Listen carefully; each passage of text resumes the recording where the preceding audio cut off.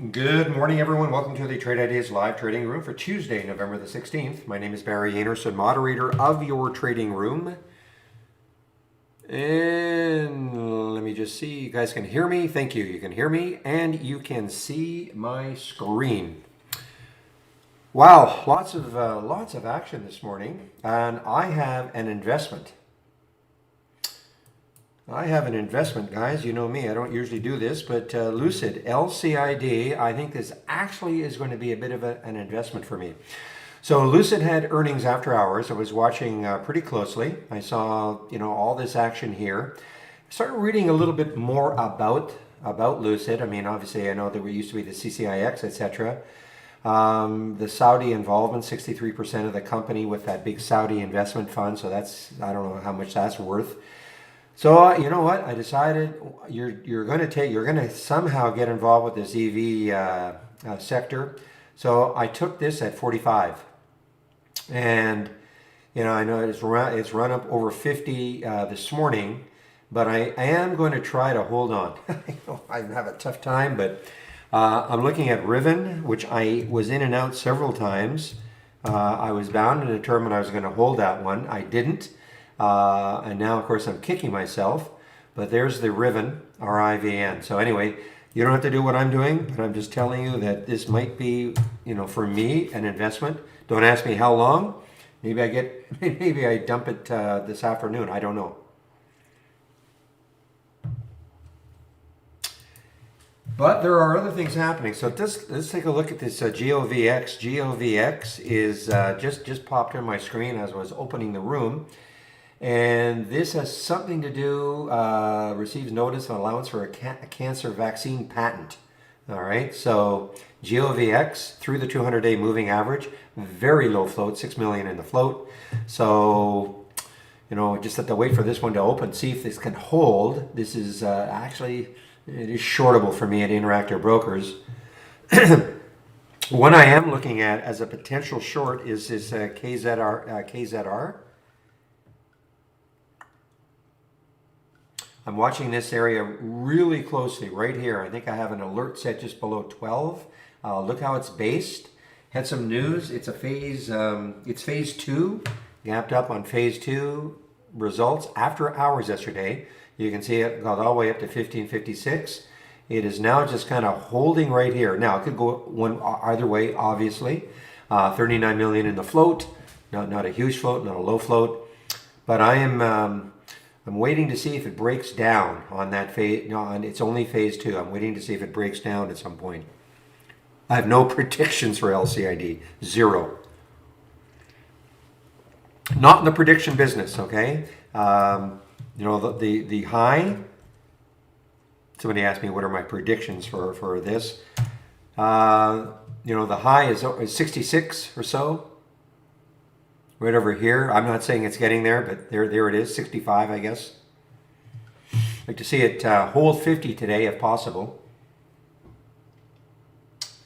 POW, P-O-W, is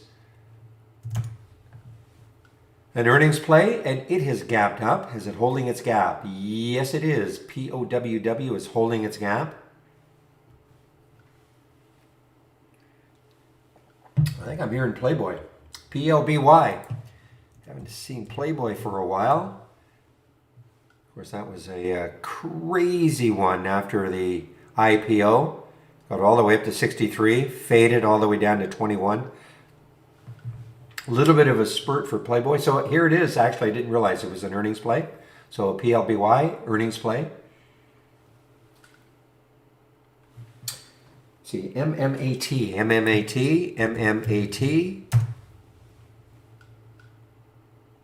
is an earnings play, and yeah, this is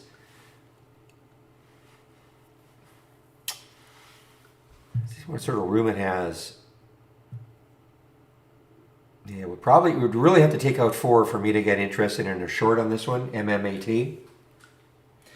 Here's one that's really interesting as a potential short. JMIA is an earnings play. It's had a little bit of a pop. But look here. Look at this monthly chart. Then look underneath here. Look how much room it's got. It's an earnings play. It's down 4.5% right now. So just have to wait and see how this opens. Now here's another one. Something desk, what's it called? DM. Desktop metal. This is, I mean, look at this one. I have an alert set down here. I mean, it's not quite an all-time low. An alert underneath 7, around 680, takes that out. That's an all-time low. It's an earnings play, DM. MOLN, negative virus data. This is another one that just got absolutely kicked. It has actually, so it's popped a little bit here, but it's an all-time low, of course. Yeah, well, world, as far as shorting anything or going along anything, just have to wait for the market to open. I mean, I don't know where Pow's going. It's coming into maybe a resistance area around 8, but you have to wait for the market to open just to see how it trades.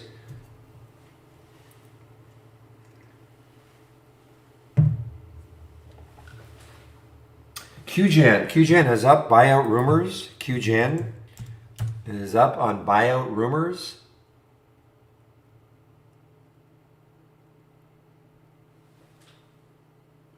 Romeo, this is a beaten up EV play. Romeo, RMO, but it has earnings. Popped up after hours, 571. Let's see if it can hold 5. It can hold 5. It's got some room. But remember, this has been a beaten up one. Lots of negative publicity about this one.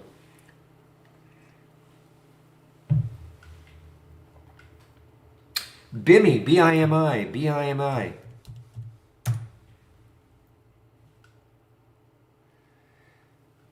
Excuse me. Wow. I saw this one. I was skeptical that it would hold 1. This is actually an earnings play. Got up to 127 pre-mark or after hours yesterday. It's at that level right now. It's got room, obviously. Stumbling block, maybe that 200-day moving average at 125. You can see that green line right there. If it can somehow take that out, a few weeks ago, got up to 269. So it's just, again, I'm not making any predictions. Just wait to see how it opens. I know some of you are following PROG. Nice little pop for it this morning. Is it holding? Kind of. Got up to 409. Fading just a little bit. I don't see any specific news on it. Uber. Oh, nice move here. I think the only news I see is the CEO bought 200,000 shares. I think that's the only news I see for Uber. Uber stock rises pre-market as CEO buys 200,000 shares.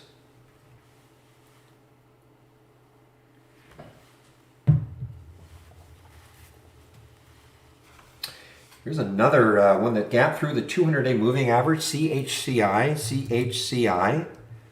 Another one that gapped through the 200-day moving average. Let's see if it's holding its gap. Not really. I mean, look at this, 677. So it's dropped $1. There's that 200-day moving average right here. It's an earnings play. CHCI is an earnings play. I'm only pointing all these out. These are the ones that are moving in the pre-market. I'm making no predictions of where they're going. It's just a matter of these are the interesting ones in the pre-market. Some of them anyway. When the market opens, we'll just have to wait and see how well they hold their gaps, or if they start to fade off their gaps. CYTH, is this another earnings play? I don't think so. CYTH. Is it holding? Another one. Look at this. I mean, it got all the way up to 980, falling all the way down to 8. So they did filing investigational new drug application. Okay, so that was their big news, but I mean the market's just not holding it.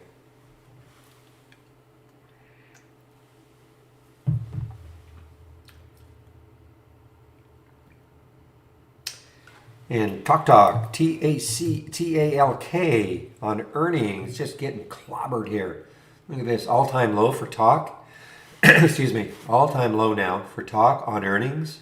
Little cheap, Yeah, I like to see these ones on earnings making all-time lows. I'd like to see a little A little higher share price though before I really want to dive into a short.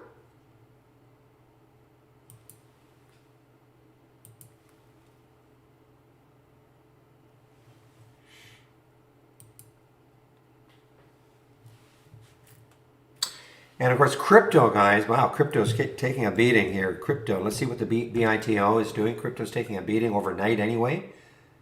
Yeah. So this is, I think, is it right? Is crypto down? Is Bitcoin down below 60,000 now?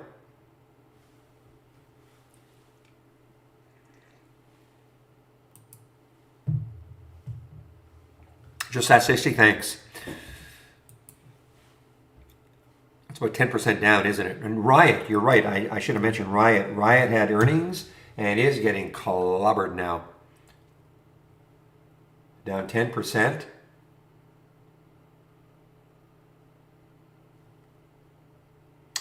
All right, let me quickly see what the upgrades and downgrades are this morning from briefing.com.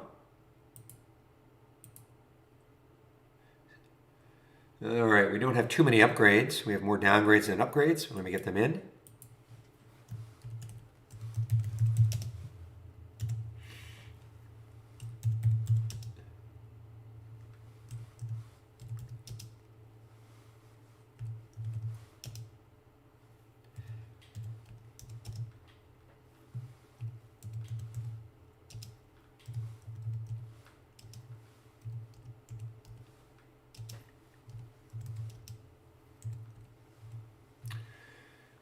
All right, there, and I see Allegiant,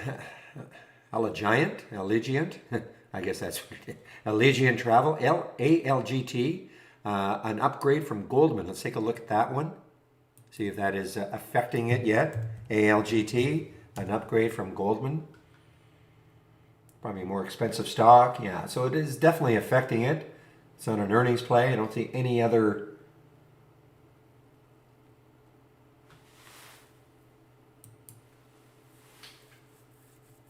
The Morgan Stanley is cutting it down to 280 from 300. Remember now the stock's at 194. But anyway, excuse me. There is the little out of the price range I like to trade. I've got the downgrades in now. There are a few more downgrades than upgrades.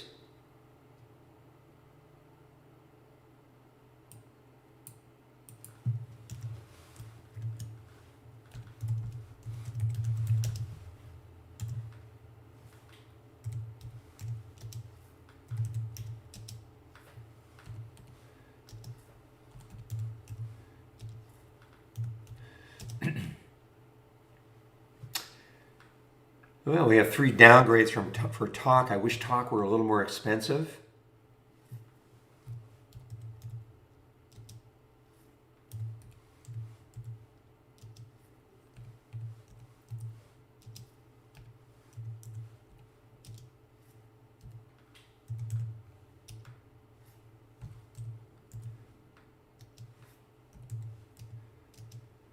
A couple of down. I think Body also is an earnings play. A couple of downgrades for Body. I think it's an earnings play.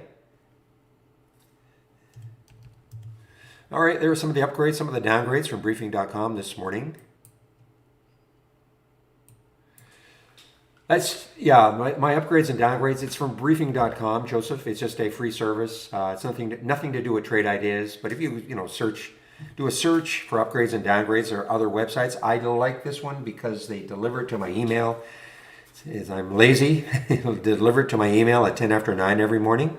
But it's from briefing.com. It's nothing to do with trade ideas.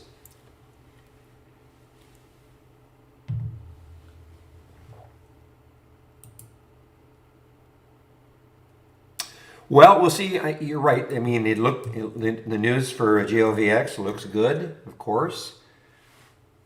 Can it hold? That's all. Can it hold? Yeah, with that low float or the 200-day moving average.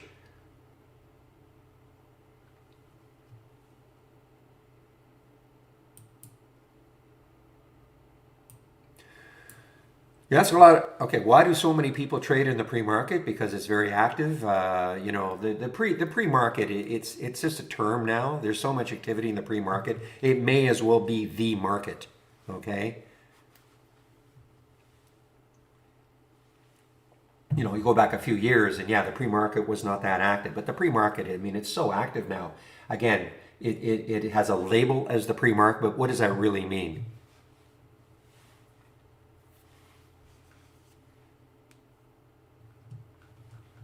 All right, let's take a look at the sectors. Let's take a look at the sectors, the major ones. I'm in my dock channel bar, going to click on the sector status. And let's see what's happening in the pre-market with the major sectors. Now, I'm looking right now, it's a bit of a negative open, basically flat, nothing really happening. 50-50 in the spider sectors, 50-50. So these are the major sectors, all right? And so what this means, for instance, XLE, there's the major ETF for the energy sector. These are the stocks that make up that XLE. So what that number means right there, the 66.67, that means 2/3 of the stocks are up from yesterday's close. Technology, it's about 50-50, financial 62%, etc. Of course, this can all change, once the market opens, give it an hour. But right now, we're looking, well, we're really nothing exciting in any particular sector.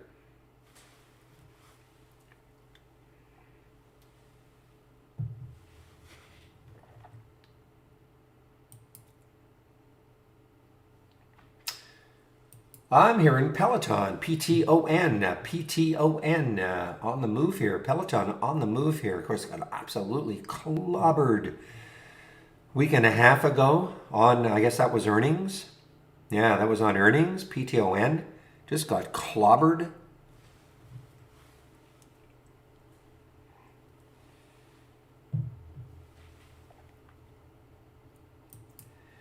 But let's see now. So I see.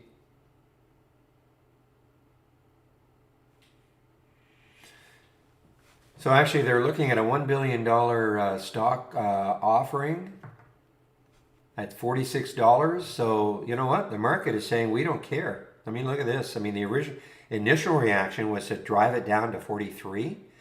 And but look at this. This is a great pop off that financing of 46. I guess the market is saying, you know what? We agree with raising $1 billion at these levels. In fact, we're going to reward you a little bit.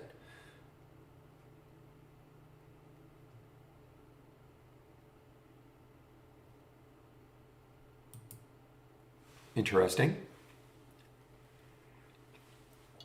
Well, yeah, I mean, it gapped down huge on earnings, but it's rallying off that $46 price.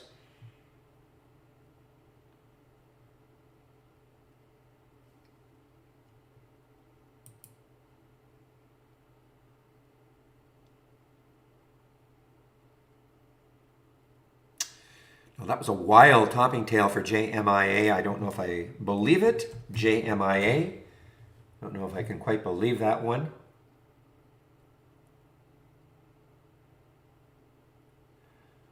So I'm not seeing anything that is really other than the DM, but the DM really has to take out 6 or 7. I'm not seeing anything that I'm really wanting to hop into as a short. The DM though, I mean, it's almost an all-time low. It's an earnings play. If it gets underneath 7, that may induce me. Is that right? GOVX is unshortable now at IB. Yeah, you're right. I saw there were shorts available a little while ago, but now I guess they've been snapped up. All right, guys, I'll be right back.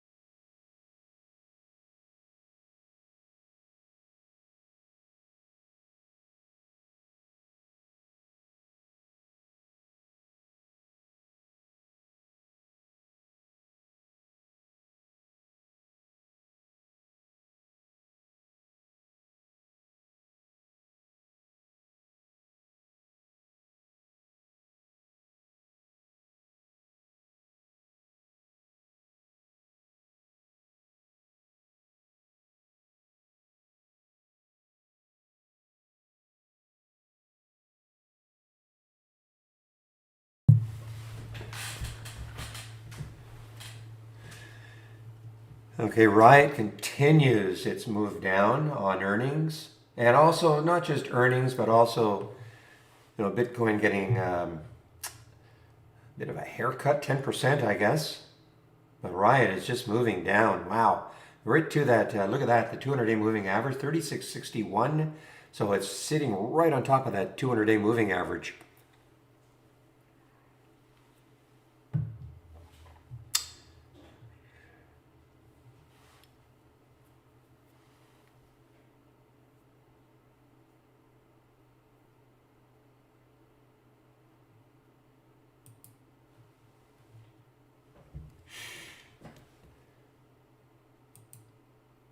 Here's another one that's just getting clobbered. I used to follow this one, this OptiNose. It looked like it had a lot of promise. I was waiting for a long time for about a $10 to $11 break to see if it could get back up into this area. Of course, I lost sight of it months ago because it was doing nothing. Earnings play and just getting another all-time low, just too cheap for me to short. But man, oh man, I mean, just got clobbered. And also they're doing a financing, 25 million shares at, they have the financing price at $1.60 a share. So it's right on the financing price.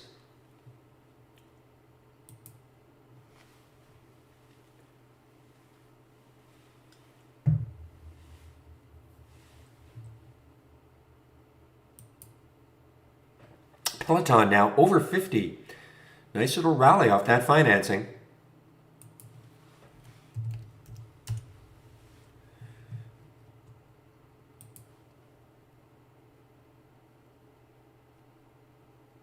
How's Mara doing? See if Mara, excuse me, Mara is following.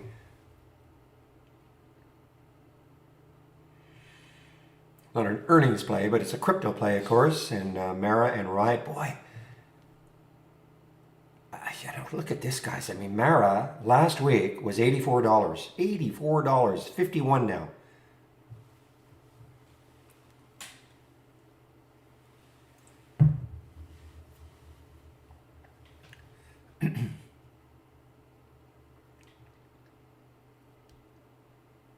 That's scary.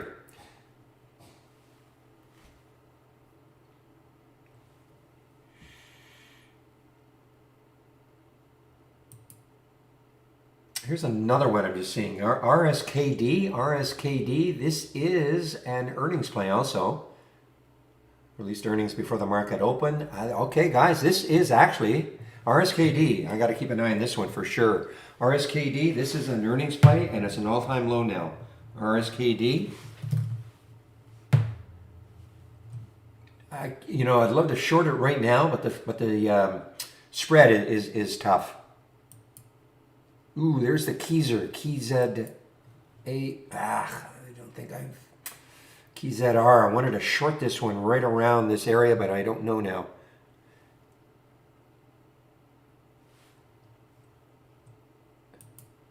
Thank you, William. Market's going to, or whoever. You guys are in a race now. Yeah, market's going to open in about 20 seconds. Let's have a great trading day, everybody.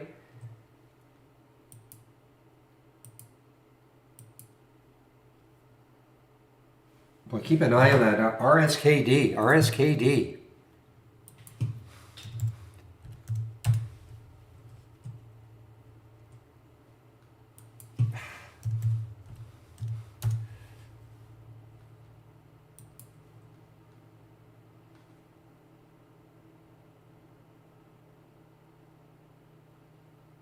I just can't do it. I mean, the spread 1538, 1590.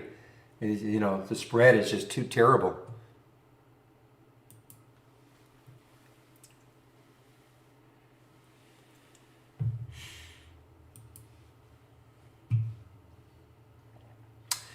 All right, let's see what the market is doing. It's basically flat.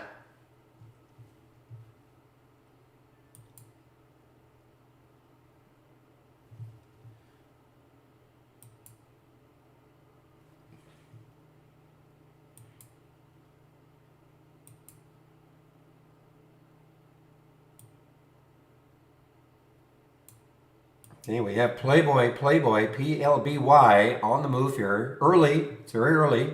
I typically do not trade in the first 15 minutes. Let things try to settle down a little bit.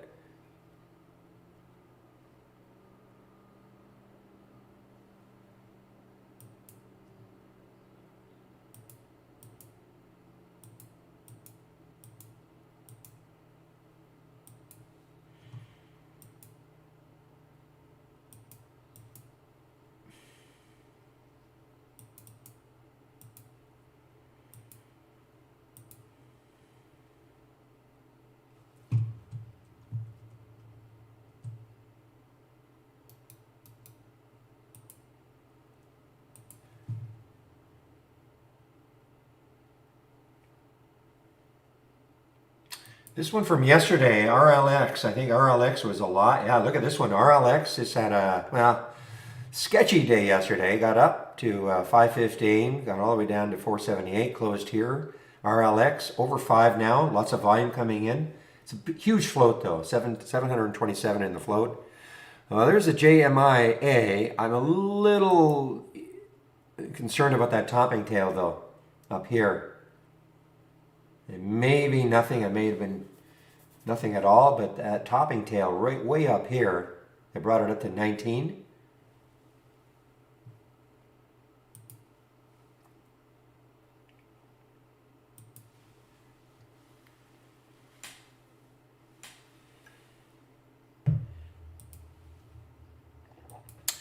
Excuse me, NCLH on the way down here, guys. NCLH, a big breakdown here. Cruiser, of course. Oh, RXT just soaring here. RXT. Rackspace. Oh, I was thinking of another one. It's an earnings play, actually. RXT didn't see this in the pre-market. Must not have been up enough.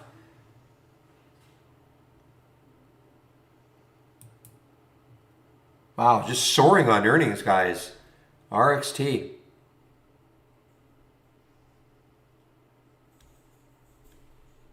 All right, DM getting more interesting. DM almost an all-time low. DM almost an all-time low.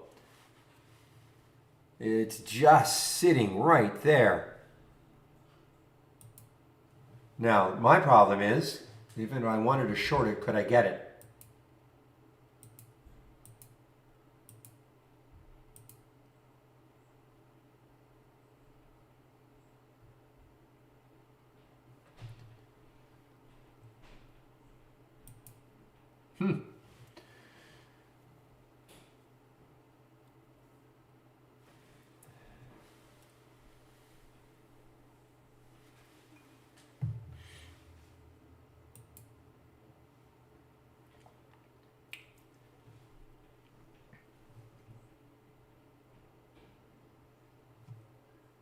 Here's another one on the way down, DNMR. DNMR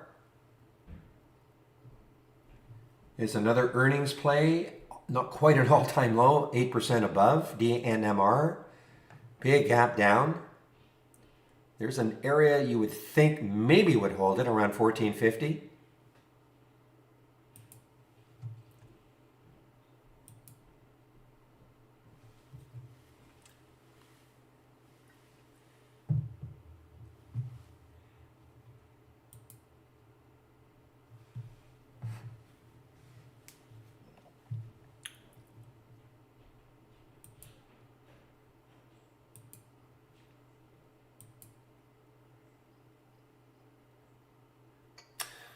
Just to let you know on the Lucid, I mean, if it got down back to 45 where I bought it, I'll probably sell it. Just going to hold on a little bit. Okay, the SPY's taking a little bit of a pop here, guys. Nice, well, not a little bit. Look at that nice big candle. So far, opening 15 minute, we're 5 minutes in.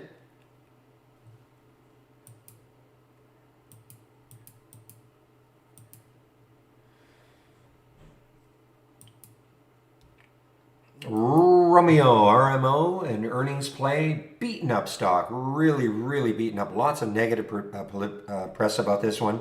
Got up to $40. EV play, just absolutely got smoked here. And it's trying to have a little rally one day probably.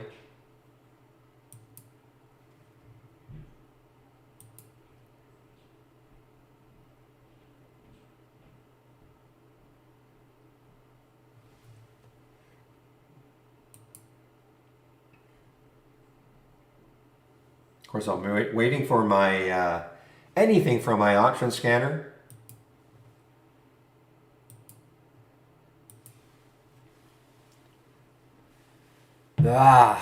Here's one. I bet you. What's the spread like? RSKD. This is the only reason I didn't get into it really right off the bat here. The spread was about 40 or 50 cents. It's not going to matter now. Spread now. You see the spread is tightened up for the RSKD. It's only about a dime.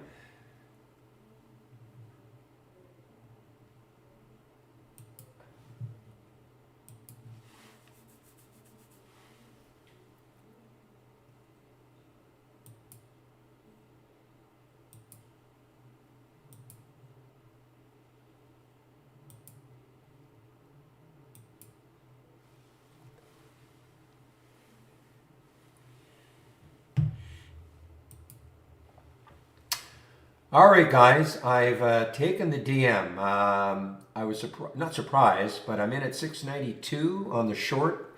Gets up to 7, I'm out. But actually, I got a pretty quick fill.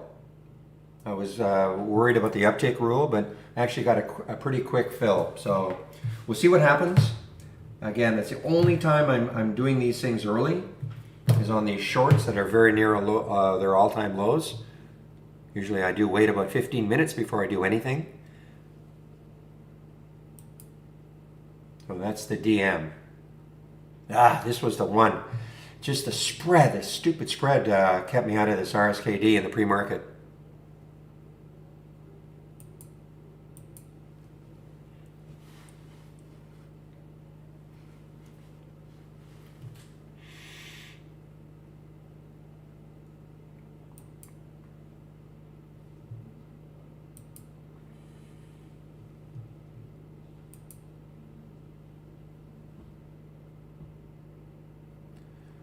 What's my policy for liquidating stocks when I buy in the pre-market?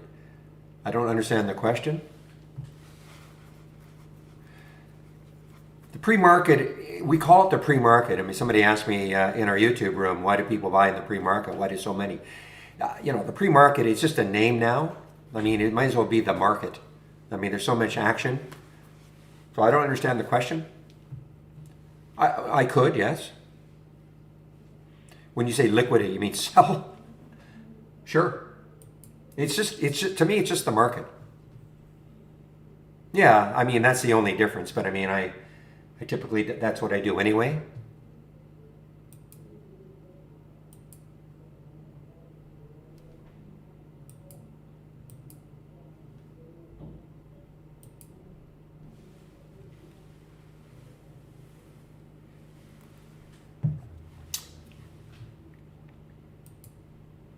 Onion, is this right? ONON, ONON, on the move here. This is an earnings play, ONON. It's a big float, 200 million in the float. Didn't really see it in the pre-market, but look at this, ONON. Look at this, all-time high now for ONON.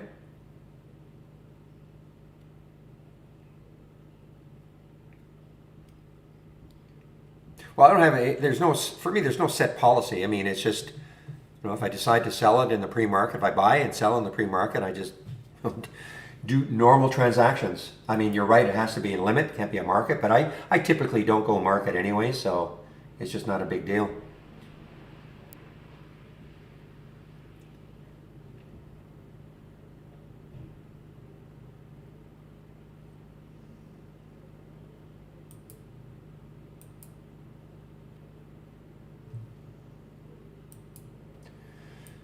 All right, the CYTH had some news, I think. Yeah, this is the investigational new drug application, CYTH. So popped all the way up to 10, almost 10 in the pre-market. Fell. A little bit of activity now, though, for CYTH.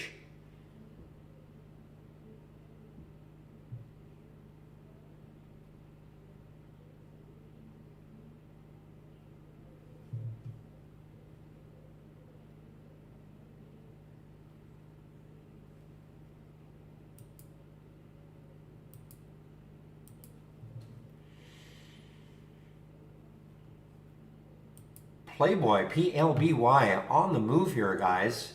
It's an earnings play. Look at the volume coming in. I forgot how low a float this was. 17 million in the float. That is a low float.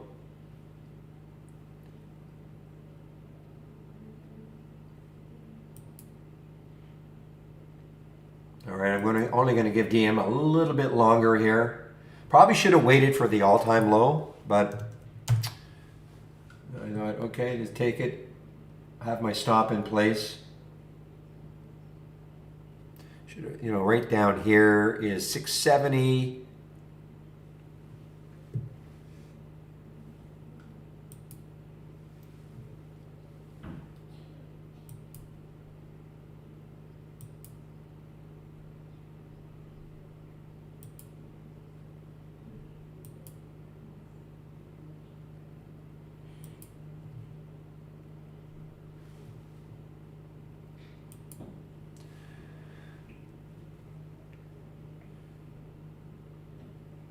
Well, look at Peloton, right back up. PTON, right back up. Boy, I mean, you've got to have... the Riven is not a day trader, obviously. I mean, it got all the way down to 156 and right back up to 167. There's a $12 move just like that. Maybe the Lucid will do something similar. All right, well, maybe DM. Maybe DM. Just waiting to see if I can take out this area here. Almost an all-time low, only 0.6% above the all-time low for DM.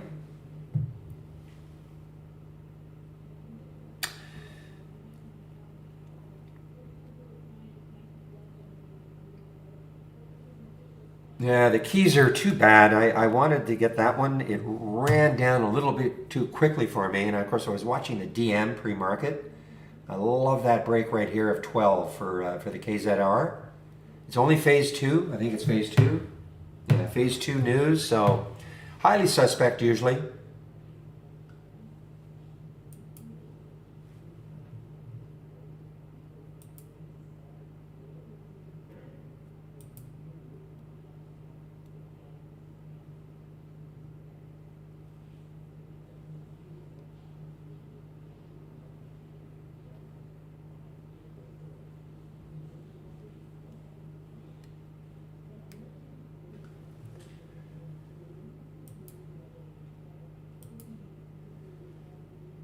All right, so the SPY, it's a great opening candle so far. 15-minute candle. Look at that move. And so the Dow's up, Tech is up, or NAS is up a little, SPY's up. So as we speak, there is no disconnect in the market. Disconnect meaning between so-called value and growth stocks.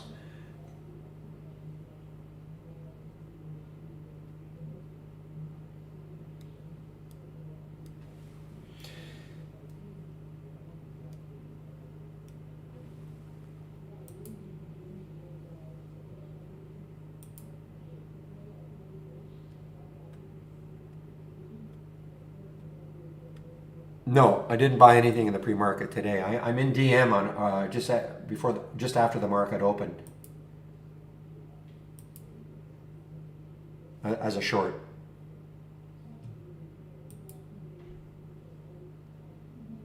Well, look at PLBY, Playboy. This could, I mean, with that float, 17 million in the float.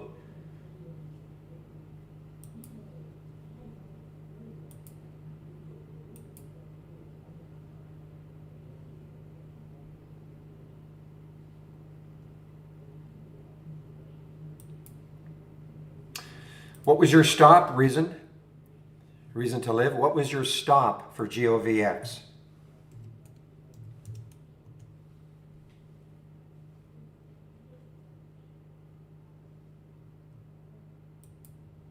Remember, only thing I really talk about in terms of advice and trading is to always have a stop. You know, the price that you're going to get out if it's not working.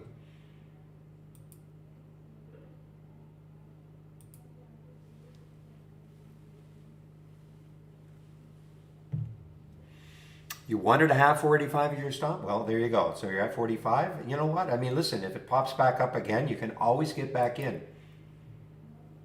You don't want to see this go collapse all the way back down to 380.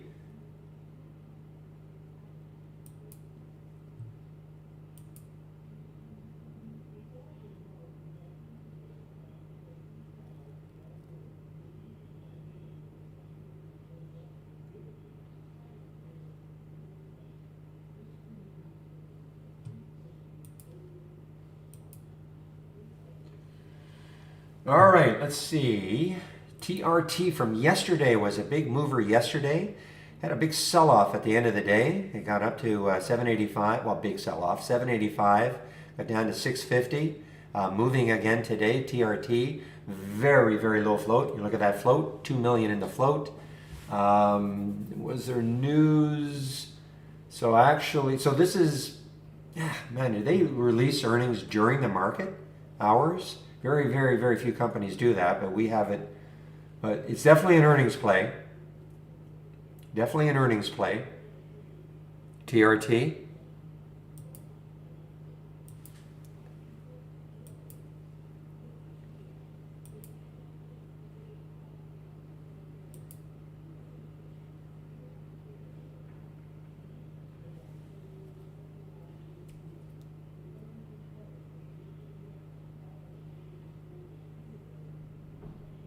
Yeah, I'm kicking myself on the KZR though, kicking myself.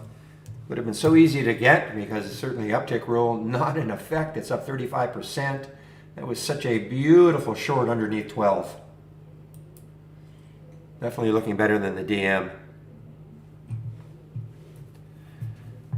I had my price alert set right there, you know, right at 12, and it just went a little bit too quickly for me.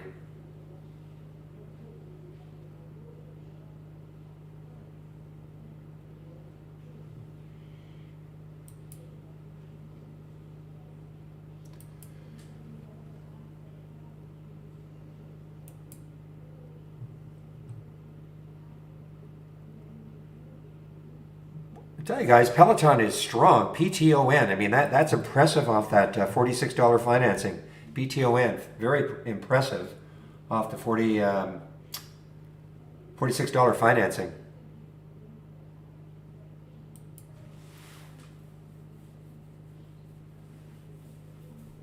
Well, the DM's putting me to sleep right now, but not gonna quite give up on it. Again, I'm out at 7.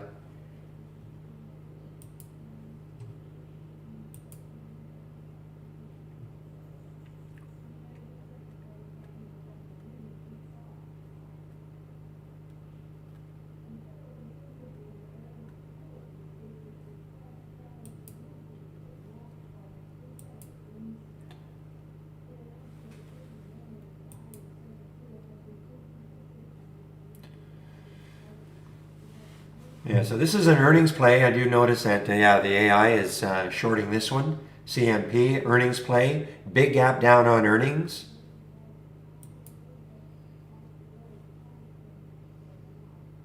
I left this in from yesterday, I guess.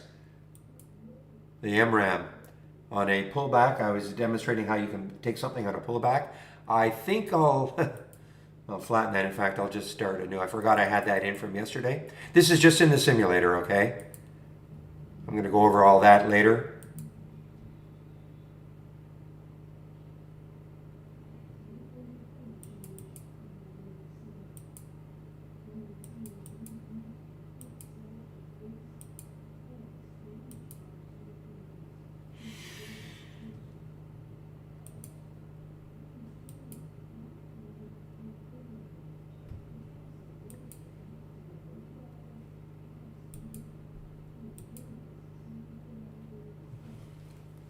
SCYX is on the move here. SCYX.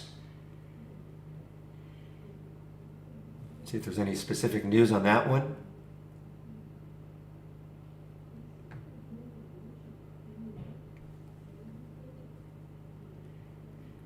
Low float, 22 million in the float. Look at that. Touching, yesterday did the same thing.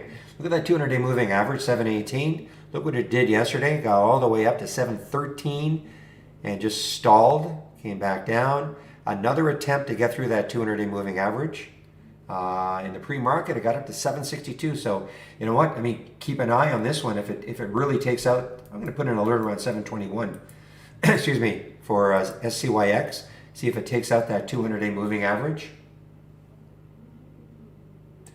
Had earnings yesterday, yes. Well, did it?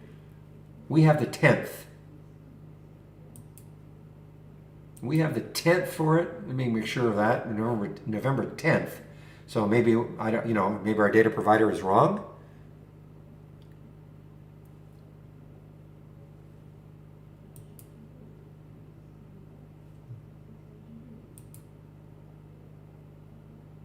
I use IB for all my trades. I think the plan I'm on is 0.5 cent a share.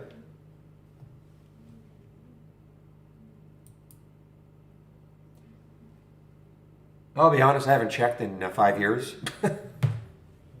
But I think that's what it started out at.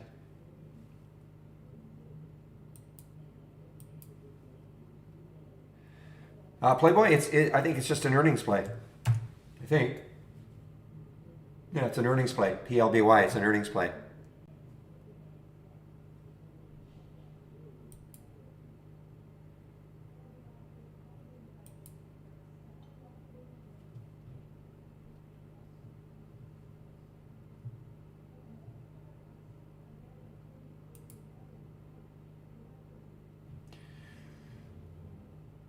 BSGM.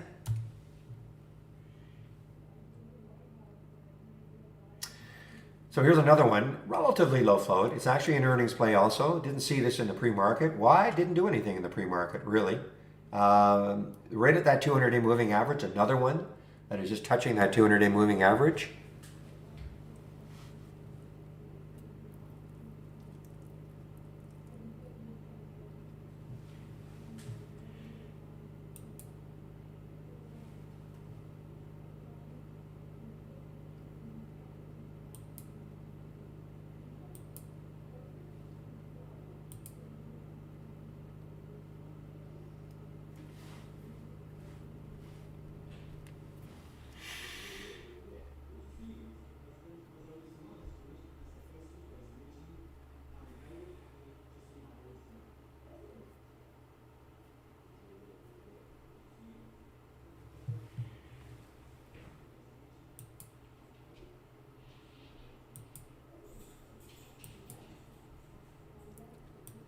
All right, guys, I'm just, obviously I'm just keeping an eye on the DM. It tried to get to 7, but not quite. So I'll have hope it can get into the low 680s again. And if it does that, then it's almost at that all-time low. So it may move down. Yeah, RMO is a grinder.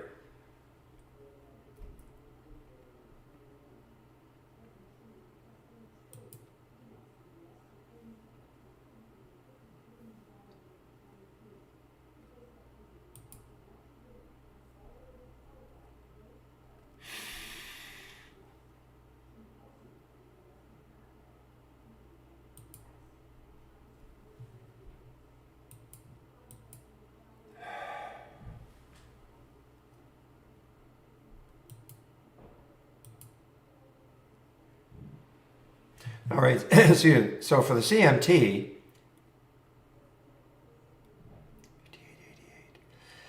so there's potential support if you have the AI. I'm just pointing this out. Potential support around 58.88.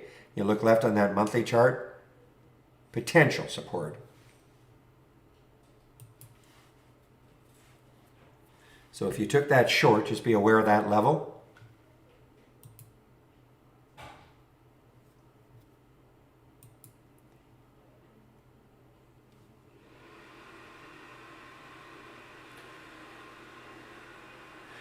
So guys, I just can't do it. I'm just a terrible, when I see moves like this, so I'm out of my Lucid, my long-term Lucid hold. Made it $3 on it. I just don't like the way these, I mean, look at Riven. Look at that big candle down. I mean, it could pop right back up. I know it's crazy. It's a crazy one in that regard. But I think I could always get back into Lucid if it gets back over 50. So I'm out for a big $3 on the Lucid. This is one that I took post market.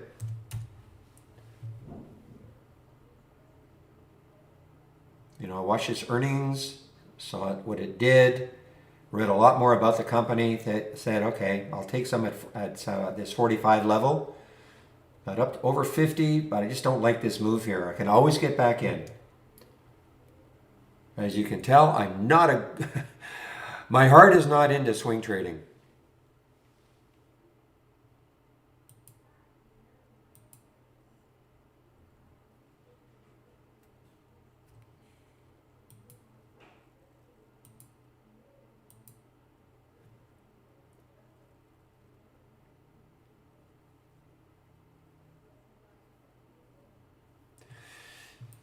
Yeah, JMIA was the one. It's funny. I've got two of them asterisked.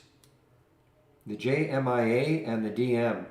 Well, I had the Keyser asterisk also in my notes for potential shorts. The JMIA, I just got a little nervous about this big topping tail. Probably, you know, it influenced me too much.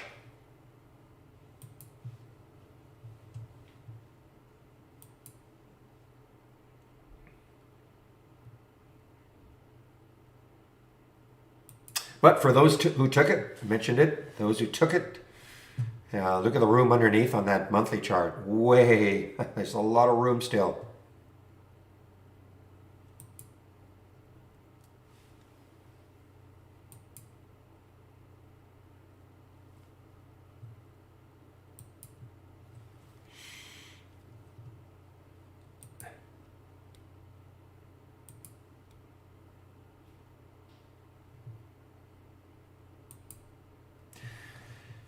Oh man, RSKD. Now, you know, look at it now. Now the spread is like a penny, 14.01, all-time low. This is one I would have been all over had the spread been reasonable. All right, DM. Well, maybe DM will do it for me. You know, I've got a tight stop on it, so let's see what the risk reward will look like if it keeps moving down.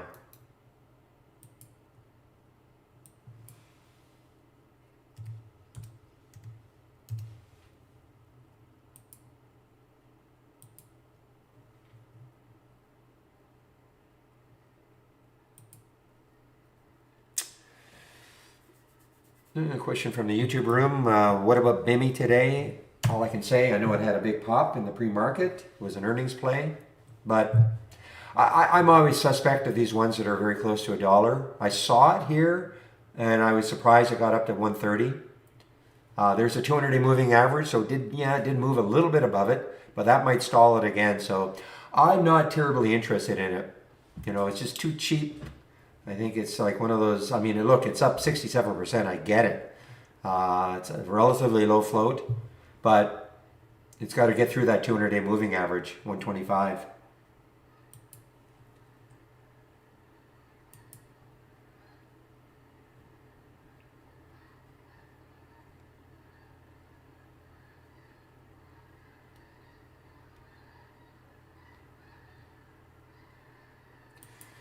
Man, look at RSK. Anybody take this one earlier?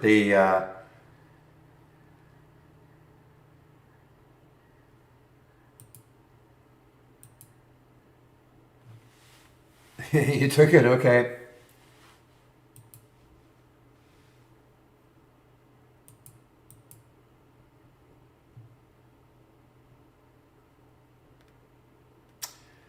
Price alert sounds, you change your PC, and well, I don't know. I mean, if you change your PC and you loaded everything, you saved everything to the cloud, and you loaded everything, as long as you saved, I don't know how to help you. I mean, you're going to have to, first of all, make sure that your sound toggle, if you look between Brokerage Plus and Idea Surfing, make sure you haven't accidentally checked that or clicked on that.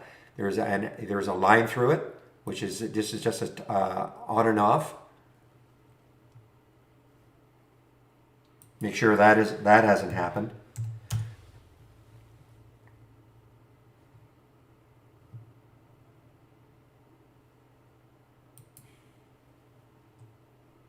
That's it. That's the first thing to check.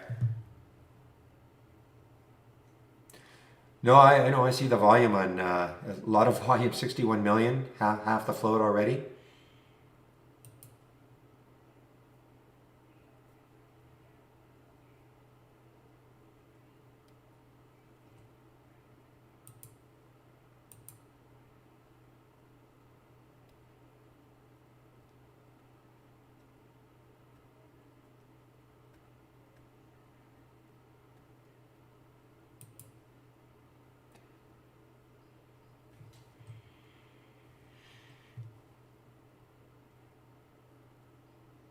The other one down here, DNMR. What are you doing from that? Oh wow, another great. You know these 10-day daily breakdown guys off earnings have been so phenomenal. Nothing from my option scanner yet.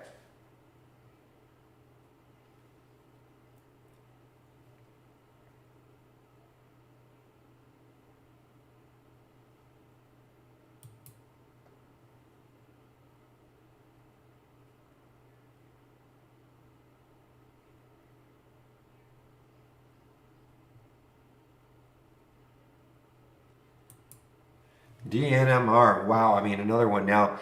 This I sort of thought maybe this 1430 may hold it. So if you're looking for a potential bounce play, keep an eye in this 1430 area. If it gets down close to there, you can see on the daily chart there seems to be, a support area. It may bounce off that if you're looking for a bounce play. And bounce plays should be, with the market doing what it's doing, shouldn't be terrible.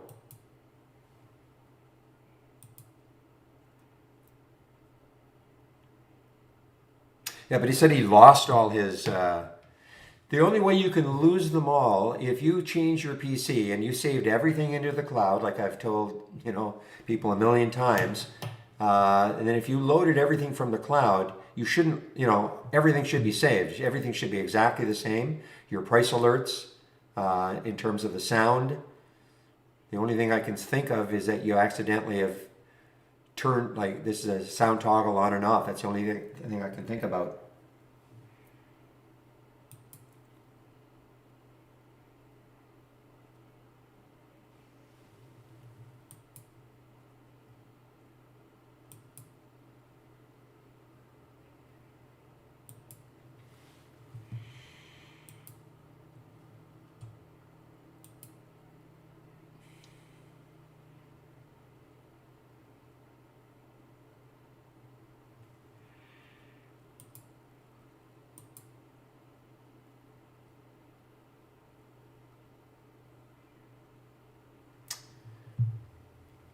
The folder where the sounds are may be different. I don't think so, but let's take a look. Set up the sounds. These are the same folders for forever.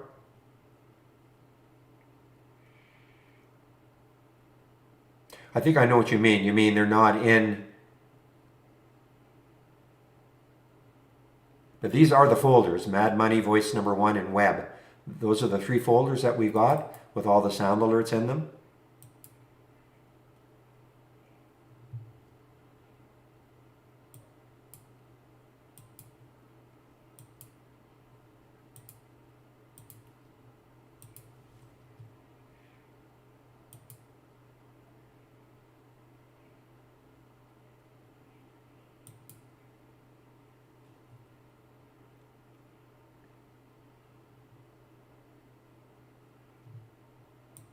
Really, I've never had an issue.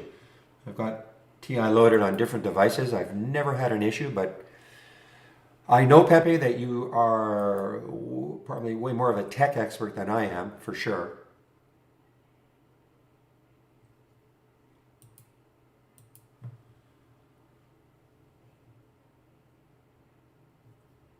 TIVC, let's take a look at TIVC.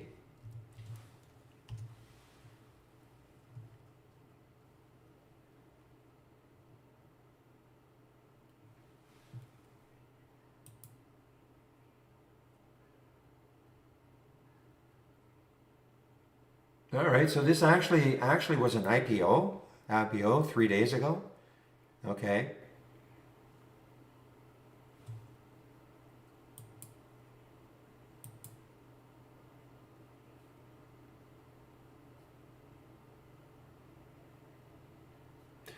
Well, that's a nice alert from the AI guys. We can talk about it now. There was the alert at $61, 58.48 right now. That's a 4.6% move right now. This was a short alert.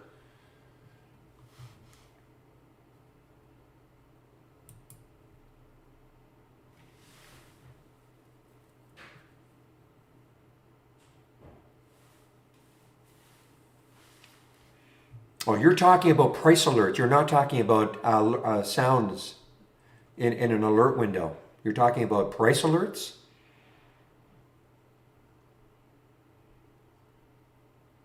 That's different. Well, let me just see here.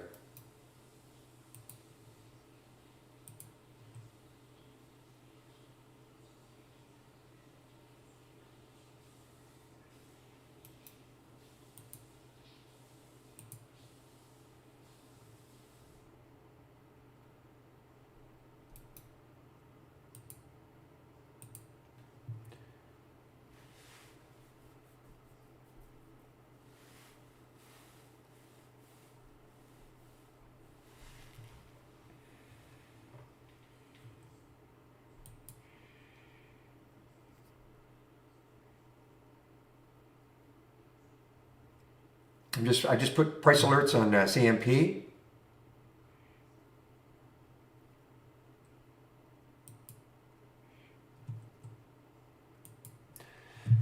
And when you know it, it just doesn't want to move.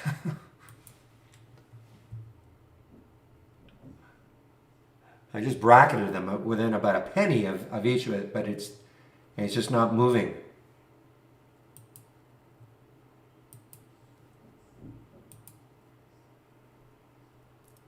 There we go. So, okay, so I had a price alert for DM at 676, and that's the price. So not sure what's happening on your end. I had a price alert, and I'm checking to see what the real time, and that is the price. That was the alert price, and it happened. So I'm not. So that's what you're saying. You're not getting like a real time. And there's a CMP. Yeah, I mean it just popped up also. And that's the price. And again, that's the price. So when you say it's not giving any signal,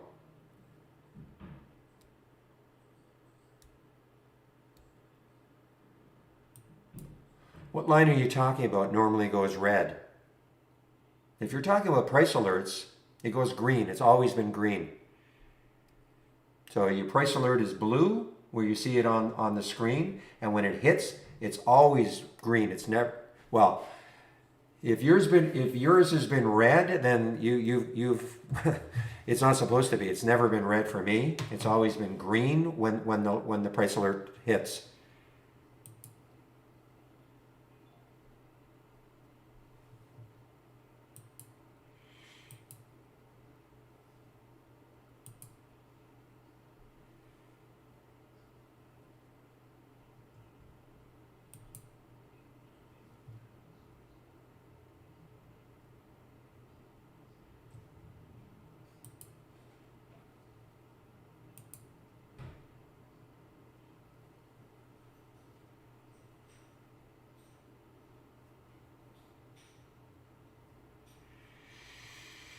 Well, when you put a price alert, if I put a price alert right here, there's a blue line.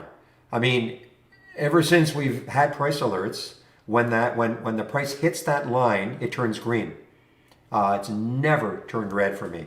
So I don't know what to say. If it's turning green now, if you're thinking that's what's not working, I have no explanation. It always should have been green.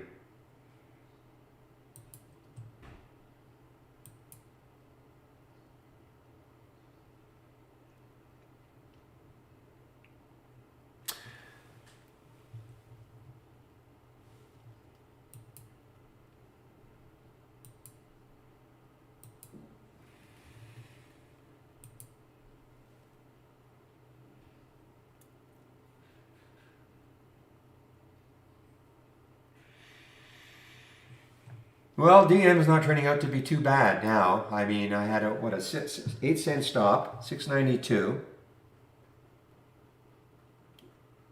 So it's 676. That's a 2 to 1 now. 1 to 2 risk reward.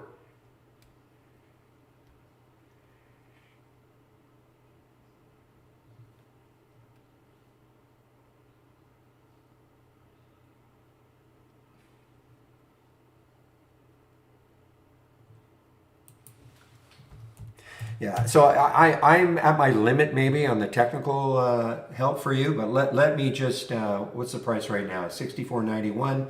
Let me just put an alert here. 64.87. So let me put an alert down here. Okay. And I'll put an alert just on top for MPC. Okay, so I have bracketed this. Assuming we get, you know, a couple penny movement, I should get a price alert.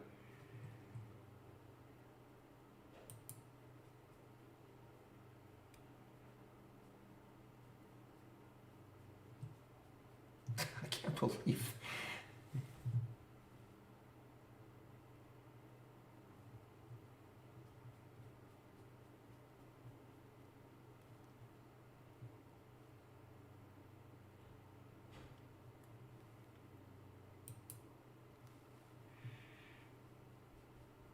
Well, guys, okay, so I just got a price alert. So I don't know, I really don't know how to help you. I just got a price alert for MPC. See how it turned green? That was a blue line, turned green. So I'm not really sure how I can help you. You might have to go to our full tech support because you just saw what I did. I put a price alert for MPC and it definitely worked. Popped up on my screen.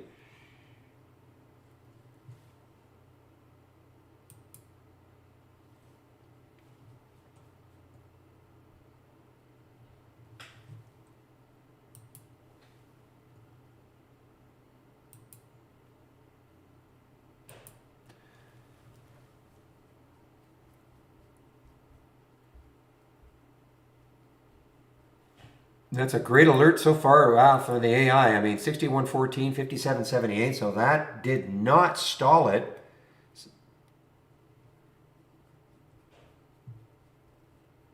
Yeah, so I can't help you if Phil, I just can't help you. I have no idea. You're going to have to go to our tech support, okay?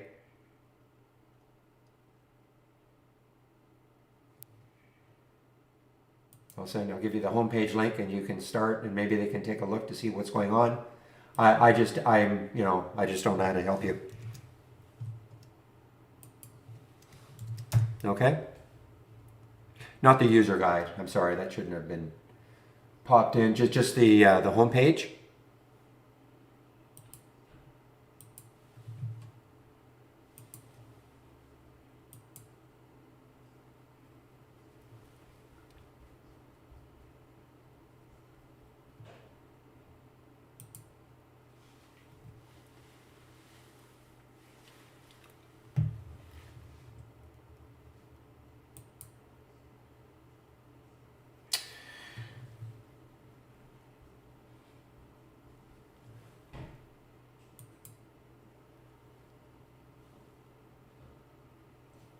Or the CMP. Now, if you took this one, again, the next area is around 57.27, right around here.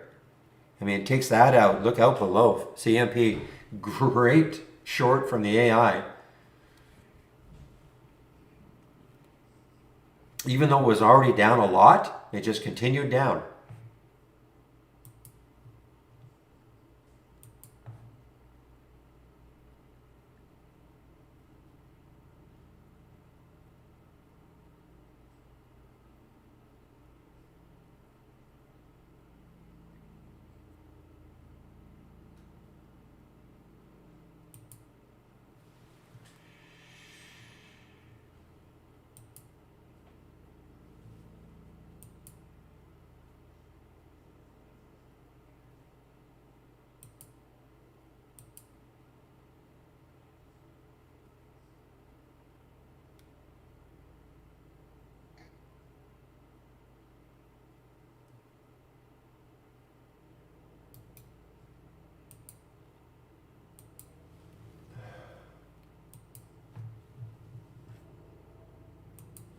All right, guys, I'm just kind of, okay, Y10. Y10. Okay, there was up and down, up and down. Ah, forget about that one.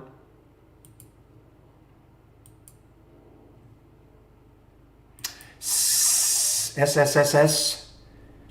What are you doing? I saw this one in the pre-market. I didn't see a reason for this one moving down. It doesn't appear to be an earnings play. Through the 200-day moving average. Nothing from my option scanner yet. It was very active yesterday. Had about 12 that came in, but nothing in my option scanner. Except this one on the way down. This one on the way down. SCYX. So this is sort of the flip. Remember, it got stalled both days, kind of at the 200-day. I mean, it did pop a little bit above it, but that area of the 200-day, it stalled.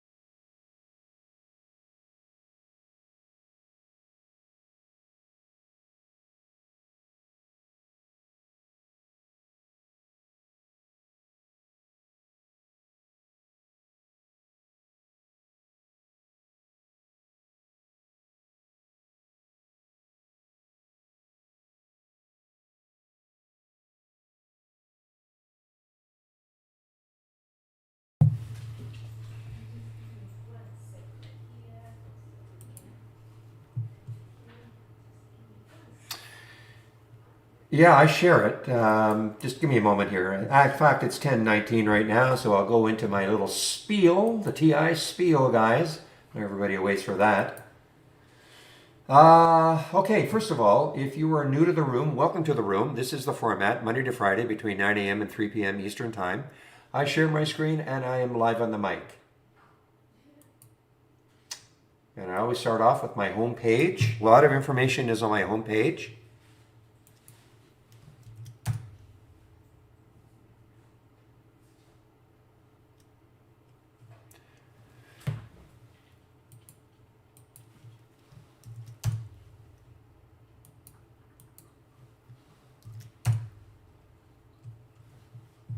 Boy, it's such a great alert from the AI guys that CMP just continued down. I did not take it. Wish I had, of course, but that's a great alert from the AI. All right, so Barry's homepage. There is the link. If you're in the main room, there's a tab, Barry's homepage. It's available all day long, of course. So you click on the link, and this is what you'll see. So if you want to take out a subscription right now, here's a promo code you can use, Barry4Alpha, for 15% off the first month only or the entire year. Click on Get Trade Ideas. We have 4 plans. We have annual, monthly for premium and standard, all right? So the annual premium, $22.68 a year, minus the 15%. Standard is $10.68 a year, minus the 15%. The big difference is the AI, which I'll go over in just a little bit, but just to give you an idea, this is the one I'm talking about. This was a short, okay? How you trade it, all these will be up to you. Nothing for you to do, you just wait for them to come in. But that was a great short for the CMP.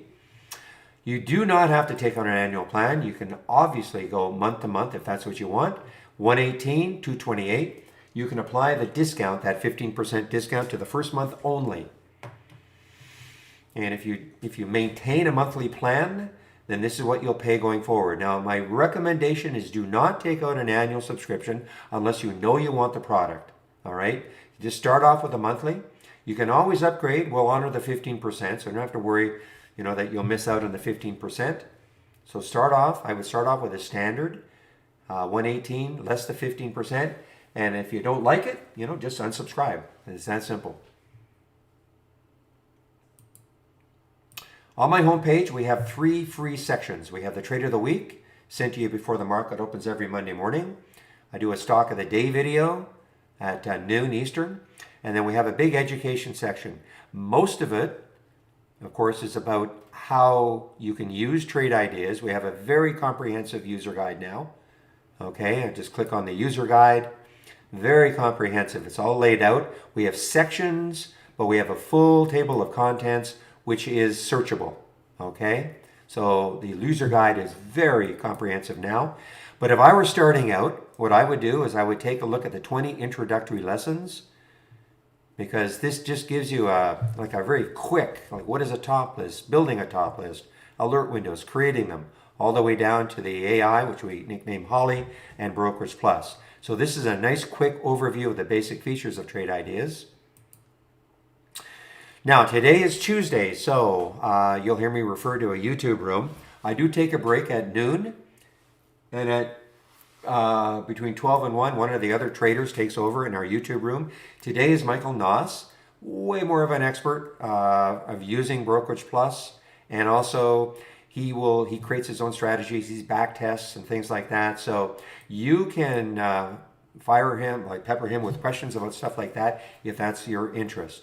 So before I take my break, I will put the YouTube link in. Again, that'll be between 12 and 1. Daily webinars. Today is Tuesday, so there is a webinar today. We're on a Tuesday, Thursday, Monday, Wednesday cycle. So this week we're on the Tuesday, Thursday cycle, but you can sign up for them all right here. And back to basics. So this has nothing to do with trade ideas so much, but if you're new to trading, again, Michael Noss put this together. It starts off with what is a stock. So if you're new to trading or you want a refresher, this is a great little video series. Okay.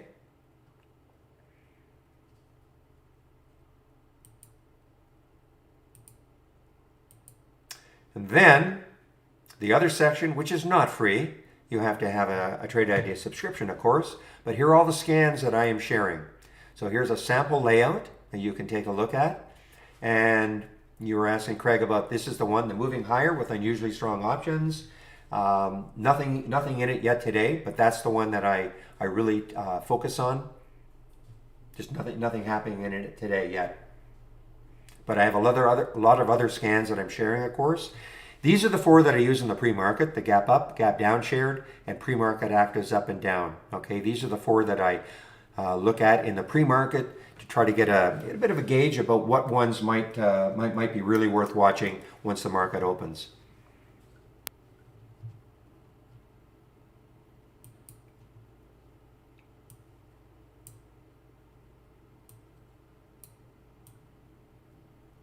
Give me a moment.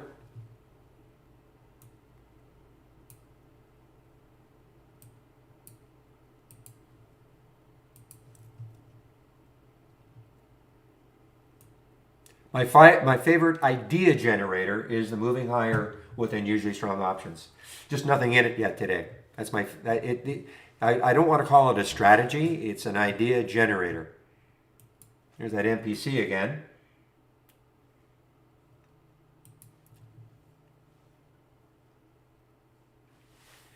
All right, so what is Trade Ideas? What we are a scanner. We scan the U.S. stock market. Doesn't matter who your broker is, doesn't matter where you live in the world, you can use Trade Ideas.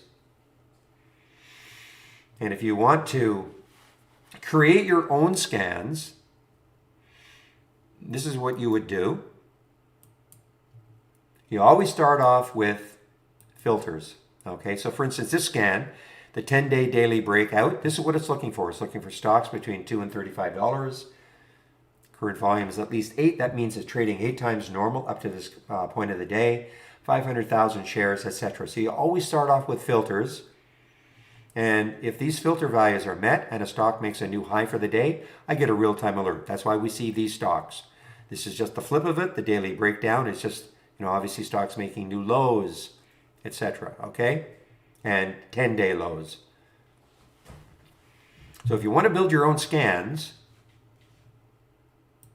what we've done is we said, okay, most people do not want to have to learn a programming language. So So what we did was we created many, many alerts. These are all the alerts. And then these are the filters, okay? You don't have to learn them all. I think people get very hung up on the fact that we have all these alerts and filters, and they think, well, wow, that's way too complicated for me. How am I possibly going to have to learn them all? You don't have to. What we've done is, we have thousands of customers with all sorts of different trading styles. So we created all these different alerts and filters. We feel that, for the vast majority of our customers, they can combine them to give them the type of scan they're looking for. So you don't have to learn them all. And that's if you want to build your own scan. Now, as I showed you before, I'm sharing a lot of my scans. And also, we have a lot of scans here. I click on New Dock Channel Bar. These are all themed channels. So for instance, if I go to the Momentum channel,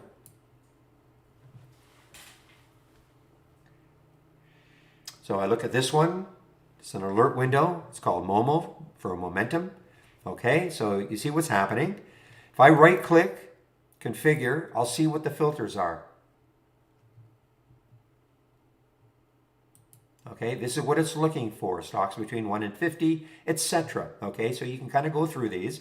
If you liked it the way it is, you thought, okay, and it's going to give me an alert if a real-time alert when the stock makes a new high, if all these filter values are met. Then, if you like this scan, you save it to the cloud. Okay, you could always make an adjustment though. You might look at this and go, I like the concept, but I don't like the price range. So you can just make a change, 10 and 100 as an example. I'll say okay. And notice when I go back to that summary, you see how it says 10 and 100. When you get used to using trade ideas, that's a fairly simple change you can make, but you may start to say, you know what, I don't like that filter, I want to add a filter of my own as you get used to using trade ideas. Or you just keep using our scans. That's why we created a lot of scans in all of these.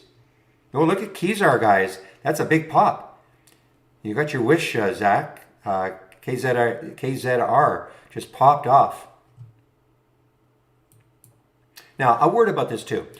If you make a change here into the channel, okay, this is one of the channels. If you go to another channel and then come back to this, your change is not saved. The reason being is that these channels are for everybody. So the fact that you want to make a change does not necessarily mean everybody else wants that same change. So typically though, what people do is they'll go through the different channels, they'll extract a window, a scan that they like, save it to the cloud, go on to another one. I'll go to the stock surging channel. And you don't have to learn all the channels, of course. We've created all sorts of different themed based channels. And if you thought this one, the action is heating up right now, if you like the idea of that, you save that one to the cloud. We have an earnings channel. We have a swing ideas channel. Okay, we have all sorts of different channels. All the scans are pre-built for you.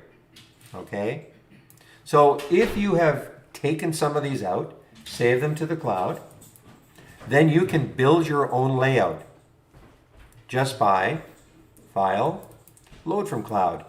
And if you save them into the cloud, you will see them. You just highlight, load, highlight, load. So you can create your own layout without having to know how to build a scan from scratch at all. We've tried to make it very, very easy. But of course, if you want to build your own scans, you can do that also.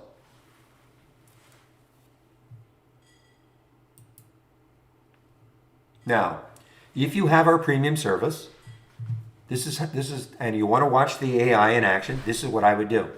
Do not overcomplicate it. If you click on, from our toolbar, click on New, and then AI/Holly Strategy Trades window. Don't concern yourself with anything else. Just load that window. When you do that, this is the window that you'll see. And you just wait for the alerts to happen. How you trade them will be really up to you, okay? You see, there was a CMP short. There was an entry. You don't have to get in right at the penny. Don't get hung up on the fact that, oh man, You know, now it's 61.05. I must be late. Okay, because the alert was at 61.14. These are not designed just for scalping.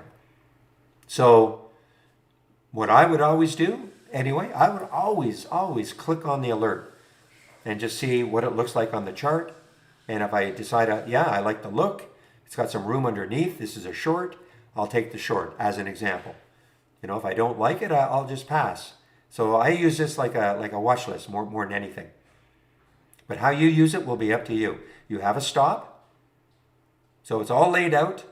But again, I wouldn't get so hung up on, you know, getting in right at the entry. And if you think you've missed it, don't get so hung up on that. But this is how I'd watch it. There's nothing more for you to do. Just wait for the alerts to happen.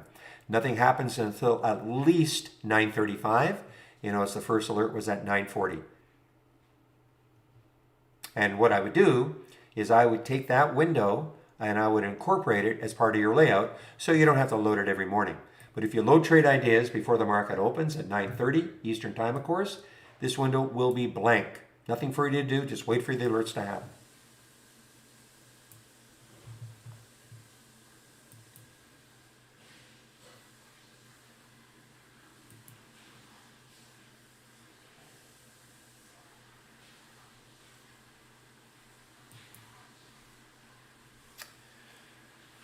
Good morning, Real, and I see your drama of your internet connection persists.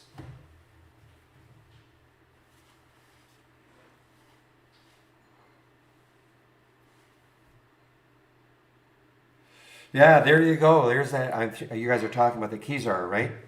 KZR had that big pop, and then the retrace.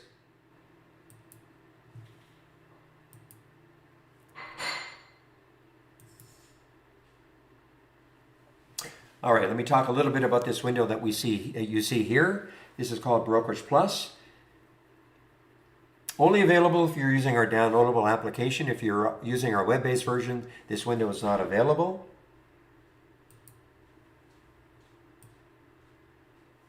I'm going to pop a link in, and in this link there are 2 videos.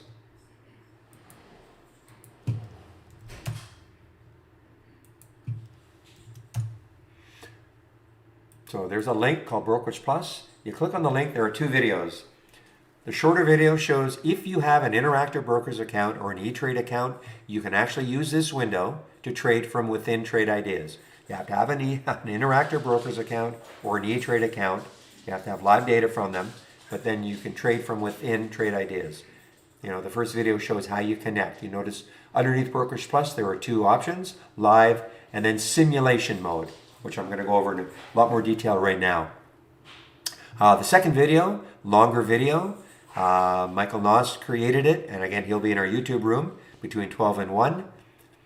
So that goes into a lot more detail about how you can use this window to trade if you have an Interactive Brokers account or E-Trade account.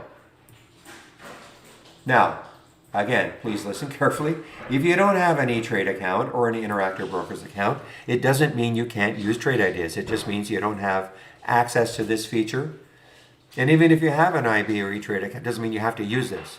It's just it's a feature, it's an option, but it's not mandatory to use.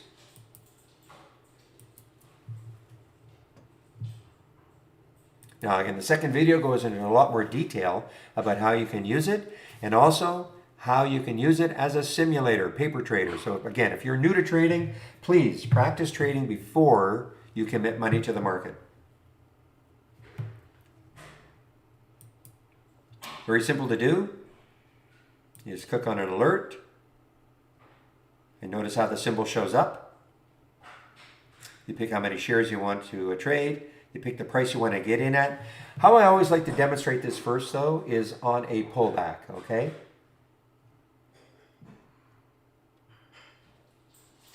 Let's just say I wanted to trade Lucid right now, okay? LCID.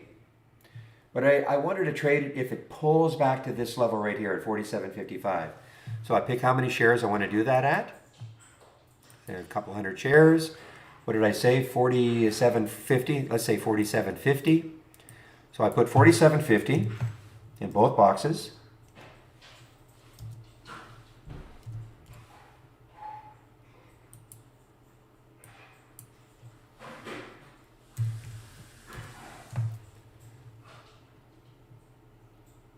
Okay, click the buy button and you'll see a big blue line will appear on the chart right there. So if Lucid goes down to 47.50, it'll take the trade, okay? That's how you can set it up. A lot of people like to take pullbacks. So that's how you can set it up to take a pullback trade.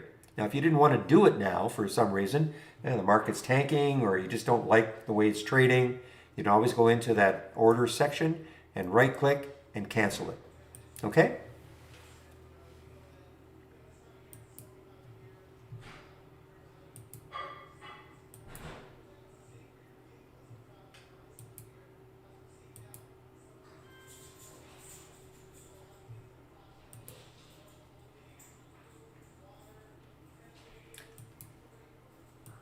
Now, let's take a trade right now.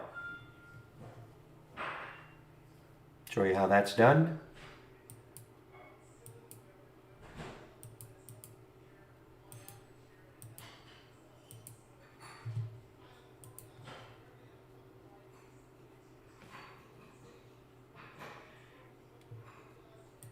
Ha! I'm just a terrible swing trade. I mean, look at the Lucid is going right back up. As I say, I made my little $3.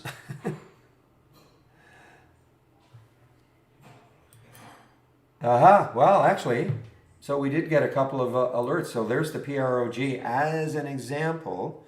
It showed up in the option scanner. I didn't even realize it. Okay, so what I see here, now, okay, I would not take this trade right now. The reason being is that when I look left on the weekly chart, I see a lot of resistance around 513, 509, 499, 511. You know, so there's a lot of stuff to get through at 5. Look what it did. It got up to 505 and it came right back down. If it can somehow get through all this, great.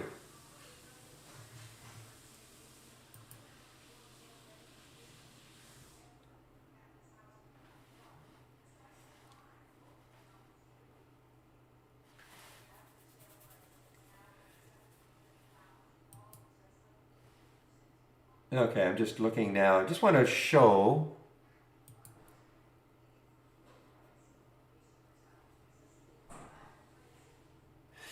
Okay, wow, look at Go EV.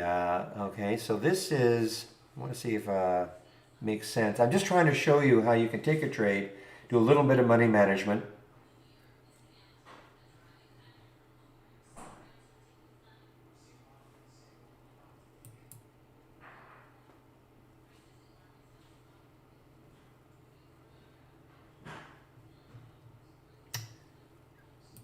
Got to pick one here that makes a little bit of sense, just from a money management point of view. I want to pick a relatively inexpensive one. Okay, you know what? I'll demonstrate using PROG. Okay, and actually that wouldn't be a bad stop. Oops. Maybe I won't. See what RMO is doing.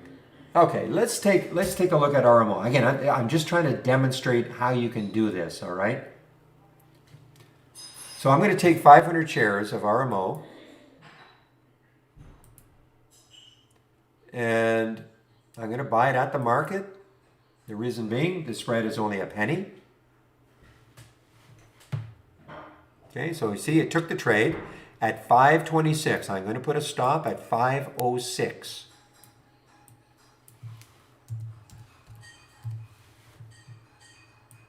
And when I do that, there'll be a nice big red line up here right on the chart with approximately a $100. You'll see it says minus approximately $100. It says 97.50, okay? So what that means is, when I get into a trade, first of all, I'm always looking for reasons not to take the trade. You know, I have a checklist. Most of the things are already checked in the scans. In other words, it's always going to be the right price range for me, the right volume, etc. Okay? And then, so if I do get an alert, you know, I'm checking a couple other things to determine if I want to take the trade. What your checklist is going to be, I can't tell you. Okay? That's why you have to practice.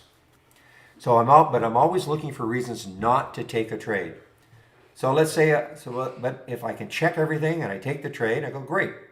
But guess what? Not every trade, even if it's a great setup, looks like a great setup, great earnings release, great news, great everything. Doesn't matter. Sometimes they just don't work. So the way I trade is I always have a price that I'm getting out of the trade. Okay? My stop. And how I determine where my stop is, I typically look at a chart. I check to see where I think there's a support area, and if it goes down below that support area, I want to be out of the trade. Others may look at the previous low of the 5-minute candle, previous 15-minute candle, maybe a moving average. How you are going to create your stop, that's why you have to practice. So let's just, for argument's sake, say you're getting used to the idea of placing a stop and you're getting reasonably good at it. This will also share size you, because the next aspect is, okay, if the trade doesn't work, how much am I willing to lose on the trade? If you have that $5,000 account, you shouldn't be risking $1,000 a trade. Okay, so in the simulator, I'm always demonstrating risking $100 a trade. That's why it says minus 97.50. Now, why does it say 97.50? Because I took 500 shares. So I also don't take the same number of shares per trade. My share size will always be the difference between my entry and my stop. In this case, it was 20 cents. I'll divide that 20 cents into $100 that I'm willing to risk on the trade, and that's where I get 500 shares. Okay, conversely, 500 shares, if it goes down to this price and I take myself out of the trade, 500 times 20 cents equals $100. Okay?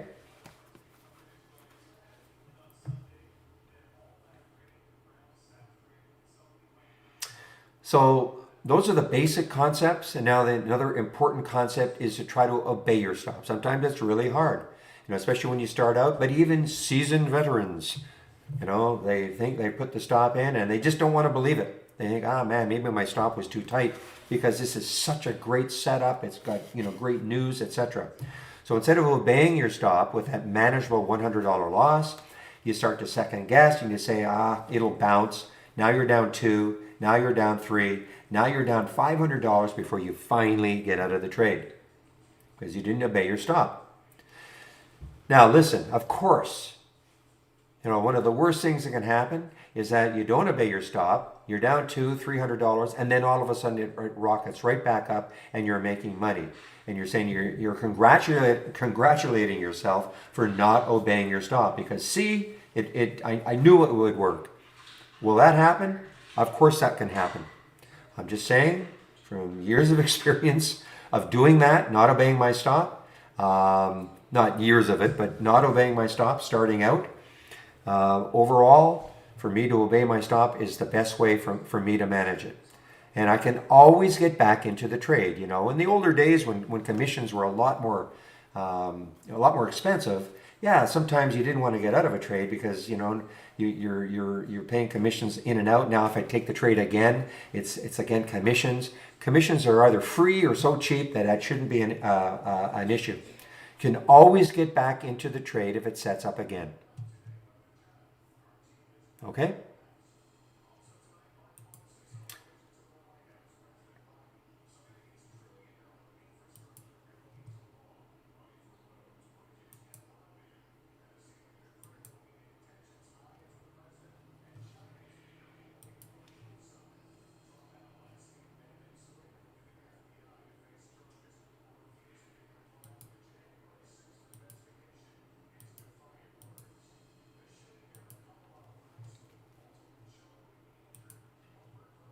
Again, Trade Ideas is a scanner, okay?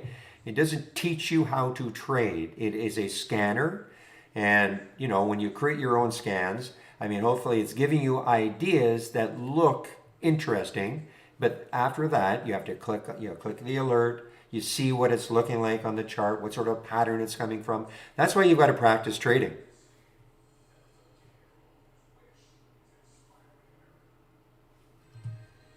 Trading is not easy.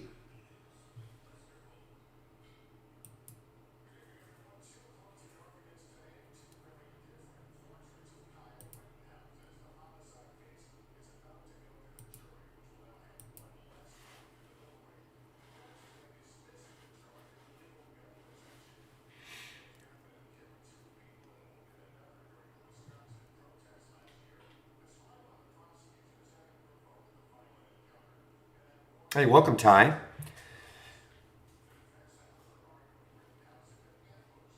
Okay, my alert's off. I don't think I heard that one either. You know, I think what's happening is I'm getting other alerts at the same time, and seems to be a conflict.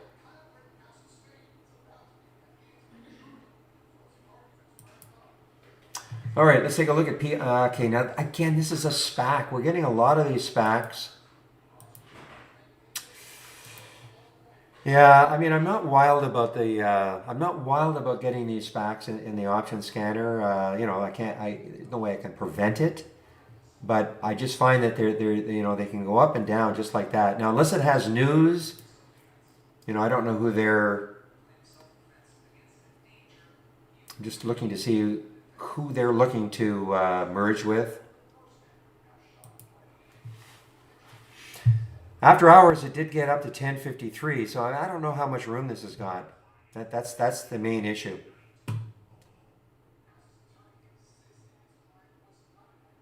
So Ty, hopefully you looked at the 20 lessons first.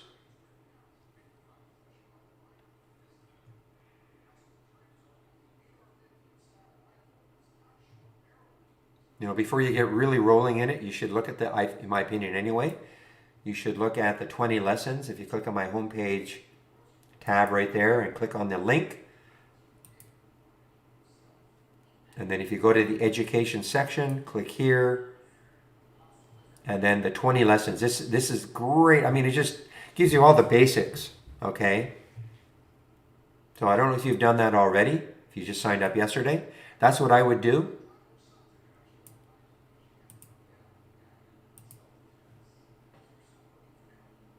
Oh, absolutely. I don't mean you can't be in the room, but I just make sure you at least take a look at that. Covers all the basic features.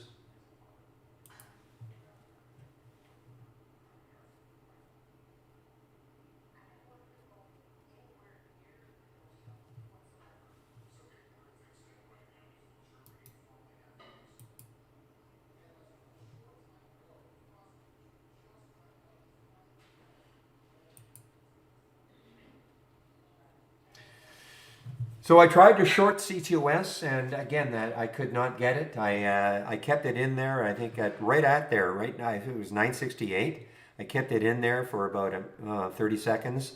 It hung there, and they just would not fill me. It's not because there's no shorts. There's almost 700,000 shorts available, but that stupid uptick rule, when the stock is down 10%, there has to be action at the ask, and then back to the bid. You might be in a big queue of others wanting to do the same thing, and I just couldn't get a fill.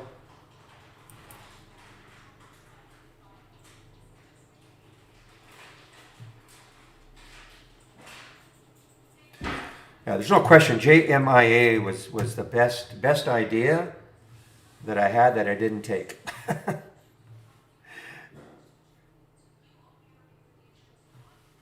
still in the DM. I'm looking for a big collapse under 670. It may not happen, but I'm still in the DM short.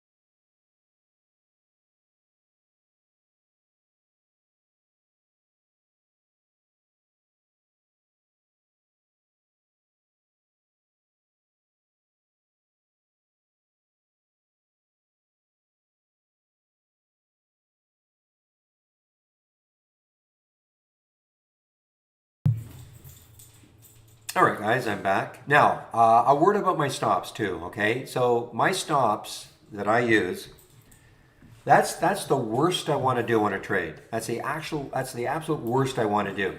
I can always get out of a trade earlier if I don't like what I see, okay?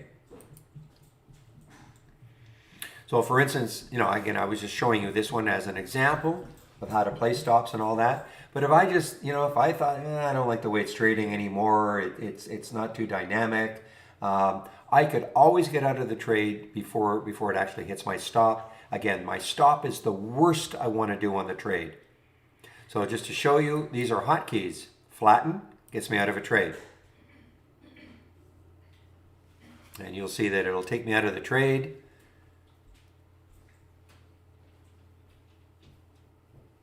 Okay, so it took me out for a $69 loss, okay? So before the $100 loss. So you can do that also, of course. These are hotkeys, so you can flatten. Flatten gets you out of a position. Half gets you out of half, or you can double your position. Of course, you can go in here, pick how many shares you want to sell. Okay, you can do that also. But these are just, 3 very quick hotkeys for you that you can use if you want.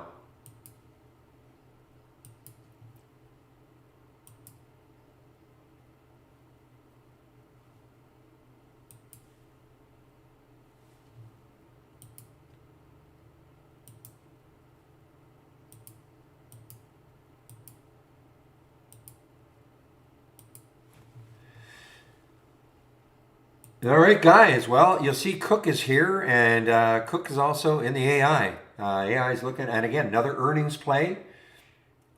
Big move down and continuation. I mean, a lot of people think, how can you take a trade when it's already down, 10, 12, 15%?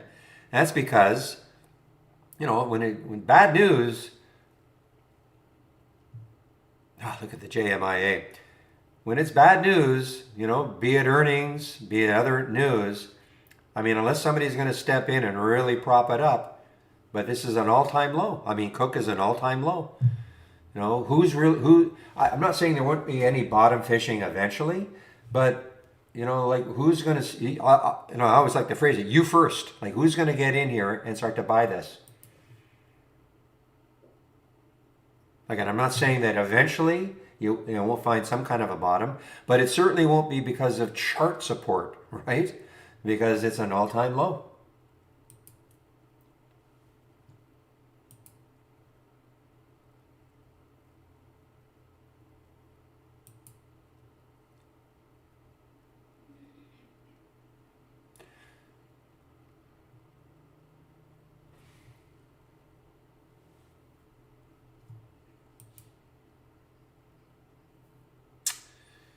Tons at, I should have tons. Yeah, there are lots at Interactive Brokers, 400,000.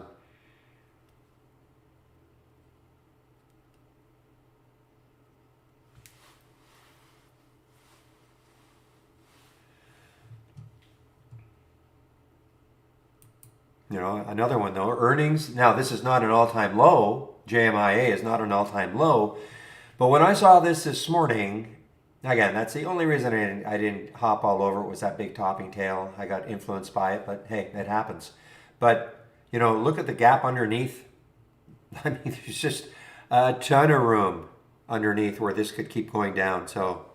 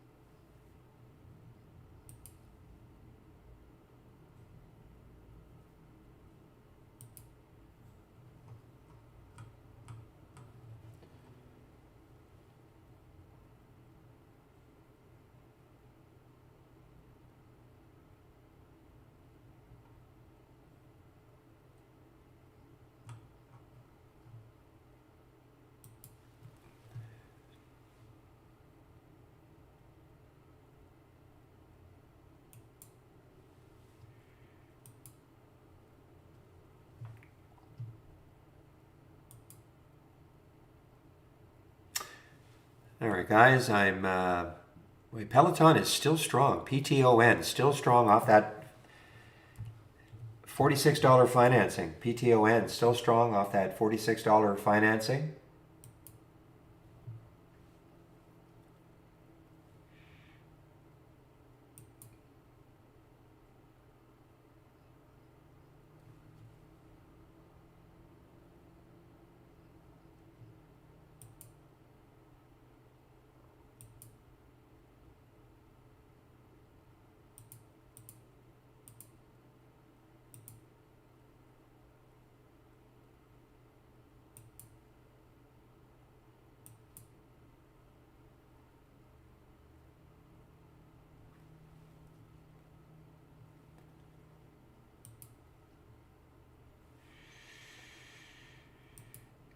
All right, guys. So nothing really shaking from the option scanner today yet. Anyway, the keys are was no way you could I mean, in theory, you could have if you could have got it right at 12:11. I mean, it popped up to 12:50, but it came right back down. You would have been really trying to chase it. So I don't know if anybody actually could get that around, even 12:20. If you got it at 12:20 and you could sold it right up here, fine. But it was probably too quick. All right, witness me, the terrible swing trader, right back up to 50. I'm not in it anymore. The PROG, I outlined why I didn't like it. Okay, too much resistance right around 5. We got the alert at 490. For me, just way too much resistance right around that 5 level. I look at that weekly chart. I mean, at 5, there's just a ton of resistance, so I didn't like it. And the pip, again, I have this. I mean, it's working, but again, it's working well actually, and the volume is picking up. 1034 on the alert. It's 1059 now. I just have this somewhat of a bias against the SPACs, but that's just me. I mean, guys, these are just ideas, okay? If it meets your trading plan, then by all means.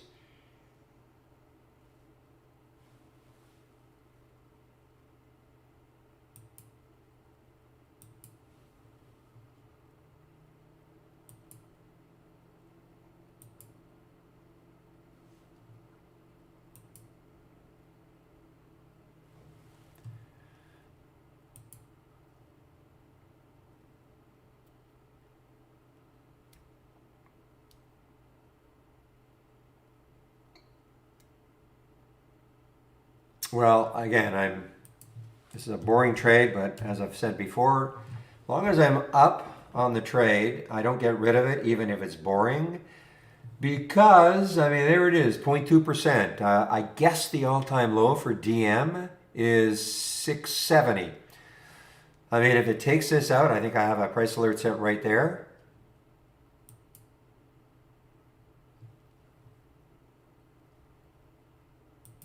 Okay, so there is the CMP. Now, I mean, if you got into that short and anywhere around that 61 level and it got down to the 55 level, you've got to trade some out. Okay, you can't let this sort of thing happen, move against you. That's why we're always saying, the AI, it's an idea generator that you don't have to, with a stop in place, a suggested entry, but how you trade it will be up to you.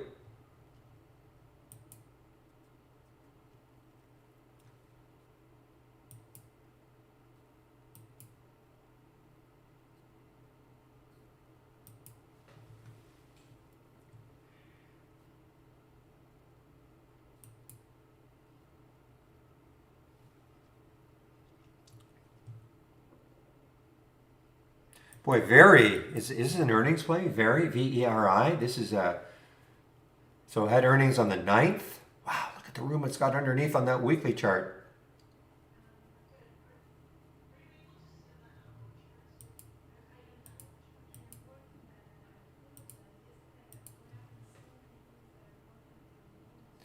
There's a 200-day moving average. That's far enough away. Any specific? So it's a financing. That's what's hurting this one. $150 million financing. What's the price? Does it say the price? It's convertible notes and all that sort of stuff.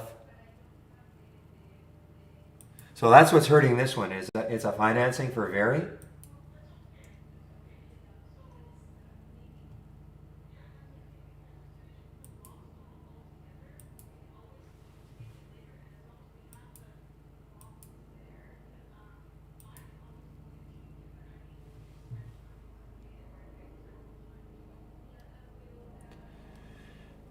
Yeah, PJ. I mean, I find these you just have to have, I guess, the resolve that stocks like Lucid, even the Riven, that they're I mean, we're talking months down the road. This whole EV thing is really, I mean, it's already going, of course, but this will really catch fire. I mean, I think I read they've got $1.3 billion in orders.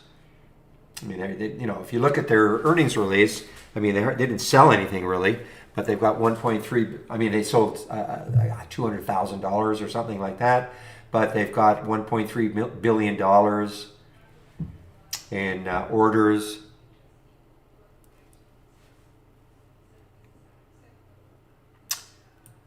Yeah, that is not going to be.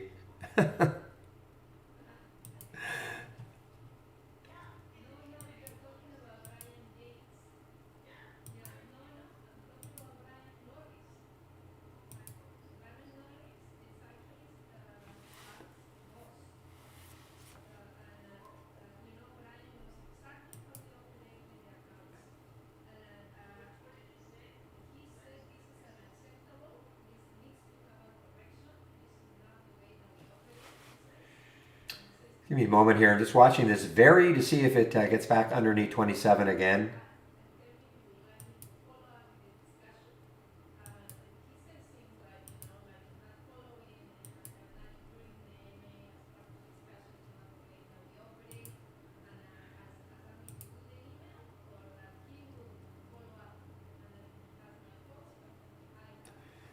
Why do I think that GGPI doesn't have? Well, I know it's a lot cheaper, but I don't know.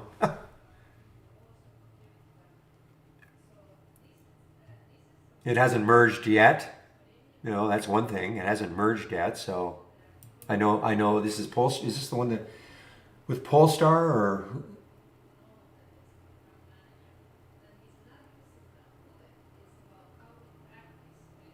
no? I mean, I don't even. This is RDAG metal packaging,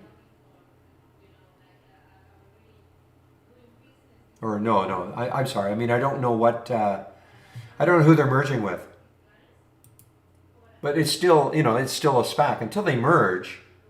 A lot of these companies, until they actually do them, yeah. I mean, anything can happen. Anything can happen.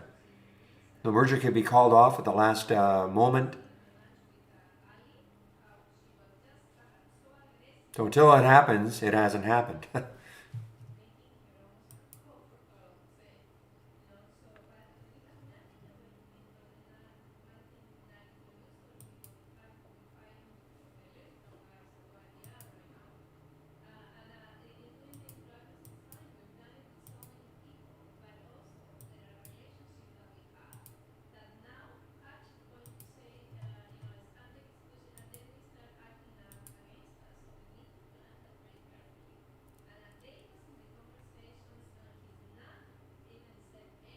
Come on, DM, you can do it. Just get down into the 60s, and I think this could be a great all-day fader. It's working okay for me.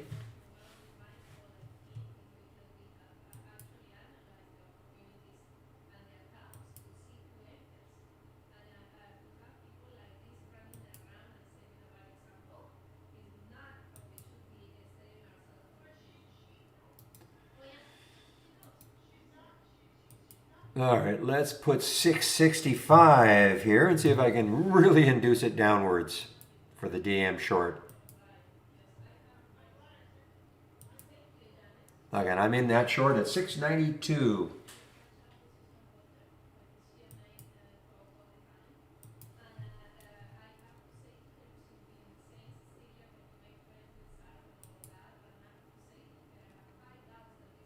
Wow, JMIA. Oh man. What a beautiful 15-minute chart. I mean, straight down, no big red candle to knock you out of the trade or get you a little nervous about it. Just straight down. Even a 2-minute chart, basically straight down. No wild whippiness except for that stupid topping tail. 5-minute chart, little base here, another step down. Man, oh man.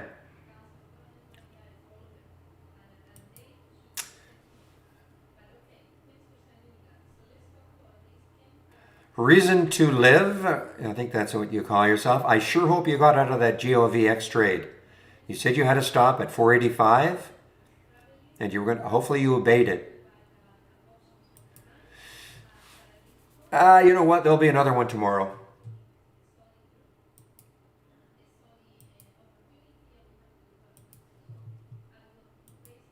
There'll be another one tomorrow.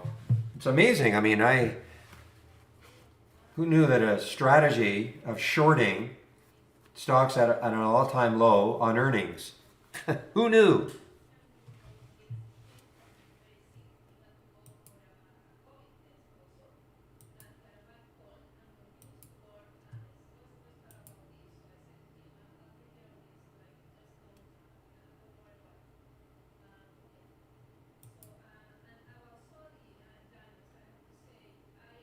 Craig, did you take DM? I know you've been kind of following some of my ideas anyway.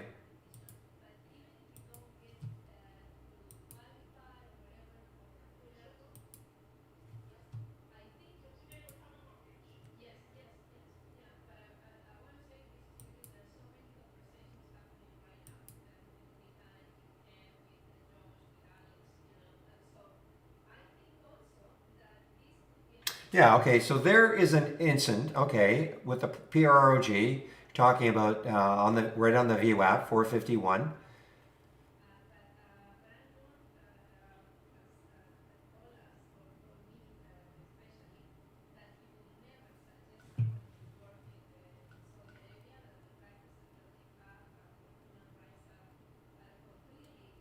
Oh yeah, I see I see the one you're talking about. Yeah.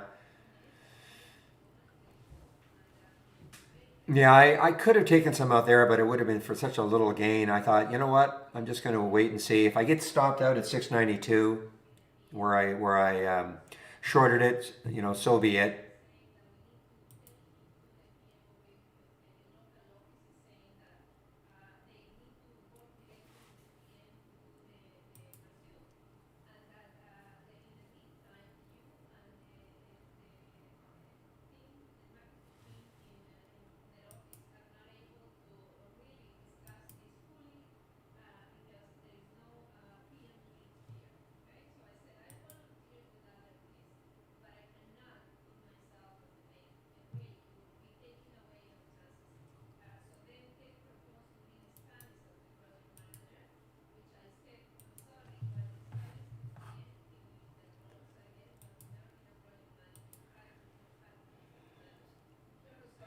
ATVI. Okay, you're talking. I saw you posted some information about ATVI, Zach.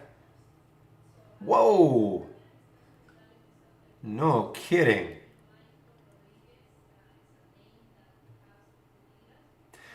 Well, sometimes, well, I hope you're right for your sake, of course. You're long ATVI on a bounce up. I mean, this is a parabolic move down, of course, on that news.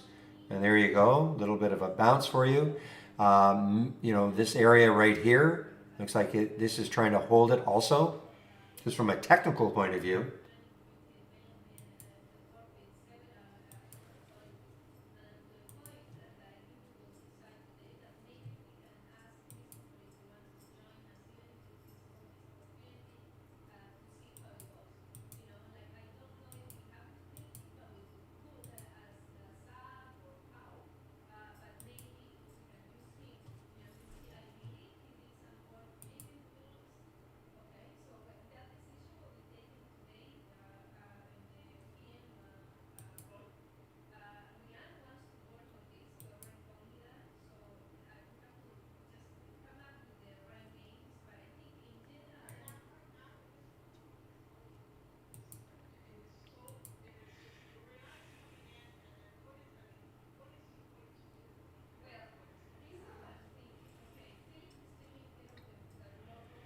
Yeah, PJ, I agree. I mean, even look at the RIVN. Look how whippy that thing, yesterday. I mean, look how whippy it was. If I look at that 15-minute chart for it, I mean, it popped all the way up to 150, came all the way back down to, I mean, it dropped $15, came back up, got all the way up to 171, back down to one. I mean, you just gotta, this is a faith-based type of a trade. You just have the faith that it's ultimately going to keep moving higher and higher. Otherwise, it's impossible, in my opinion, to day trade this.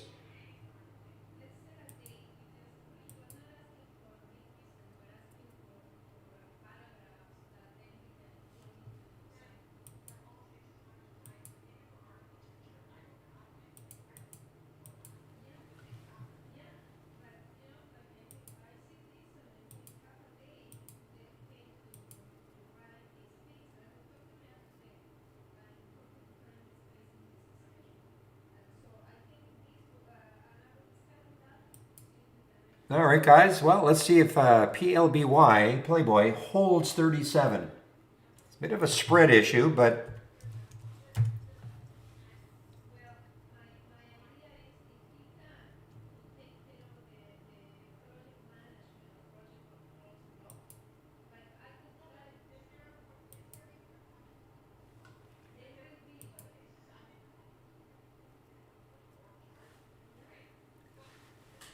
good to see the goose climbing. Yes, good old Canada goose. Nice. After earnings on the 5th, it is just kept going. Great earnings continuation. Nothing incredible, but nice climb. Look at that weekly. That was the week it had earnings. I mean, the week it had earnings was great, but the last couple of weeks continues its climb.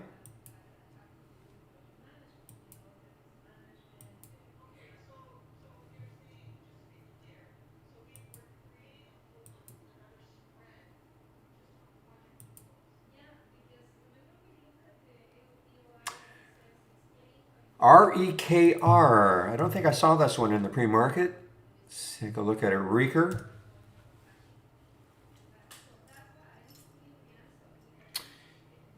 Yeah, so obviously it had dropped, but I guess the percentage wasn't enough for me to really see it.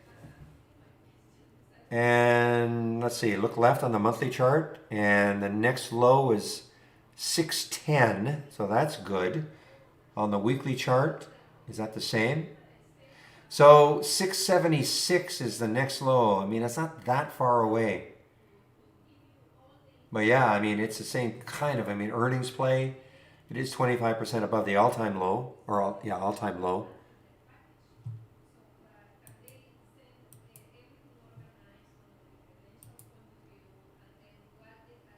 ZM, ZM.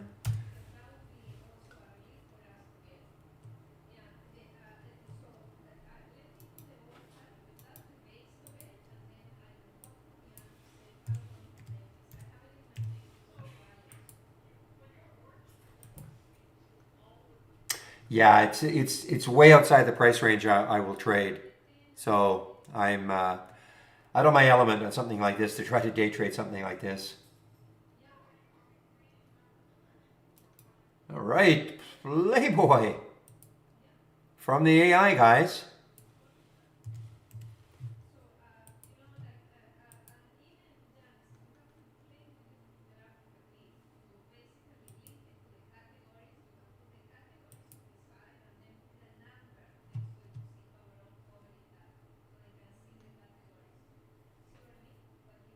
Such a low float too for PLBY Playboy. Very low float.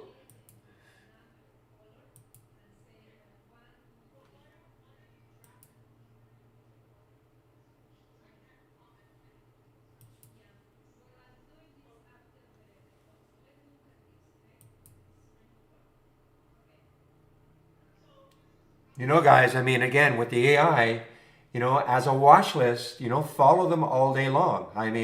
This is giving you an opportunity. Could have got into maybe a short here, and row that one down for about $3, I guess.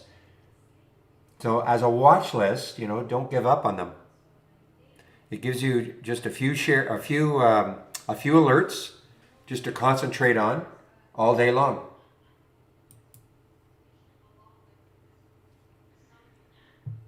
I mean, look at the PLBY. You could have taken this on the pullback, for instance. Watch this on the pullback here. I mean, it's a low float. That's why this one is so whippy, because it's a low float, $37 stock. That's a pretty low. That's a very low float. I might have to delete my chart for JMIA. This is hard to watch for me.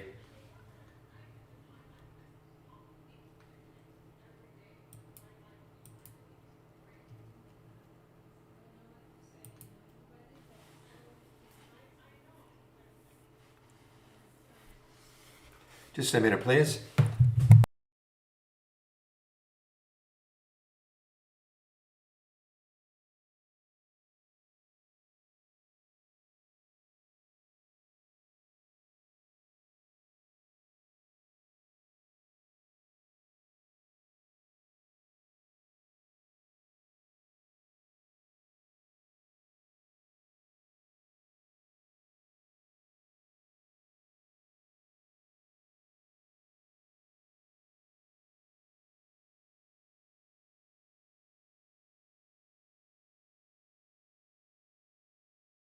All right. Time is 11:19.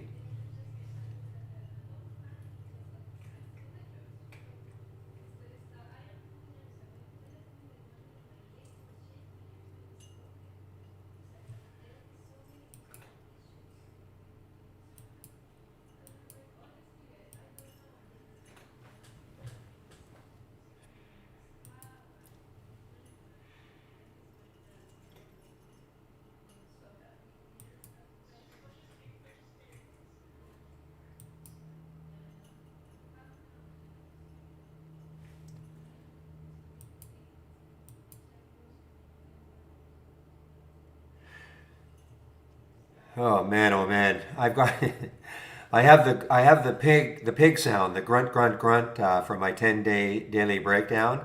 That's all I'm hearing on JMIA. Grunt grunt grunt. Is what I'm talking about. If I right click on it and I click on properties, actions, and pig. There's my sound.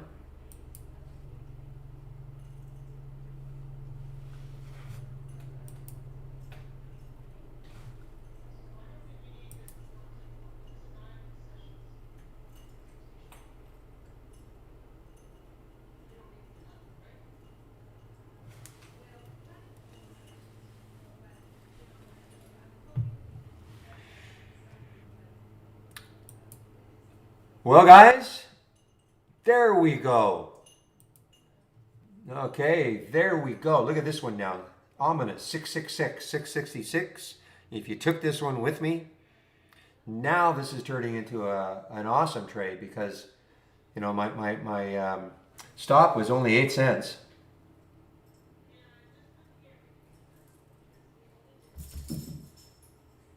So who needs JMIA? And now this is an all-time low. DM, all-time low.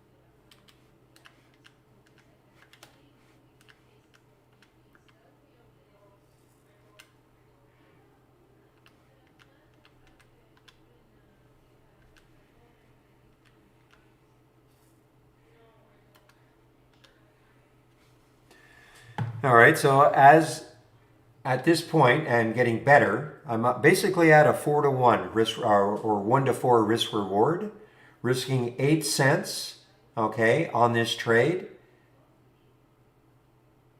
and it's more than 32 cents away from my entry.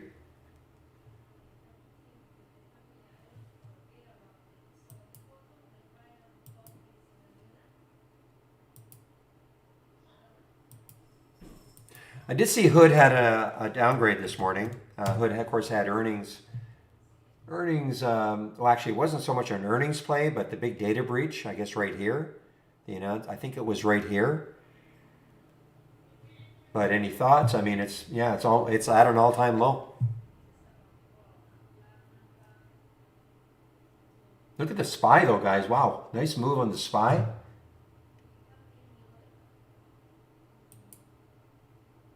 Oh, DM.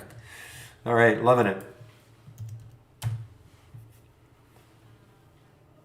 See how boring this was for a long time? This is a 15-minute chart, right? So 1, 2, 3, 4, 5, 6, almost basically an hour and a half of snoozing. And then look, like who's going to step in and buy it? I'm not saying it, I don't know where it's going, but it's an all-time low now.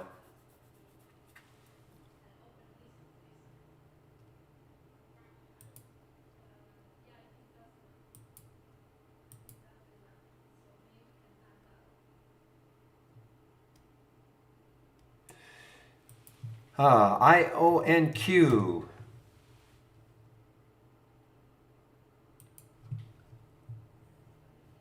Well, it's come back. Yeah, look at the volume. Look at the volume coming in.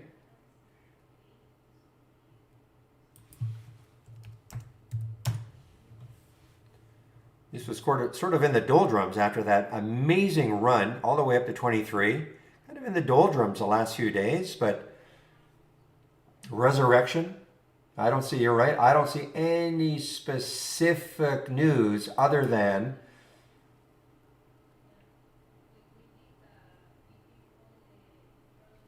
well, I do see some. Today is the 16th, so last night.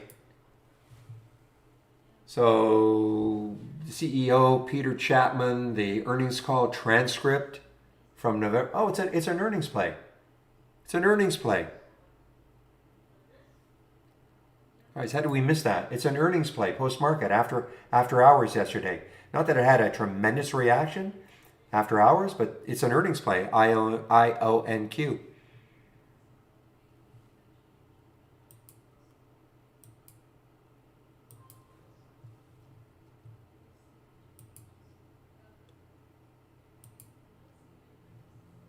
So there's your reason for IONQ,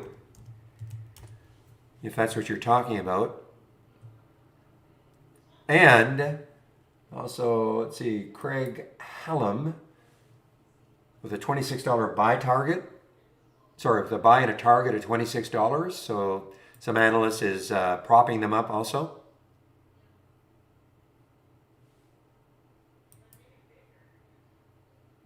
Guys, I'm telling you, the AI, so there was some fiddling around with it last week, okay? And that's why we weren't getting very many alerts.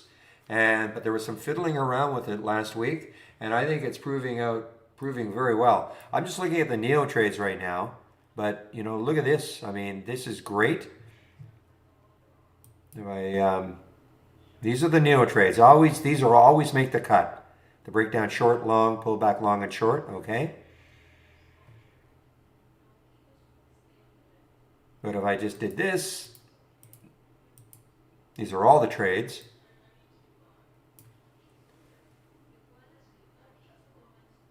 Now, did every neo trade work? No. 12.11 for the Keyser. I mean, it popped up probably the same time as I got my alert. Yeah, 12.11. So you could have made a little bit of money. It was very quick, but so I am personally starting to pay a lot more attention to the AI, even outside the price range that I'm comfortable with, as in Playboy.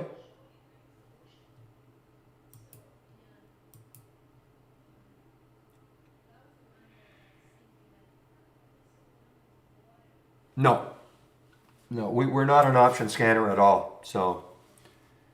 Now, do you mean can you filter it so that it's only optionable stocks? Is that what you meant? Okay.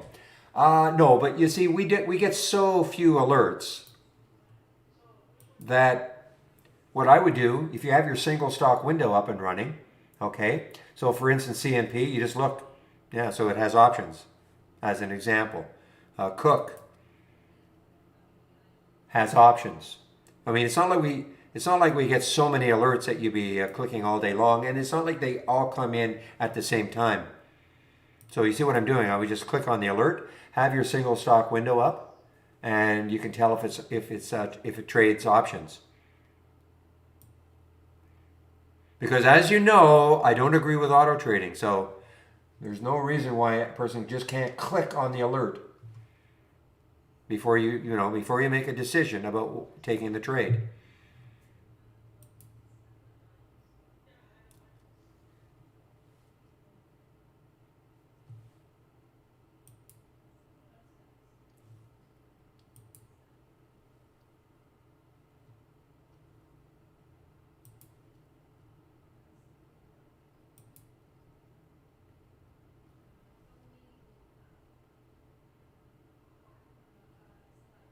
All right, guys, this is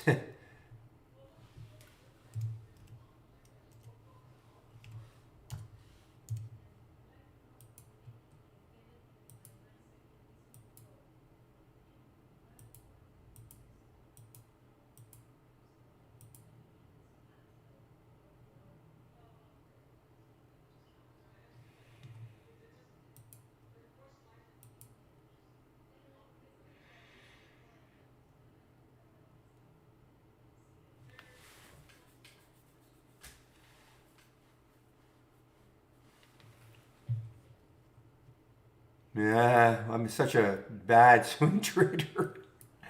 All right, Lucid is right back up. LCID is right back up.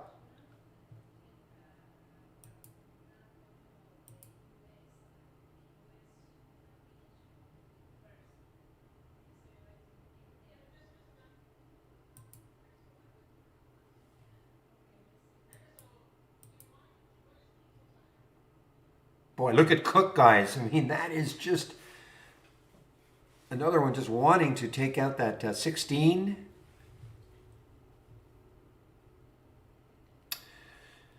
Yeah, so daily trader. So I have a question in our YouTube room. Is there a way to see if a stock is easy to borrow? Ah, Playboy. Depends on your broker. I mean, I have Interactive Brokers, and it's really simple. Than Interactive Brokers. This is, you can't see the symbol here, but this is Playboy, PLBY. It tells you how many shares are available. If you don't have Interactive Brokers, I have no idea. Somebody told me, though, people who have E-Trade, there's not an easy way, which I find crazy, but if you have Interactive Brokers, very simple way to find out. So it's really going to be dependent on your broker. So daily trader, do you have Interactive Brokers as your platform?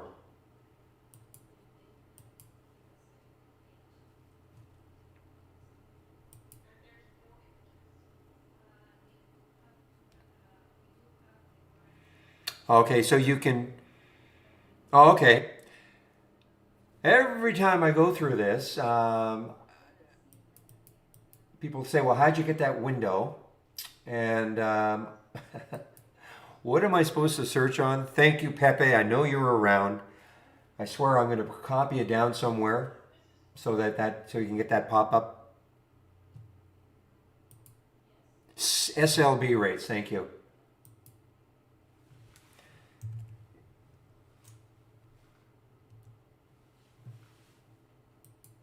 Yeah, so if you click on Daily Trader, if you go to File, and then in your search, click on SLB, type in SLB rates, and then that'll get you that pop-up. I can't remember who told me about that so many months ago, but I find it's so great to have.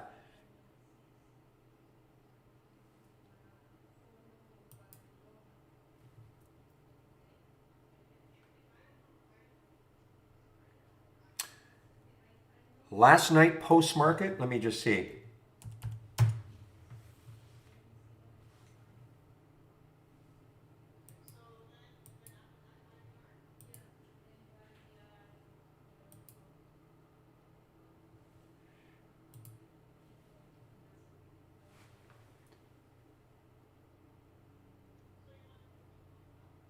Yeah, so understand that our data only goes to 7 o'clock, okay? I'm looking at my IB chart, and it looks like at 7:30, this hit $13.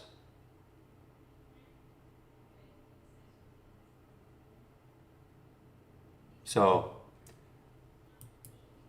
but you know, our data stops right here. No, right there. So obviously, right after that, later on, it did get up to 13. Yeah.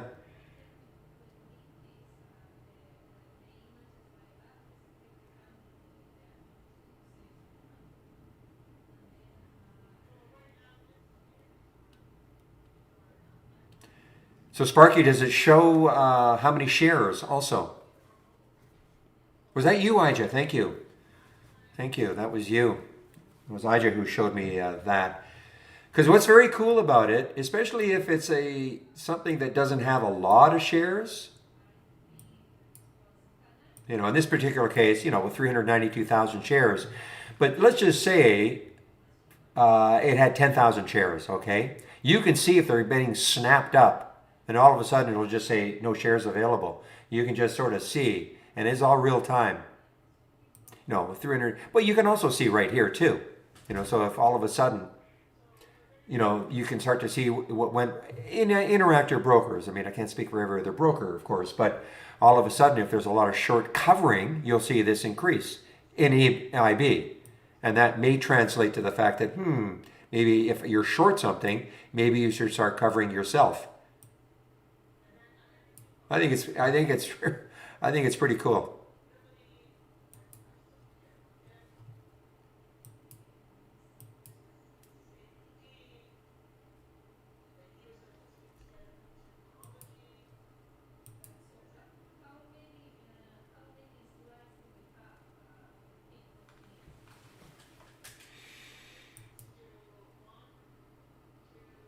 And yeah, and both for the long side too, not just for the short side. Because again, if you start to see, you know, the available number of shares to short, and you start to see a lot of covering, and you'll see that as that number of shares increases, then you might think, okay, maybe bounce time.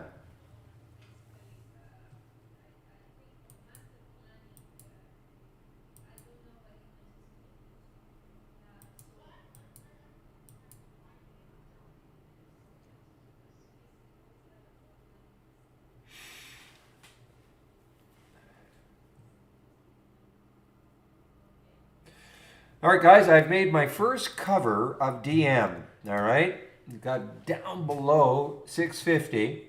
Okay, got all the way down here. Got down to 648 or so. A little pop over 650. I finally covered some. 652 or so. And so I want to see, though, if this turns into a green bar ignored, or, you know, there's a big area right there of resistance, perhaps.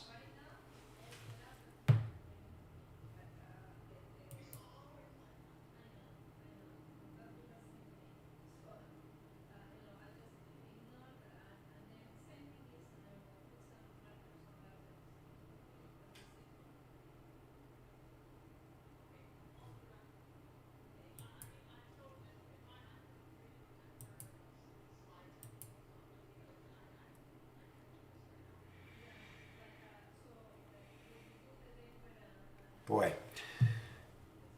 So if you were listening to me in the pre-market, I was talking about a short for DM, a short for JMIA, and a short for KZR. Any one of those would have been awesome.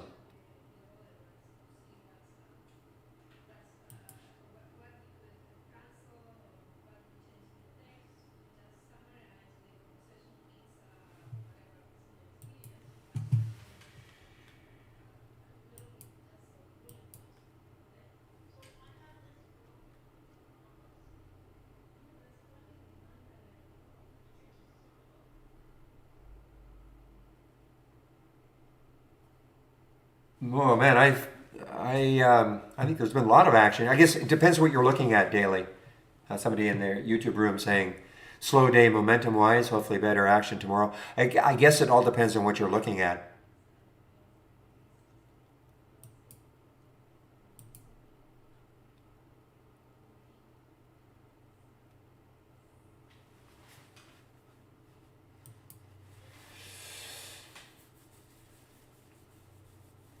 Yeah, only 1 for 3 taking them, but hey, the job, part of the job of moderating is to point out potential ideas.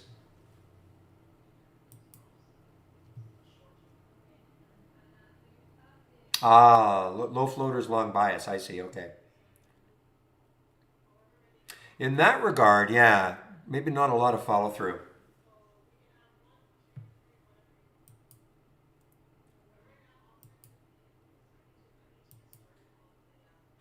Now you'll notice, let me just see here. 1, 2,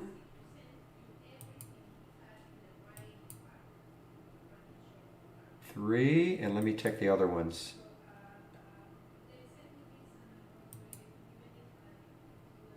All right.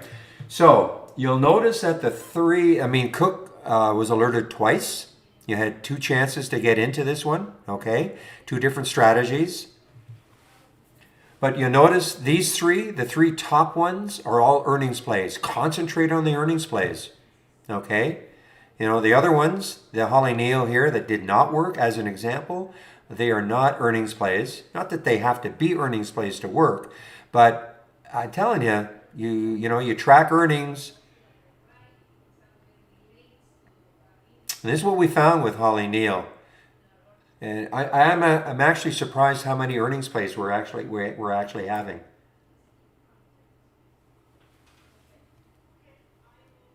There's only 300 or 200 companies this week, but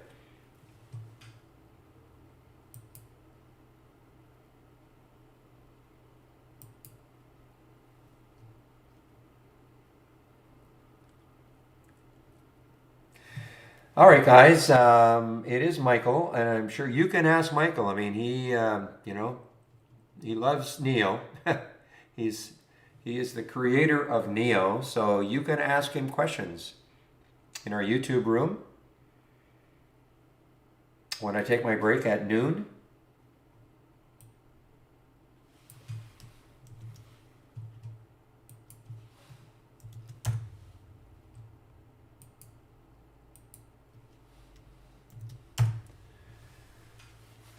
The number of market orders. I'm going to just right off the top say no. Are you talking about like level 2 or something? No, we don't dive. We don't dive in. Yeah, no, we don't have. I just put the link in, Larry. Okay, put it in again. No, we don't have level 2. You want level 2? Obviously, you can. Your broker has it. Ugh.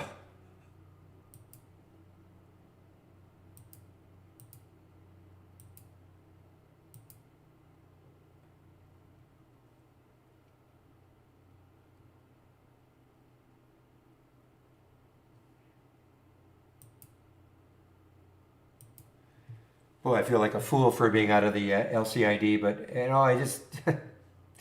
I'm just not mentally equipped to hold these sort of things.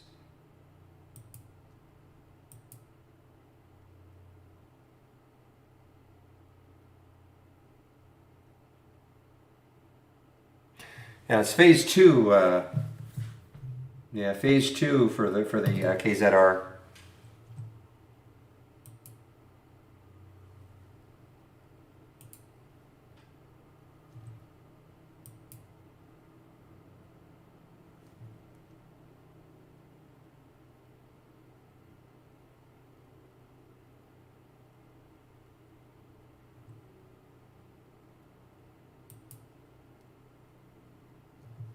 Now let me make. I just want a confirmation that it will be Michael.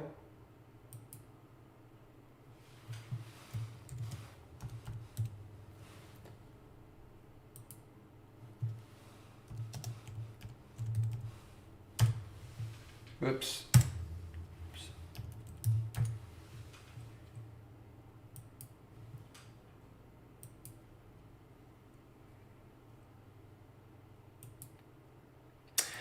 Yeah, I mean, I'm not a big believer in level two. There are people who use it and they use it to their advantage. Fantastic. I'm just not a big believer in it. I just think there are too many games that are played, so I don't pay attention to it at all.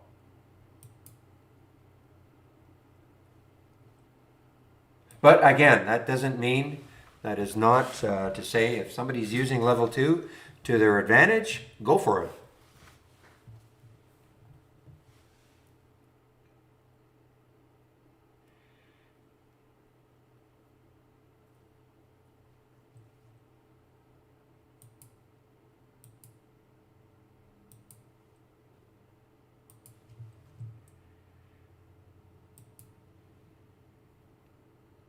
Wow, look at DM now, guys. I know I took some off at 652, but look at it now.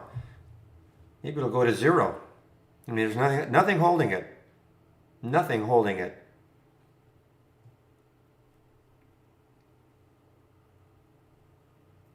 Well, but that's a problem, Era. You'll look and you'll see a big order on the either the buy or the ask size. You have no idea if it's real or not.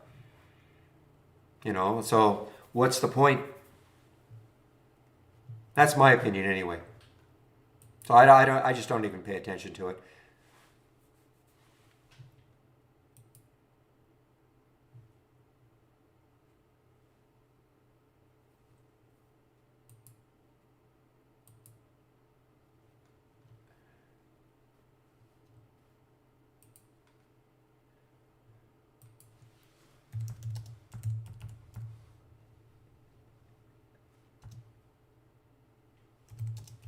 Yeah, Michael is going to be in our YouTube room. Yeah, at noon between 12 and 1.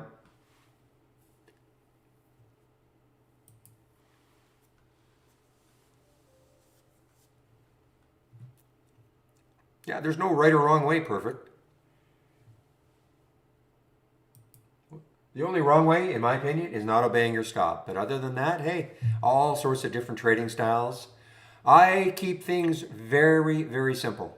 You notice I have hardly, I have some indicators on here. I'll be honest, I hardly even look at them.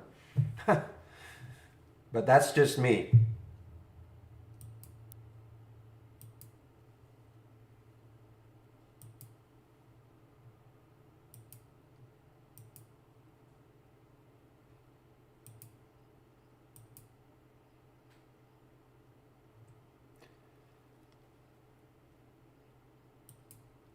Oh, yeah. Cooking on the way down, guys. Wow.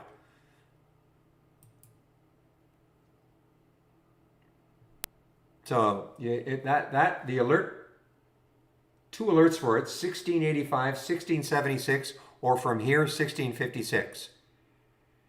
Another earnings play on the way down.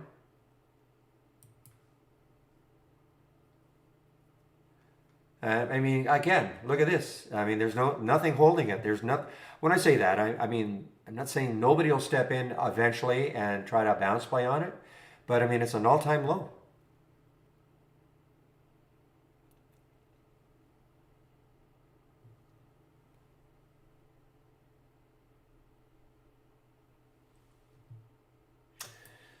I've sort of abandoned my option scanner today, looking at these shorts. But there's MX. Let's see what MX is all about. 1898 was the alert and the option scanner. Thing is, I'll be taking my break pretty soon, so I have to manage a couple of trades that I'm in. I'm out of the Playboy trade, the PLBY. I mean, I hesitate to talk about the AI alerts. Not fair for those who pay for it, but it was around 38 when I started talking about it. There was your alert at 36. So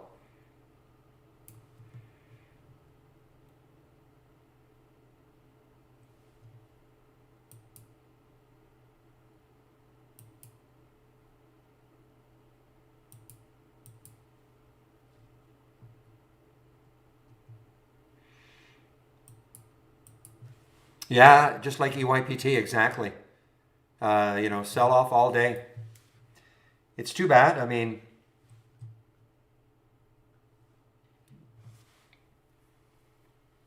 But it is only phase two.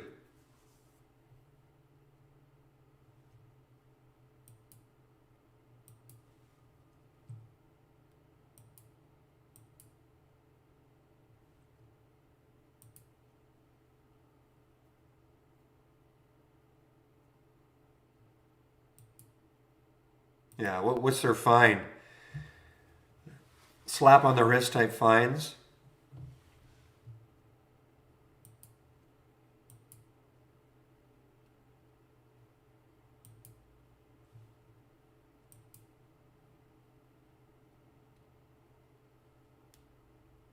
Exactly. Not enough. Slap on the wrists. Peloton is so impressive. I cannot get over it. $46 financing. They announced that financing. Look what the initial reaction was. You know, got all the way in the pre-market, got all the way down to 43.70. Came back up, basically flat. You know, there was the close of yesterday, and from then, I mean, it is just so. Man, I mean, it's one of those things in which investors or traders are saying, you know what, you're raising $1 billion for all the right reasons, I guess.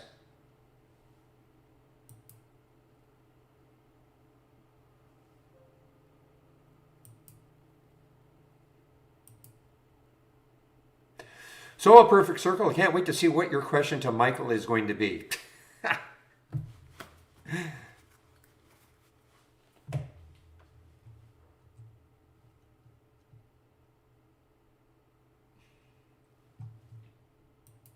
I hope you reduce the number of scans.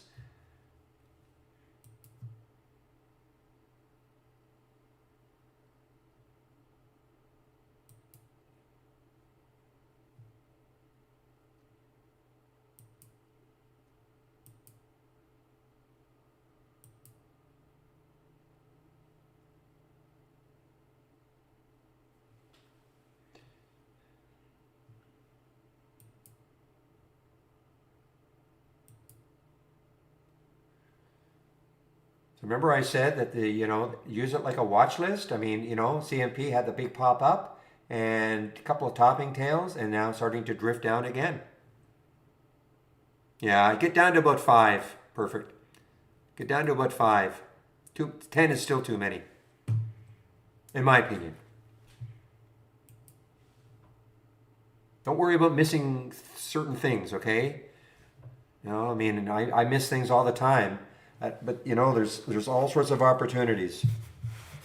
When I say miss, I mean, somebody will have a scan that produced something, and I say, well, it didn't happen on my scan. But look, there's so many opportunities with trade ideas.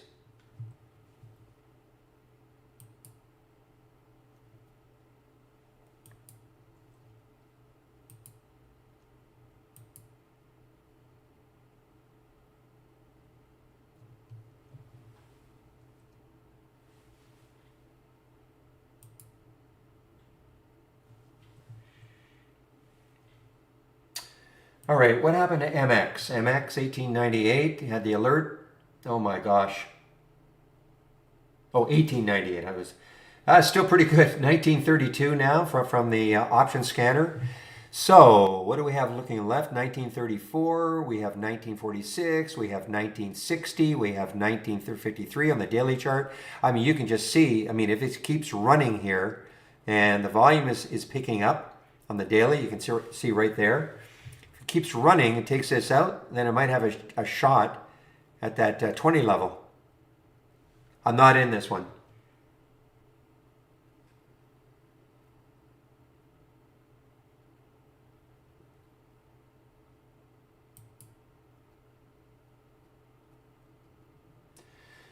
Now let's see MRAM. MRAM, the alert happened at 12:21.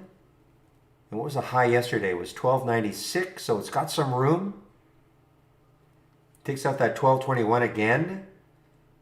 It's from the option scanner. This is what I'm talking about right here. These are the prices. Those were the alerts.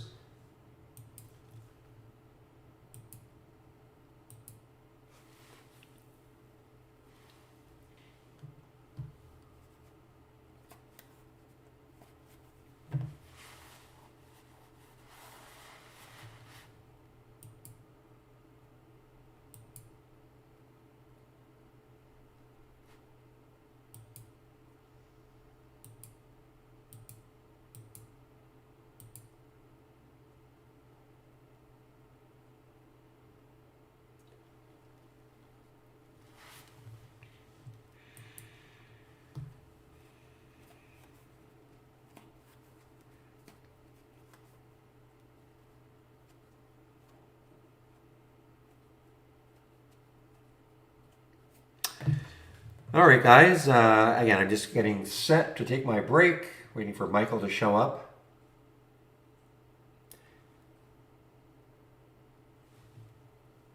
And he's going to be very happy because the, the, the three Neo trades on earnings have worked very well. Very, very, very well. Look at this again. I think I'll do my video on either CMP or Playboy. Maybe it's Playboy because these people know. I don't know what CMP does. Don't really care. Everspin Technologies. I could look at the profile. I could find out. I know. Production of salt, plant nutrients, and magnesium chloride. How boring is that compared to Playboy?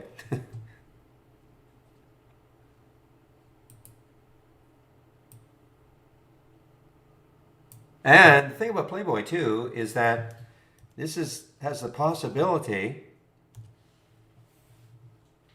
of continuation. You know, remember what this got up to? $63, $64 a few months ago.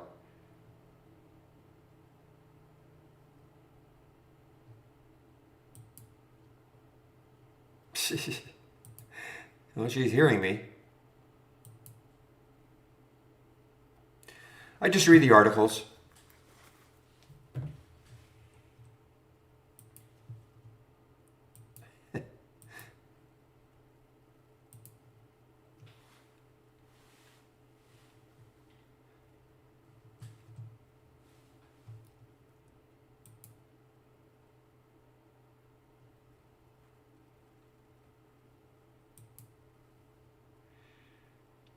Well, again, that goes with the theme. We get the question all the time: is the AI or trade idea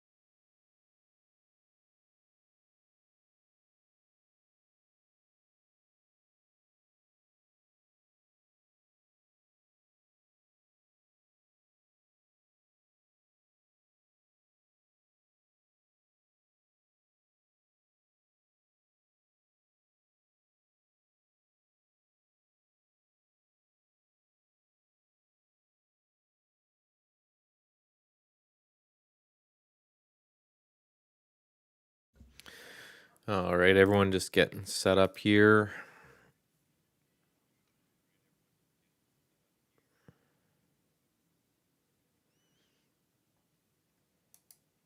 And then if I do that, you should see my screen. I think I've got everything sorted. All right, that worked. All right, everyone. So again, if someone's new here and wondering what just happened, every day at noon, we open up the chat to Q&A. So for the next hour, I'll be here answering any questions that you guys have when it comes to trading or trade ideas or anything about the software that we can help you out with. As always, we really encourage questions because generally don't have too much prepared because we don't want to be rambling on when people actually do have questions. So the more questions, the better.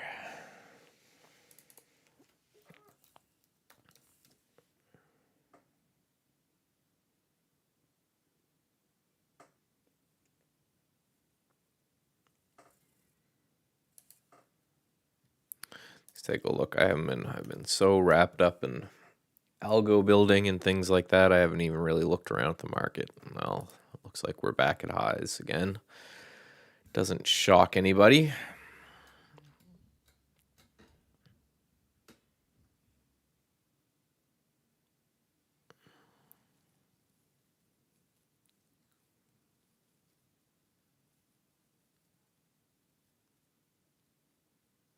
All right, so we got some questions there.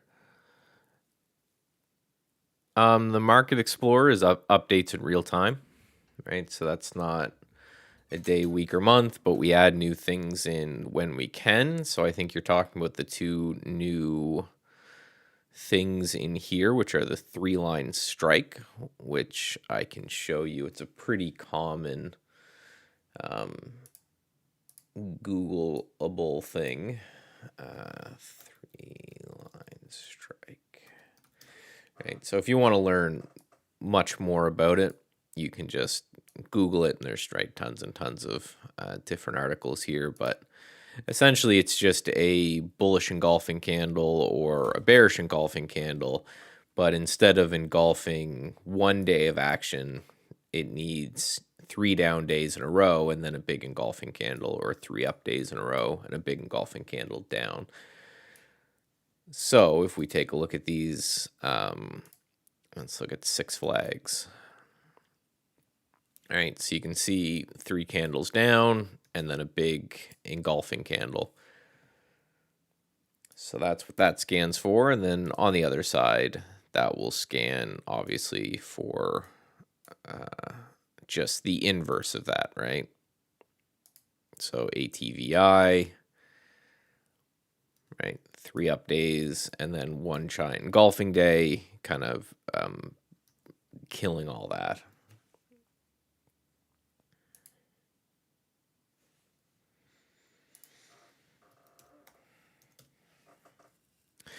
So they're kind of reversal plays, same as engulfing candles, right? So using the same way as you would be using engulfing candles. I'd just like how to see give me a wide range bar on top of a moving average. Sure, let's just modify this scan. Let's just grab this one right here. So, right, first thing you do is either configure or open up a new scan based off whether you want it to be an alert window or a top list, however you want to do your scanning. For a moving average, just go in and type moving average. And these are the ones that we have. So you'll have to pick one of these ones. And then for a wide range bar, what I like to do is just 15, well, I guess I'm just assuming, right? Pick whatever candle you want, but for 15-minute range. So for this one, I would just make this whatever you consider large or wide range, right? It's going to be different based off whatever your plan is, but so some people might think 1% 15-minute bar is a big one. Some might think 5% of 15 minutes bar is a big one. Another thing that you can do is if you're looking at an alert window, we do have, if you just go and search and you just type in wide, we have these three here. And these are just going to look for wider range bars than the last handful of bars. So these will be kind of, exceptionally large, I guess is a way to put it. And then you can also specify what dollar amount, again, you consider wide range bar. So again, for the moving average, just find whatever moving average we have that works for your trading plan. And then when you kind of put this one in, the change from the 50-day, for example, when you add that in, just make sure you set the minimum value to at least 0, right? 0 would represent, wider than that particular bar, or higher than that moving average, right? 1 would be, in this case, 1% above the moving average. 2 would be 2%. That So however far you want it to be above the moving average in order to work.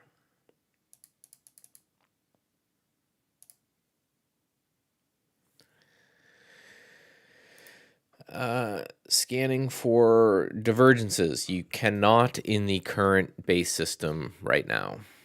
So the only divergence scanner we have, which I'm going to put some work into sometime this week, is the RSI divergence scanner here.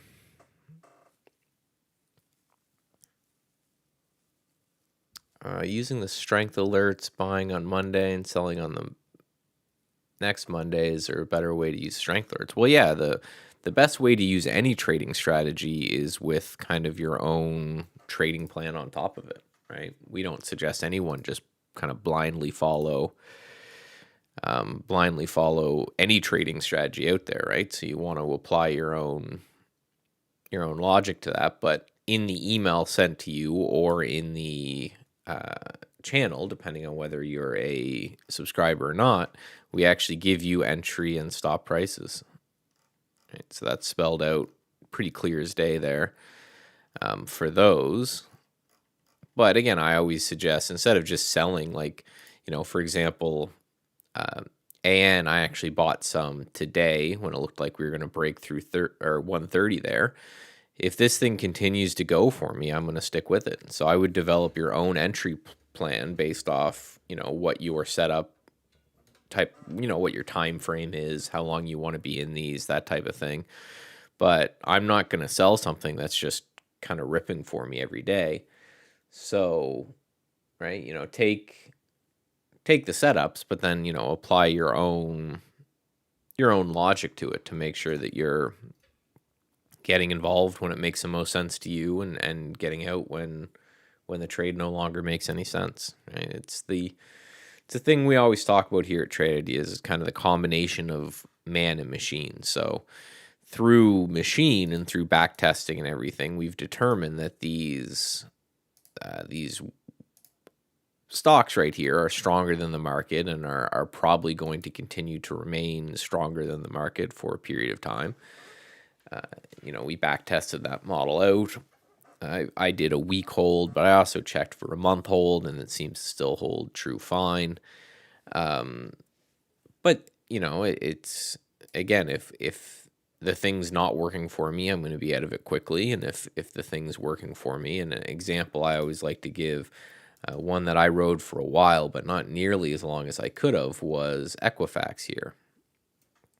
Right, so Equifax was alerted by TI strength alerts right there. And then if you just held for 5 days, you would have gotten out around here. But I just kind of drew a trend line under these, selling little bits as it came, and I got stopped out the rest kind of way up here. So again, don't just kind of religiously follow a setup. You make sure you're applying your own kind of eye and logic to it as well, to make sure that the ones that are working stick with, and the ones that aren't working, kill quickly, right? So these are the ones for this week, right? Again, AN, I just picked up some and I like it. RSG, I think I'm in some of that as well. AJG, I don't like this one as much just because it's a little bit more extended from its base than the other ones.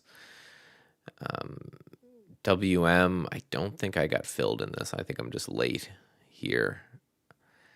And Wern, I don't think has even gotten through the trigger price yet. No, that'd be over that high. But I do like this one if it can go. But then I'll, put some sort of trailing metric in place.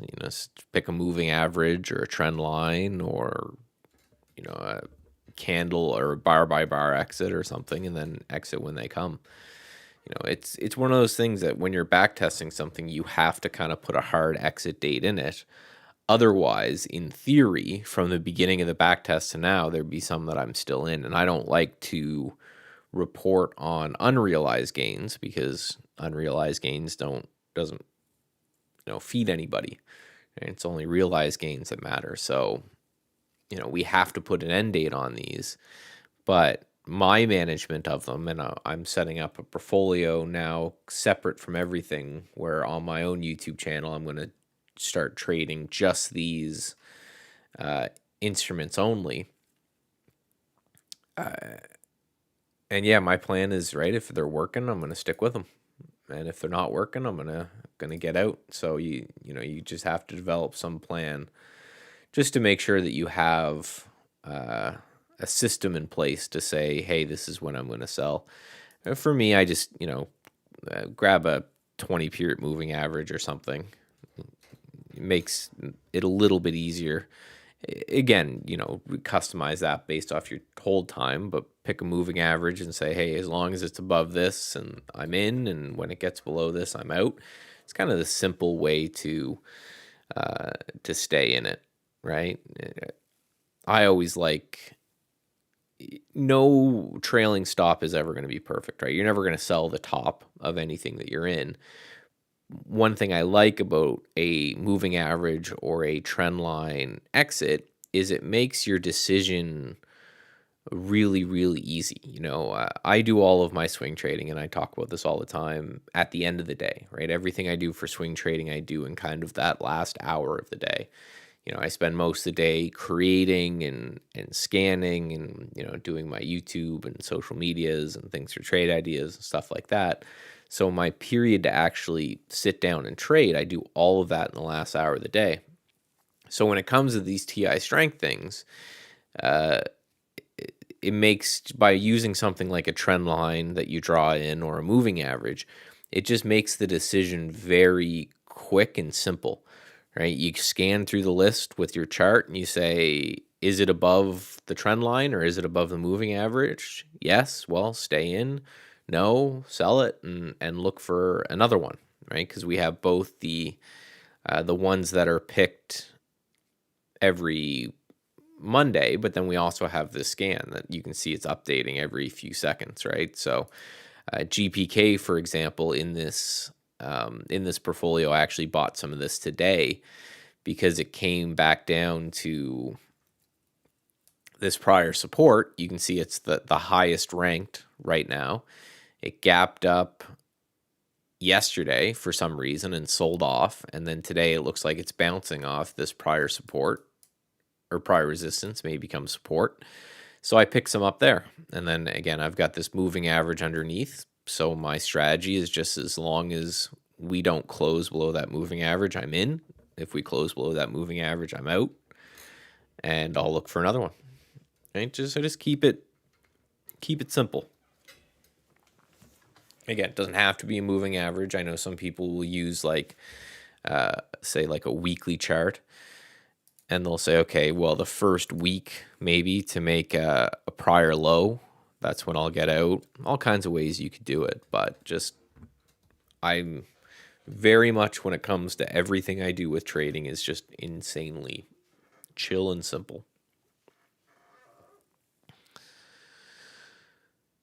In your opinion, what's the most meetable indications for divergence? Well, it's just, right, divergence is like anything, right? Indicators can be tools, but they're not trading setups, right? Same with the divergent scan. You're not gonna find a scan, or you're not gonna find an indicator that's just gonna make you rich on its own. So you have to develop something on top of that, right? So BLMN, it's making new lows while the RSI is not making new lows yet, but that doesn't mean I'm just going to buy it right here. So on top of spotting the divergence, I would also say try to build some sort of trading plan in place on top of that. For me, I like to buy a little bit more on strength. So I'm trying to think of a divergence play I took recently. I'm drawing a black blank. Can't think of anything right now. But it's, okay, so here, GREE, for example. I don't know what this is, but right, you can see lower lows on price and then higher lows on the RSI. And then just look at price action. It seems like $30 here is a big level, right? So we know the RSI divergence exists, which again is just a sign to say maybe the momentum is shifting, right? Each low is taking, more and more or less and less pressure, I guess. So what I'll do is I'll say, okay, well, when do I want to get involved? And for me, probably close over 30 would be interesting.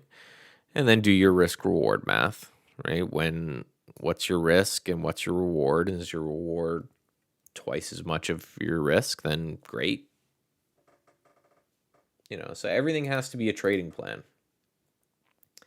And I'll try not to harp on that the entire time because I know I do a lot, but right, you either have a written trading plan that you're trading and you're testing thing against, or you're a gambler and at some point the market's going to come slap you. So make sure whatever you're doing, you've got some sort of a plan in place. I cannot stress enough how much it will save you.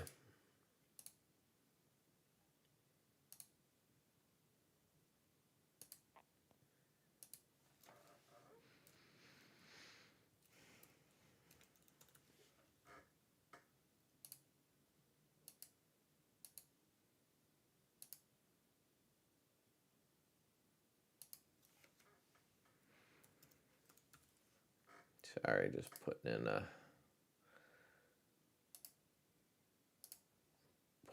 through a trade. Just like I enter all my swings in the evening, I do all my day trading afternoon, where everyone tells you not to do.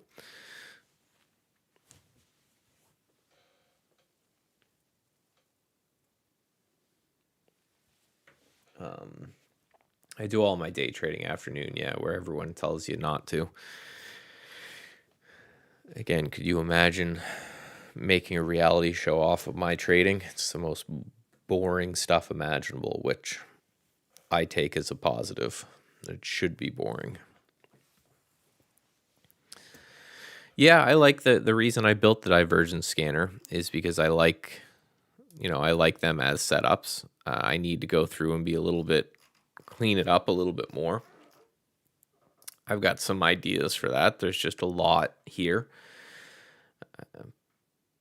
But yeah, there's certainly some power when it comes to these types of scans. But just like anything else, right? It is in and of itself nothing, right? It's just an indicator that, like, I've seen RSI divergence go on for weeks or months on different instruments, right? So, for example, here's a great one. So you can see the SPY pushing up here. Well, technically, the divergence started here, right? And you got a little bit of a pullback, but this went on from all of June all the way to September. So June, July, August, this thing existed, right? So if you just said, oh, hey, there's a divergence, let me short. Yeah, you got a couple little quick pullbacks, but it would make sense to maybe combine that with a technical pattern, right? So you say, okay, well, here's kind of a inclining wedge, and that wedge is matched with this RSI divergence. So then let me short when it closes outside of that wedge, and only when it closes outside of that wedge. And that keeps you from, just trying to top pick or bottom pick, which is the one thing that I think a lot of people could have problems with if they were, using divergence for this type of thing.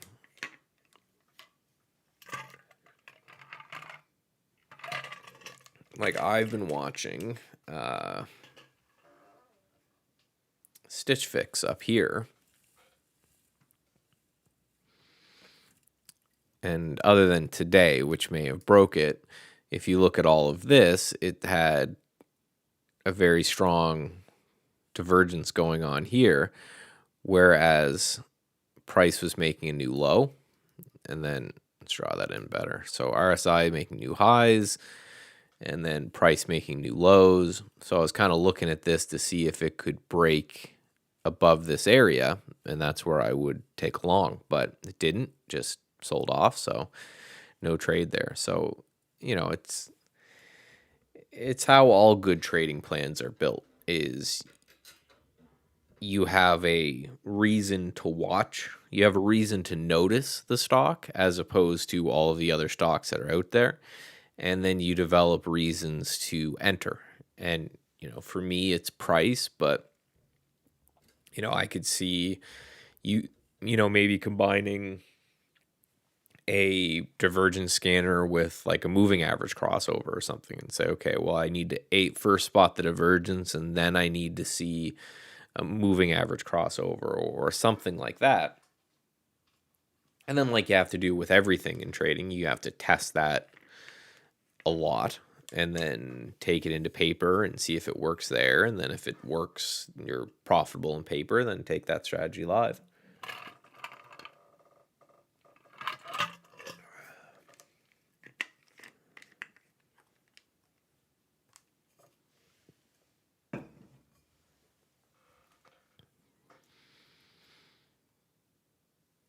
All right, guys. So any more questions? We're only early, so we got lots of time for questions.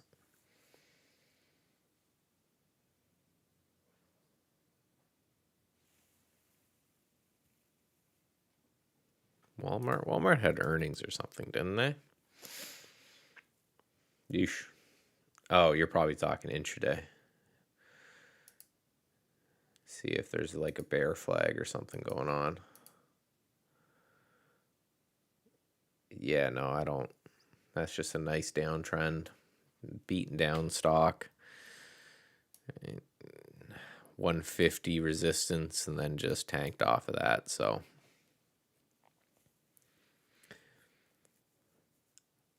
I wouldn't see anything there. Anything there to me just kind of looks like, too far down to short. I'm not going to buy something like that personally.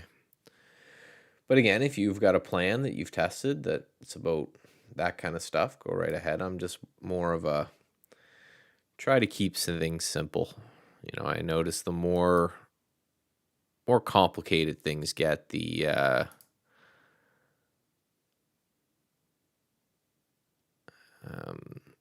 just gonna put in a price alert here while I'm thinking about it for Warren. The more complicated my trading is always gotten, the worse it's gotten, and the simpler it is, the better.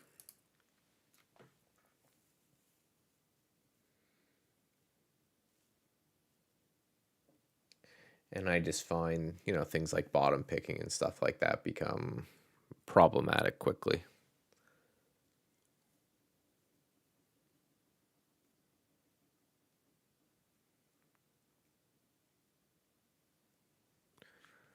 Yeah, I might take Warren a little bit early on that, call it over 47.50. Let me actually just put that. Yeah, so I sent over, it'll all be public on my channel, so I guess it's fine talking about numbers, but I sent over 14,000 Canadian, which is like, I don't know what, 10 to 12 American. And I'm going to do a series where I only trade things from the TI Strength Alerts email or watch list, and kind of hopefully use that as an example as how I do them, and at the same time to play with them kind of in a way that's separate from the rest of my trading. So 47.51, and then we'll do that much monies by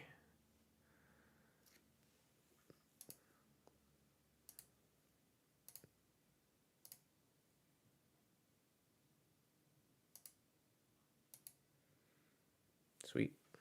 All right, there's my order in.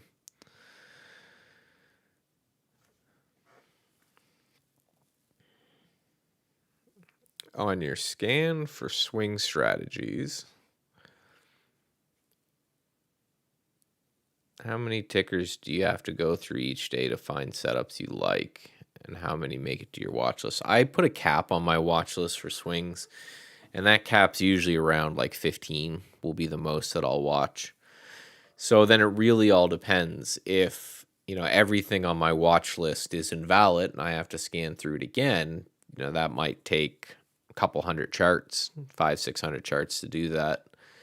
I would say on average, I look at 1,000 charts a day just through, I trade Forex, I trade crypto, I trade stocks, right? I swing trade, I day trade. There's a lot going on, but at night, I do all of that in about hour and a half each night.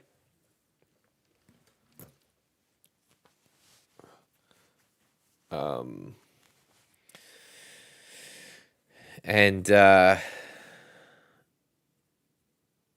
that's just kind of that's the reps, right? It's like if you were going to do anything well, right, you're going to be a lawyer, right? You're going to have to read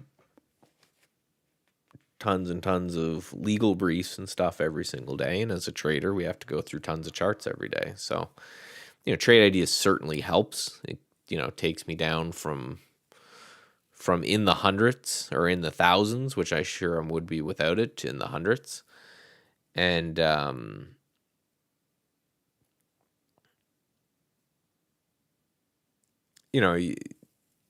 but at the same time, right, you have to go through a handful just to get an understanding of the market, right? So yeah, so there's not really an answer. So if say a day goes by and nothing on my watch list triggered, but it all still looks good, then I don't do any scanning that night. I just look at it. I just go through the 15 symbols on my watch list and go, okay, there's nothing to remove or nothing to add. If I remove one or two symbols, then I may need to go through 20 to 100 charts to find the ones that make it back on.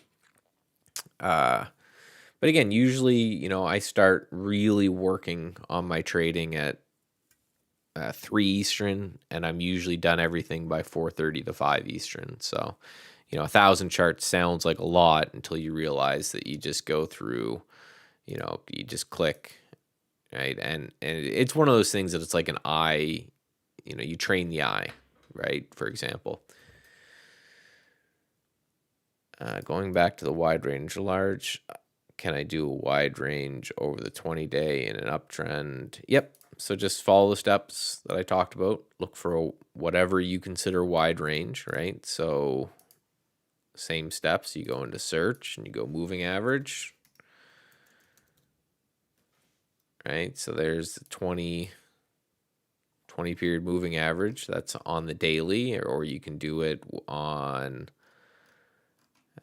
right, 2 minute, 5 minute, 15 minute, 60 minute. And then, if you want a wide 5-minute bar, 5-minute range, there's your 5-minute range filters. So pick whatever you've defined in your trading plan as wide, then away you go. Oh, you're saying in dollars, what does that mean? That means how many dollars the bar is. And percentage, it means how wide percentage the bar is. For the alert, it's the same thing. It's how many dollars it is, right? So if you put 0.5 in there, it would mean it would have to be at least a 50-cent bar to make the scan, right? So again, just whatever your plan says for that, but that's just a minimum. Without that, I think it just gives you the widest bar in a certain amount of candles, kind of indiscriminate of how wide that is. So that kind of filter, what I would do with that is let it go as is.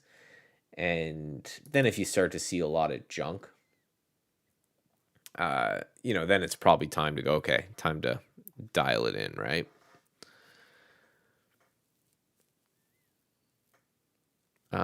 Very used to talk about that someone, I think he's talking about Steve, probably, that likes the 10 SMA. And, I know Steve, I trade with him. It's not because there's any magic or anything to it. Yeah, I think he just likes to use it as a, let's see what price does when it reaches the 10 MA type of thing. Right? There's no successful trader that I know that just uses any indicator on its own. But yeah, what Steve will do is say, hey, if something pulls back into the 10 SMA, then let me look and see what price does there. And if it starts to look bullish, then maybe I'll take action, that kind of thing.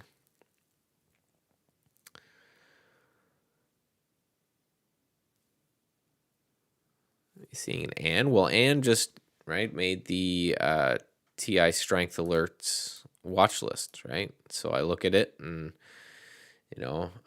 I am a kind of a quant slash technical trader, right? Where there's a lot of people who are fundamental slash technical traders, which means they have a story in mind, or they have a company they like or something, and then they combine it with you combine it with, say, a trend or something, right? Like, I like Apple, but I'm only going to buy it when it's in an uptrend type of thing. I do the same thing with quants. So AN was right here on the list, somewhere right there. Right? So entry over 130. So this basically just shows me that it has the technical validity based off all the trading and everything that I've done or all the testing that I've done with the algorithm as I was building it. So I know there's some statistical validity to it. And at the same time, on the daily chart, I just kind of like, you have resistance here at 130 and resistance there at 130. And then these kind of topping tails, basically, roughly, right? They always say you draw your trend lines with a crayon, not a pencil. So I'm just kind of seeing a little bit of an ascending triangle here on Ann. So I'm hoping that if we pop through there, then over time we move higher rather than lower. That's basically all I'm seeing. A trade that I will never forget. I don't remember the symbol, but back in the prop firm where I got my start trading, we had a squawk box, right? So it was a guy that basically just shouts news and what the futures are doing and everything all day. I remember news came out that some company, I wish I could remember the company, I didn't, but its CEO or CFO or whatever got indicted for fraud. So I call up the symbol right away and I punch in short, and the thing just rockets and, almost killed an entire month of trading for me. And he's young and brash and didn't get out quickly enough. That type of thing. And I just, the reason that trade always sticks out to me is it tells me that news is irrelevant to trading. That was my first real foray into, that who cares about news. If stuff like that can happen, right? If it can very easily just go, hey, this is something that's obviously bad news and the market rockets, then why trade off news, right? Once I've said I've used standard deviation more than fibs. Don't think that's me. I use standard deviation for my gaps, and that's just because it's a more intelligent way to measure movement than dollars or percentage. Just because, if I say stock's up 5%, you might go, oh, that's significant. But if it's a $1 stock, then I just said that the stock's up 5 cents, right? I may say, hey, this stock's up $10 today in the pre-market. You might go, oh, that's exciting. But if it's a Amazon, then that's irrelevant. So I use standard deviation over dollars and percentages, but not in substitute to fibs. Is this Nos? That's me.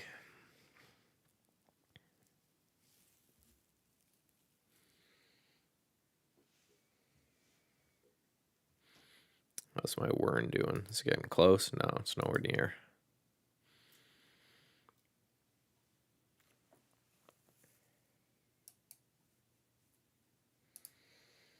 Just looking for a second. I took a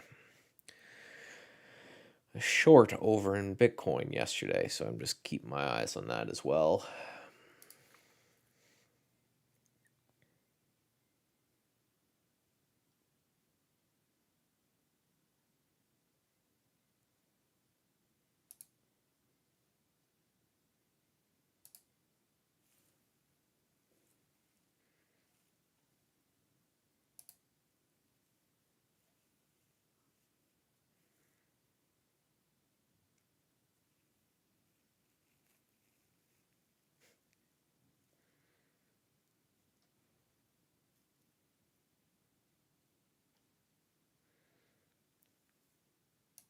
The GPK is working okay from that.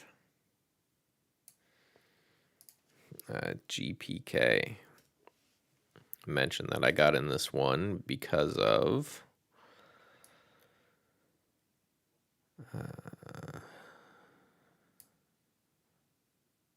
yeah, it's the highest one on the list here, and I mentioned why. I just like the kiss back of this resistance. Right, resistance here and then support right there. Does TI have any plans for crypto? No, unfortunately not. Would be nice. I would like it, but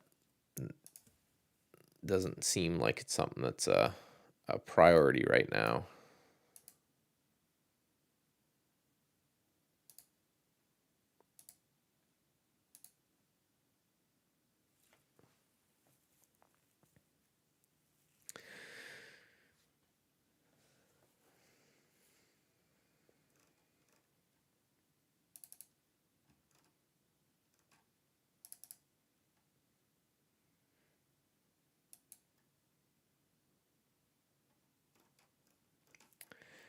I hope what happens, which would make our life easy too, is that most of these coins they just make into ETFs. Because I don't like the fact that I have to move money away from my regular trading account to a crypto trading account. It just means that, right, I have to split those funds. It would be nice if they were all combined. And I looked into Interactive Brokers crypto trading, and they don't let you short. It's not even open for us Canadians anyway. But they don't let you short, and there's only a limited number of symbols in there. I like to trade kind of the whole gambit of it. I treat crypto no different than I treat stocks, right? It's all supply and demand, right? It's all investor sentiment is a good way to put it, right? That's all trading in general is. So I just look at them all the same. So I'm not a Bitcoin guy or a this guy or that guy. I just trade them.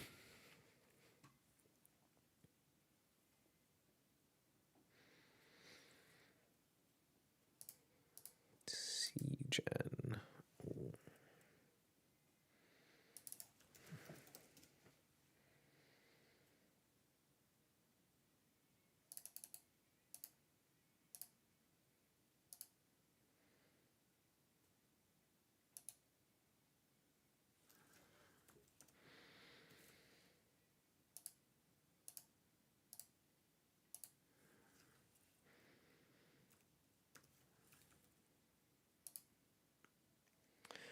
Just putting through another trade real quick.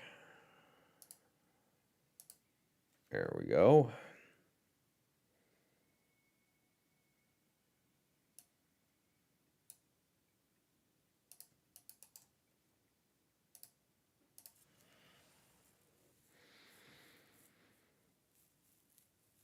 How do I draw a support and resistance line? Well, you just want to look at areas that have been touched and not violated, right? So GPK, for example,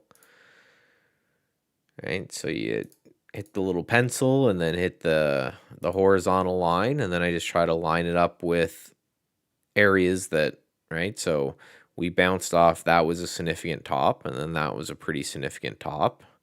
And then that was kind of a little topping tail there. So that's 2 points. So I'll put that in. And then again, I always love the quote, which is an old technician's quote, which is make sure you draw them with a pen or with a crayon instead of a pencil.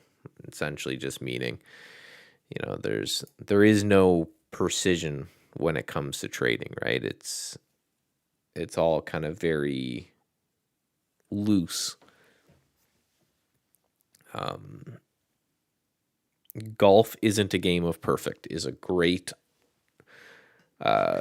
book that has nothing to do with trading that I always recommend that traders read, even as someone who doesn't golf like myself, because the whole concept is just there is no perfect, and same with trading. So, it's one of those things that just kind of goes by eye eventually, right? Where there kind of is no substitute for that 10,000 hours of sitting at the screen drawing lines. So, right, this trend line, for example, I left that bit out. Why? Just because it fits more of the data correctly. And there's only 3 days under that. You give that to another technician, and they would leave that data point in. And I would argue kind of neither of us are wrong.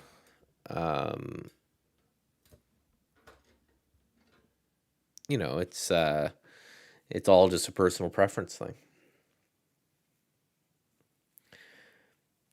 Which is hard because I know, especially when people are new traders, everyone's looking for a definitive, right? Show me the thing that will make money, right? Show me the scan that will make me money. Show me the trading strategy that will make me money. And it's not that, right? The way Barry trades, I could never trade. And the way I trade, I know Barry would just like fall asleep instantly. So it's very much a game of finding what works for you and kind of riding those probabilities, knowing that you'll never be right more than 60% of the time, 70% if you're really lucky. And then just how do I do that same thing over and over again in a very calm, simplistic way. Which is another quote that I like, which is, if you're ever excited trading, you're doing it wrong. It should neither be fun nor depressing. It should just be, this is what my trading plan says I should do, so therefore I'll do it, and we'll see what happens. Drawing with a crayon, is that what EMA clouds? Yeah, I like the look of EMA clouds, and I think that's kind of the point, is they're saying instead of looking at an actual EMA, look at the difference between two of them and shade that in so you get like a thicker line, kind of.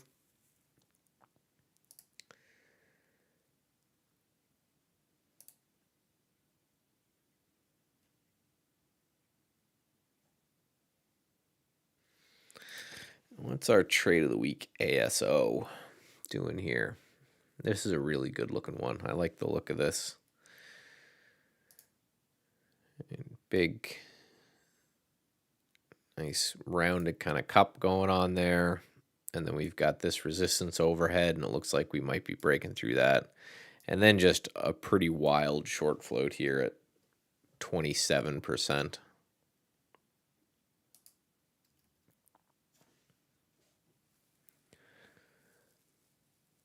When you're looking for the breakout of the wedge, you won't necessarily be going off the volume. No, I don't. You'll notice I don't have volume on any of my charts. I don't. I personally have found no correlation between volume and actual movement. Again, just me. I know some people use volume and they love it. I don't. Again, I've just never found that, saying, okay, this thing's breaking out on volume, therefore it's more likely to do something, right? I've just never noticed that in my trading career. So I don't use volume myself. I use volume as like a liquidity filter. But other than that, I don't pay any attention to it at all.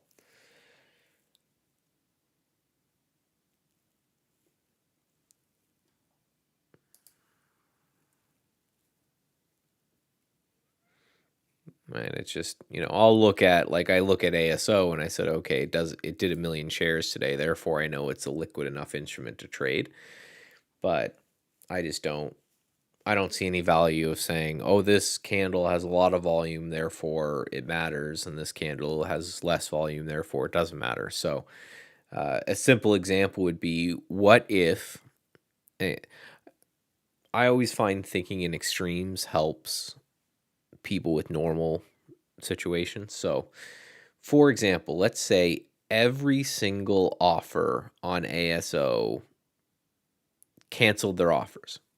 Anyone who's looking to sell ASO just left. And then all of a sudden, ASO started moving up from there, right? I guess not everyone could cancel, but most people cancel, right? So then it's going up on light volume. Some people would go, oh, that's bad. It's going up on light volume. But if it's going up on light volume because literally no one wants to sell the stock, how is that a bad thing, right? It just means that there's no one there to supply. Therefore, there's no reason for the stock to stop going up, right? So things can move incredibly long distances on lighter than normal volume. And the only thing my bank cares about is money. So therefore, only price pays.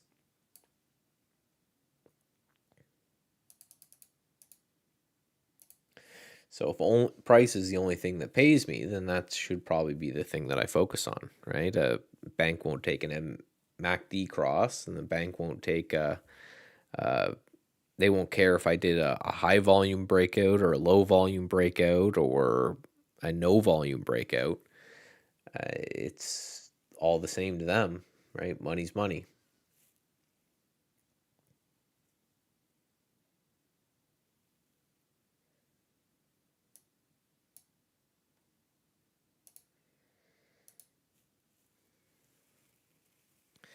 So yeah, I've just noticed, and this is the same thing. I took my CMT. That takes years of reading academic studies and all that kind of stuff.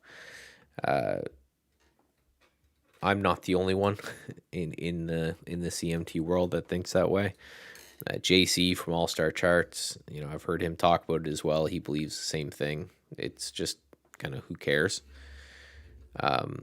For me to confirm a breakout or a breakdown, just go back to your question of a wedge or any sort of pattern, I just need to see it close there. For me, the closing price is the most important price of the day. Again, and that's why I do all of my swing trading in that last hour. Right, and I got a perfect example for you guys. PERI. So I was watching this thing for a few days anyway, and my trading plan, because again, if you don't have a trading plan, it's only a matter of time. You might as well send me the money for your trading account, right? Because the market's going to take it from you eventually. And what I wanted to see was a close over 30. And the reason I wanted to see a close over 30 is, if you take a look, let's actually just make that chart bigger. Oh, I messed up everything, didn't I?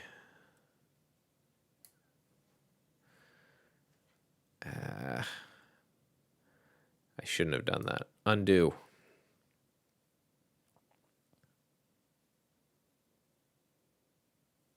Do that. And then we'll do that. There we go. Fixed. Right? Right.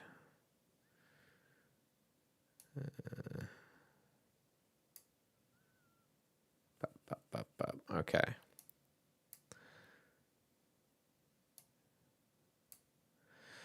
So let's look at Perry. And what was it on the daily chart here? I failed in my mission here. Let's just do that for now. I got the layout saved. Right, so my synopsis was a close over 30, right? And it was simply, you can see all the topping tails. So it would get over 30 and then someone would sell it. And then on this day, it opened right here and then it ran all day. So if I just did something like a stop limit or something kind of simplistic like that to get me in, I would have bought in somewhere in here, and then it closed below 30, and then today it's selling off. So just by simply saying I wanted to close over a price or under a price just kept me out of all of this nonsense right here. So that's why I do everything when it comes to swing trading on the close, just because the closing price is just, that's what matters to me. And for me, that's the easiest way to confirm a breakout. Also, right, the closing, there's an old trading adage that amateurs open the market and professionals close it, right? Because the giant institutions and stuff like that are not scalping gaps or chasing gaps or anything like this.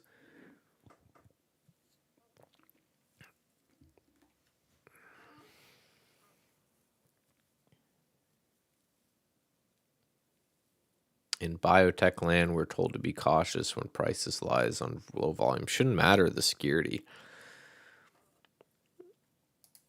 Right? And again, it's just me. I'm very much, I'm a setup based trader, right? So I had the same thing when I posted my Bitcoin short on Twitter. There was one guy that got triggered, which is shocking because I thought it'd be more. The Bitcoin crypto people are crazy. Almost as crazy as gold people. But, said, what about this support and what about this thing and what about that thing? And my answer was just, I'm a setup based trader. So I have a book of trading plans, right? I've got my RSI divergence with a wedge. I've got, these symmetrical or ascending triangle breakouts. I've got, right, a handful of things that I look for and do. So all I do is I look to see whether something meets my setup. I do a quick check to make sure whether it makes sense. And then most importantly, is the risk reward sensible? Do I think I can risk, $1,000 to make $2,000, $3,000, $4,000, $5,000? And if so, I just take the trade, right? I don't think about it further than that. You guys having connection issues? I don't know anyone else is welcome to speak up, but I have 4 versions of trade ideas opened on different servers right now. And they're all running fine. So not here, I would say. All right, I've got I guess that's what you call a power user, right? Read your comment about your style being boring. One of the most successful Canadian wealth managements, Power, has a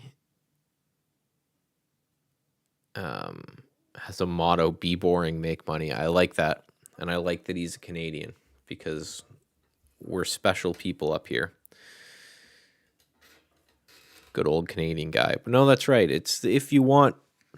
I always say, right, if you want your dopamine fix, make a bunch of money being boring in the market and then go out and do something else. But when I'm trading, it's lo-fi hip hop and CBD, and the lights are dimmed. It's the opposite of what people think about when they think about trading. That you know people screaming at their computer screens and all that kind of stuff. So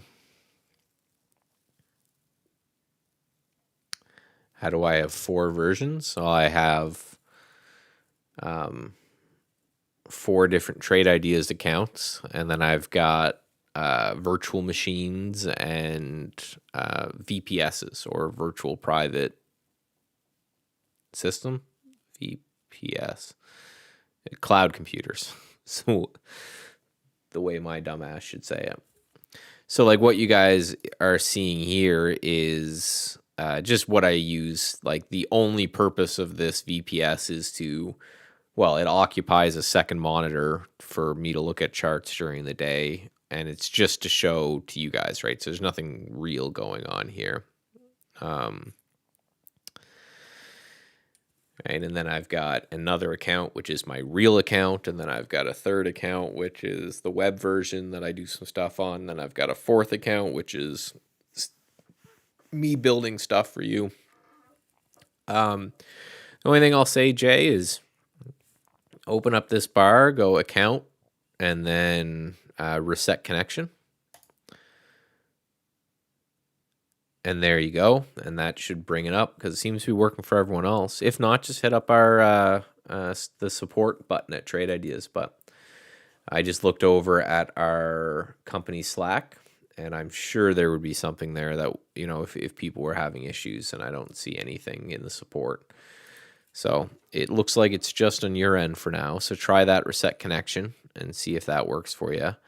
And then just come in and bring your email account, which you signed up in. They'll be able to look up your account and see if there's anything they can see from their end there.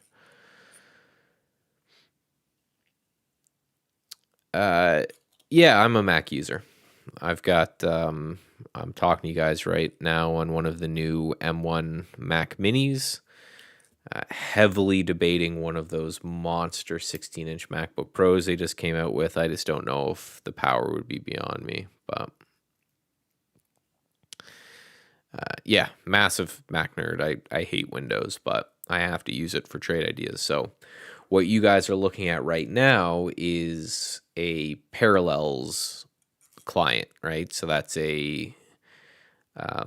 basically a company in which you can run Windows on your Mac, right? And then another way that I run Windows on my Mac is through AWS, which is just cloud computers, right? So I pay AWS a few bucks a month, and they set up a Windows 10 version on the cloud, and then I can connect to it from any machine. And that's why I like to use it, and that's kind of my favorite bit of it, is that I can connect from my phone or an iPad or a MacBook or whatever, and then that's always running. Back when, before the world got shut down, I used to do a lot of traveling for the consulting I do here at Trade Ideas and other things. I'd get invited out to events to talk and stuff like that. And I liked the fact that everything was always just up there, kind of in the cloud, running for any auto trading I have on the go or anything like that. So the other benefit of an AWS is that Parallels right here, this is using a bit of the processing power of the machine, whereas AWS isn't. So that's another benefit, right? The downside is that you have to connect to it via an internet connection. So if anytime my internet connection is getting slow, it means that my inputs to AWS are slow as well. I see you saying you tried it, but you couldn't figure out how to set it up. I would Google Windows 365. Someone who works with us, Stephanie, I think did a video. I'll see if I can find it here on my other screen. But it's the same thing as AWS, but it's made by Windows, and I guess it's way more user-friendly. than AWS, which arguably is not. It's not meant for individual people to use, it's meant for kind of a big thing. Um,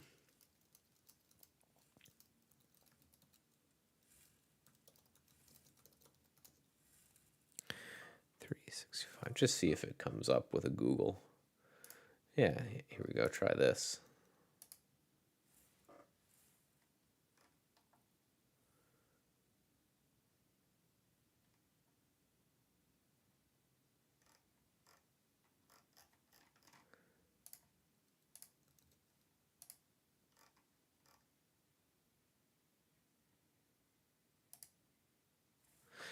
You can give this a try, but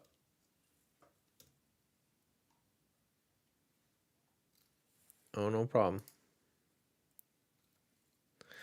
Yeah, it's just I like virtual machines and cloud computers personally. And the other thing I like about it is it kind of compartmentalizes my life, where it's um, all of my work stuff is on the virtual machines, and then any personal stuff and my website, my YouTube, and all that I manage from the downloaded space. So.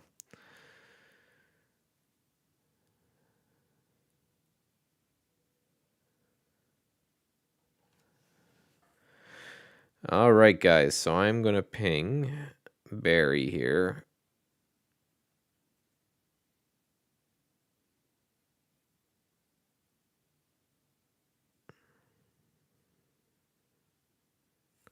Just make sure that he's good to go. I don't want to end the stream before he starts. If you're ever here and something like that happens where there's, a miscommunication or a hardware issue and the stream kicks off, just hit reset. We'll get someone back on as quickly as we can, but 9 times out of 10 everything runs super smooth. All right, guys, so Barry is back, so I'm going to switch back over to him. Again, thank you for everyone coming out. Thanks for the questions, and I'll talk to you soon.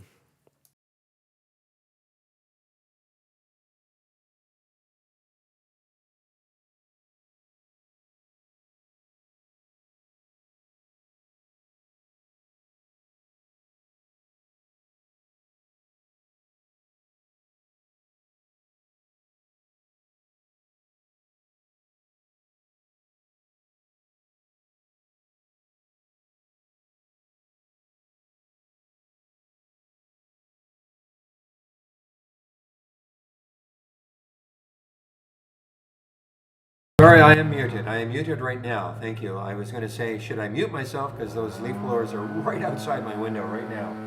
And it's too distracting. I will.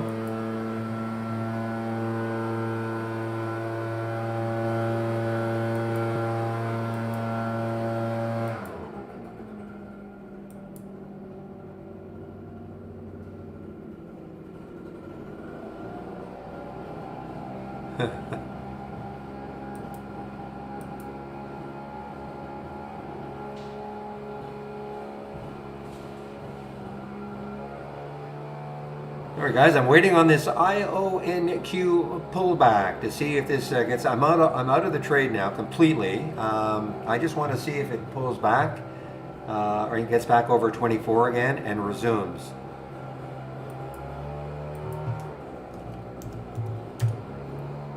I feel like I'm screaming right now.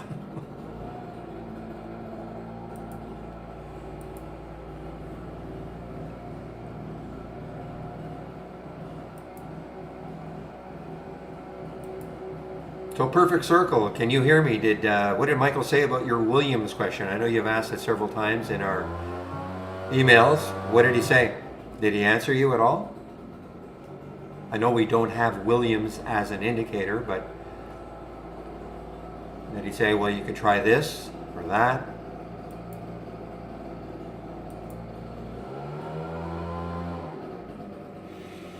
Yeah, but you asked a question about that Williams percent. I know you've been asking that for a few days now. As you know, we don't have that particular filter. But did he answer you? Did he say, well, you might be able to try this or that? If not, Okay, then there's no point in asking it anymore. I'm not trying to be mean, because nobody else is going to come up with anything for you. If he couldn't answer it, then nobody else is going to come up with a solution for you. Unfortunately, we just don't have that Williams.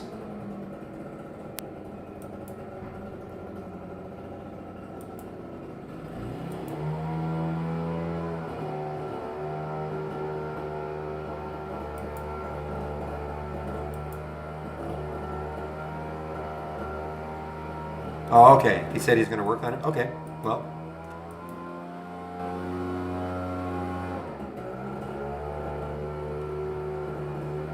why do you think it'll help your trading? How's that?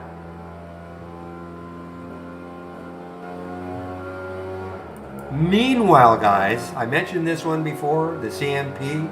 Use the AI like a watch list. Look at this now. Look at this collapse here.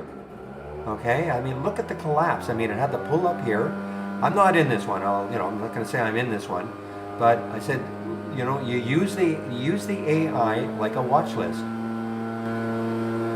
And I said, you had a pull up here, opportunity to get back into the short right around that 57, and we're at what, 55 now, 54.93.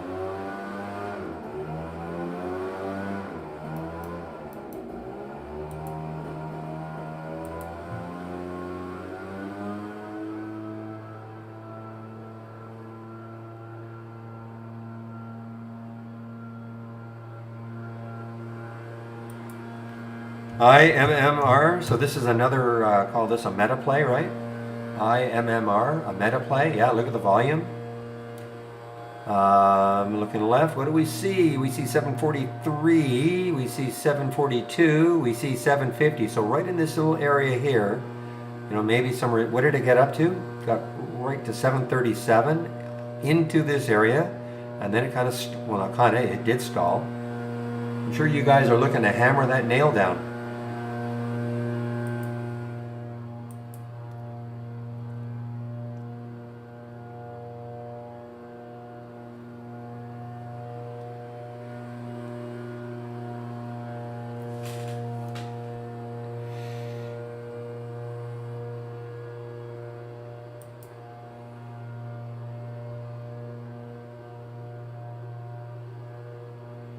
Don't lose sight of the yell, guys. 32 million in the float. Let's see, is there any specific reason? I don't see any specific reason. Long general freight trucking, long distance. Let's make sure that that's what they do. Holding company, provision of transportation services. Okay, so all-time high, all-time high. I guess this was a very cheap IPO, I guess. Or was this a symbol name change? Really don't know. At any rate, the alert in my scanner came in at 1459, so I put an alert around 1460, and let's just see if it takes that out later.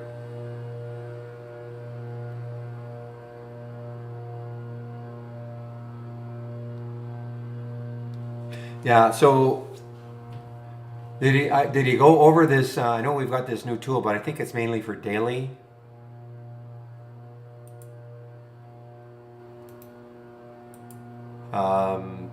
Like daily RSI divergence, long daily RSI divergence short.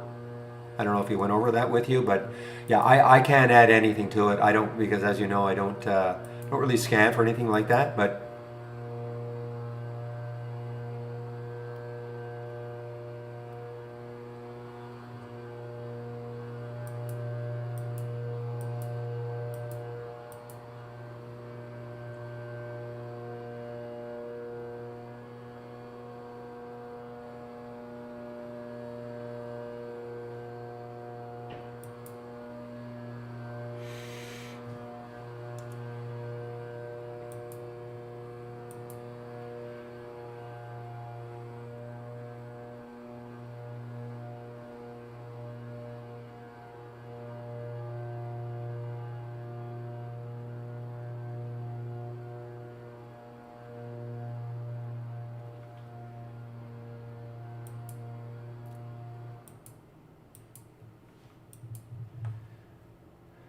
oh, thank goodness. What's the volume like? So 1.2 million, relative volume is 2.8, but the volume is just dried up.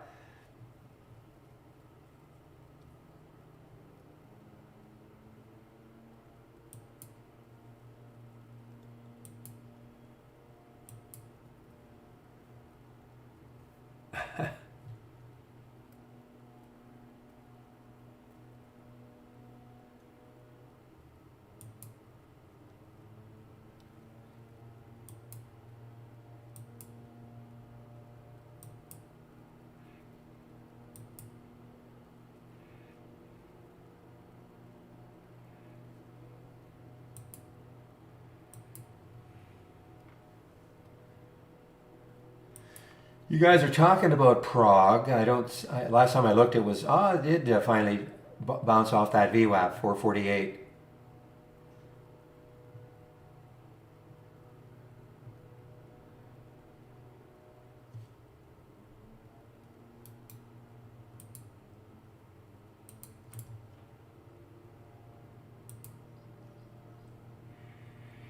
All right, this is grunting here. SPRB is just showing up in the another all-time low, another earnings play. Oh man, you take out three, I might be all over you. You're a little bit cheap, but another earnings play, all-time low. How many have we seen like this? I mean, look at what this has done over the last, well, I guess, year. This is December of last year, so a year ago, this was a $30 stock. Almost every month, except for that topping tail, when I got it back up to 28. Almost every single month, straight down. Man.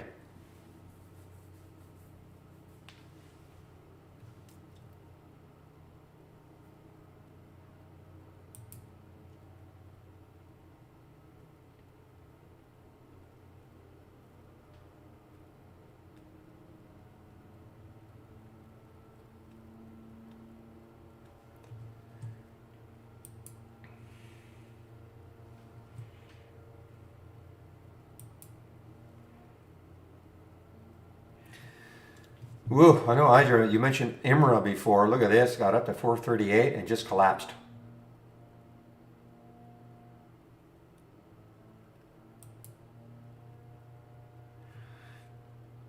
Kind of. I'd like to see it get down to about 52. And then I'll buy some and like in the really, really old days, I can't even remember.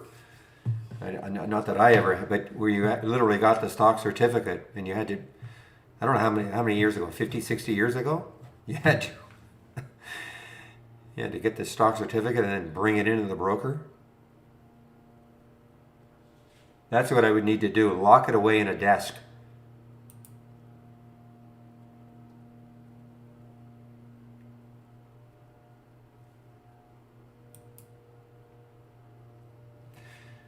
Well, Ion Q, that's too much of a pullback. This has to, for me to try to swing this one later, this has really got to, I mean, it's only 2 bars right there. It's really got to have a bit of a surge back up to at least over that 24 level. But it's not a low float either, 135 million in the float. I'm surprised it's doing this.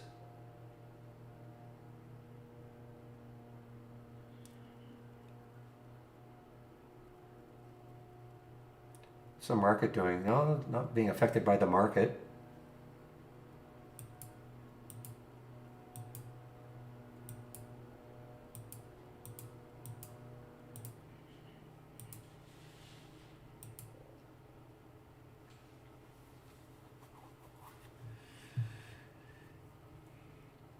Well, maybe I'll have to try to play something I'm not too good at, some kind of a bounce play. Let's see, 2270 looks like there's decent support right around there for Ion Q.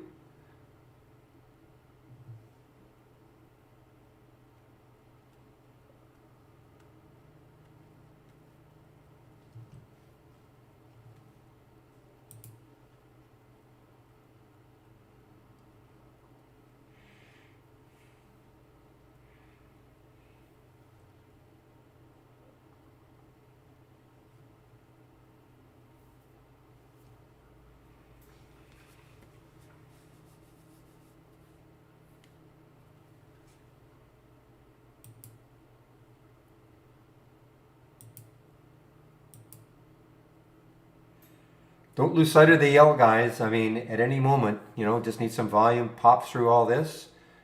I got my alert set for around 1462 for yell.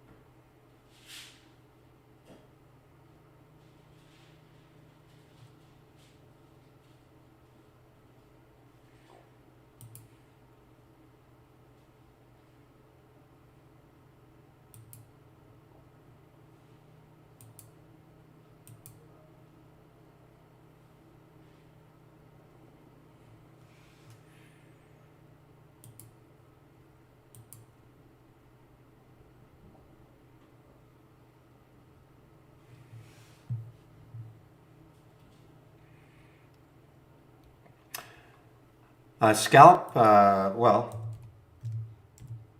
I mean, it is being hit hard and it's an all-time low. So I don't, you mean a scalp, like on a bounce?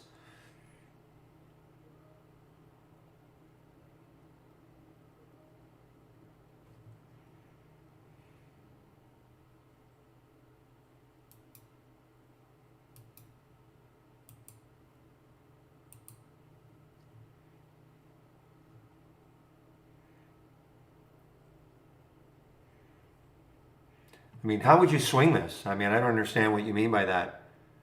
I mean, swing because you think it's going to bounce off here. I mean, it's an all-time low. I'm not saying it won't, and I certainly don't want to dissuade you from doing anything, but you're hoping then that maybe there's a bottom here and that, but there's no real, I mean, other than the psychological three being a whole number.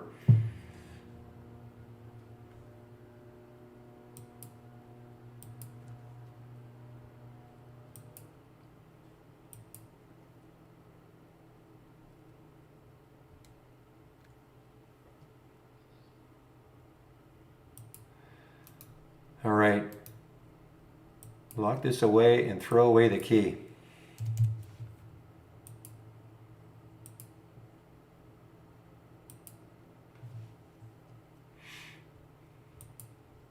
Yeah, so I don't look at it like that. I mean, I look at a stock that has been just hammered on earnings and there is no support because it's an all-time low. I mean, you're just guessing where a bounce could be. I mean, obviously there could be a bounce at some point, of course, but to me, I'd be waiting at least a day to see if there's a bounce.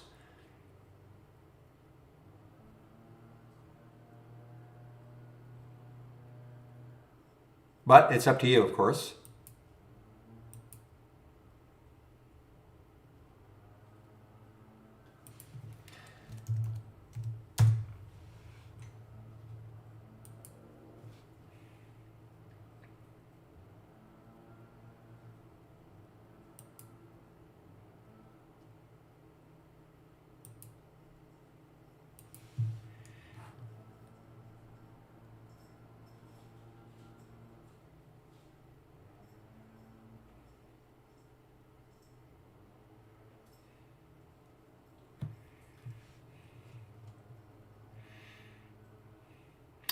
You know what's happening? I should have mentioned this one a lot earlier. Sorry about that, guys. I had this one thumbnailed.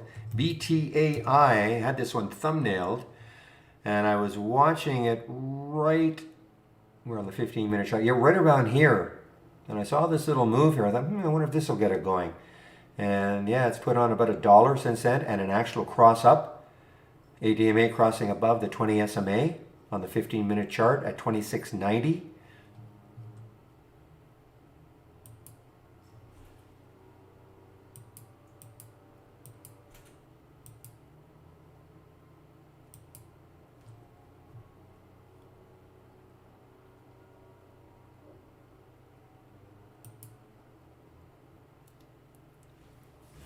Give me a moment, please.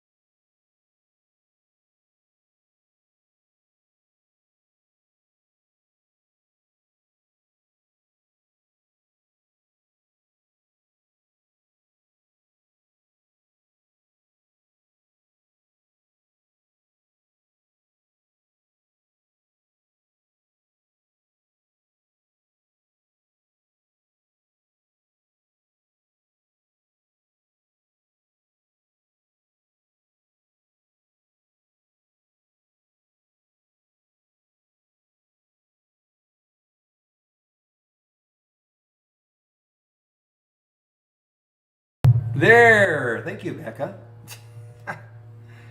Why did I have myself on mute?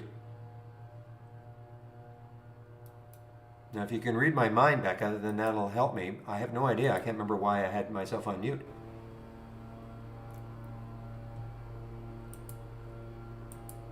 I was going to say, well, I was talking about the TRT and huge volume yesterday. Not as much yesterday as today, but still big compared to all the previous days. Almost an all-time high, within 2%, 2.5% of an all-time high.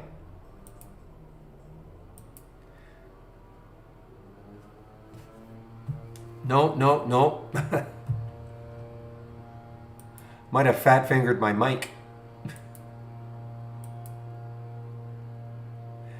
Well, there's DNMR right down here at 1540. Let's see where it is. Yeah, look at that, 1540. There was the alert. It held there lots of time to get into it. I'm not in that one. All right, Kook. Kook Music Holding. I'm sure I've never heard of this one. And I think it just got halted. It just got halted, guys. KUKE just got halted. 200-day moving average is just sitting above it. Okay, what the heck did they do?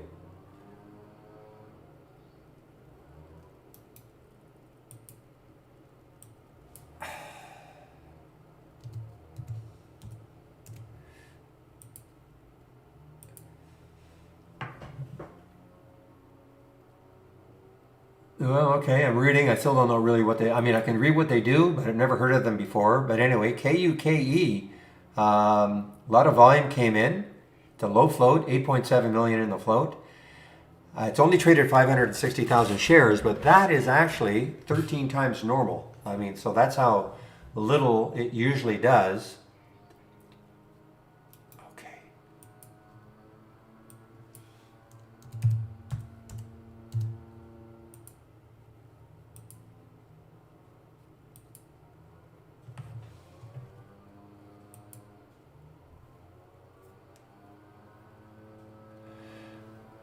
I don't see any news. I'm just kind of looking at headlines on it. I don't think I've ever seen this one before.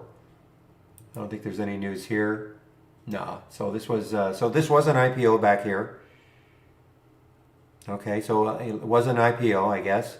Though it's so close to that 10, I'm wondering, was it a SPAC or something? But anyway, in fact, I can tell you, yeah. So this was a SPAC. Because you can tell 15%, it's only 15%. Go.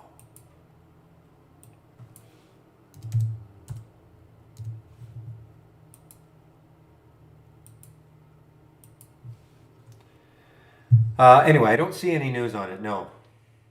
I don't see anything. And let's just see where it could open.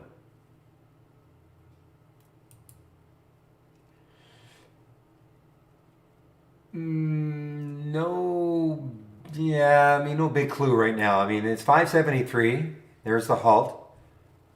And 573, 591, kind of. So there's no big clue. And this is Interactive Brokers, nothing to do with trade ideas.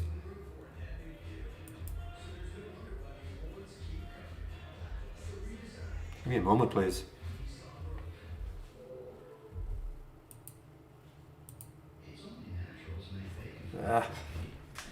Just a minute.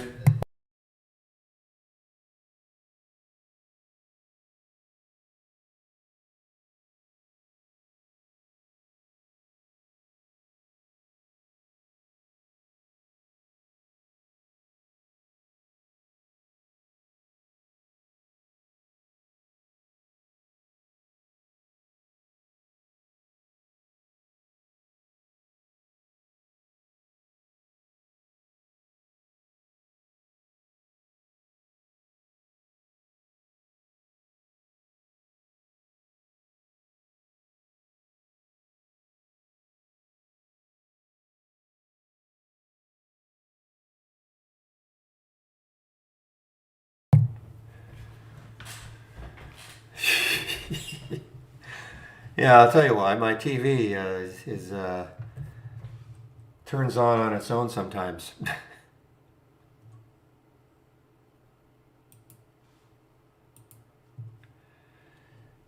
So where was I? Yeah, so let's take a look at Kook, Kuke, and again, no big clue where it's going to open. Well, I mean 5 centimeters. It's not going to open lower. It shouldn't anyway. If it's a 5 minute halt, it'll open at 129. Because it literally was halted at 124, not even seconds after. So it was halted at 124. They are normally 5 minute halts, so let's just see if that is the case in this particular one. So it'll open in about 28 seconds. So I'll keep it on here. Let's see what happens.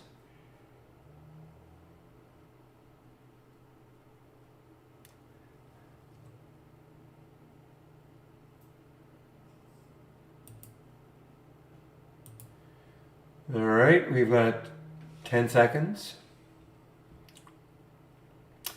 All right, 5, 4, 3, 2, 1.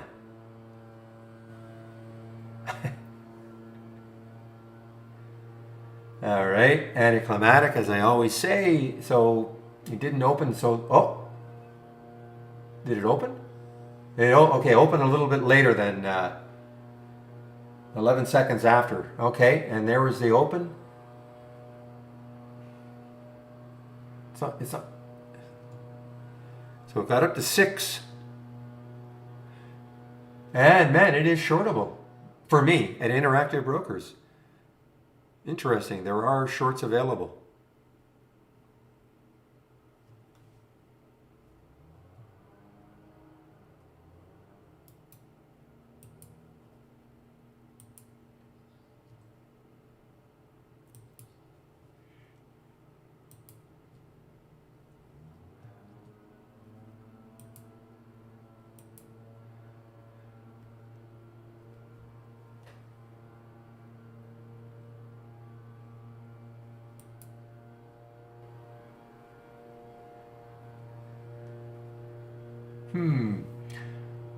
Our charts are stuck here. It's as if it didn't open.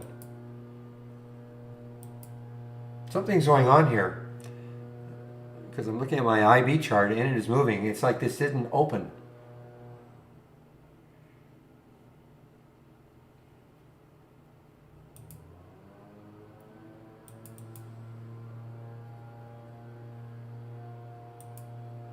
Just a little reset on the connection and see what happens. Or maybe my charts are just, there we go. Something happened there, yeah. It was stuck.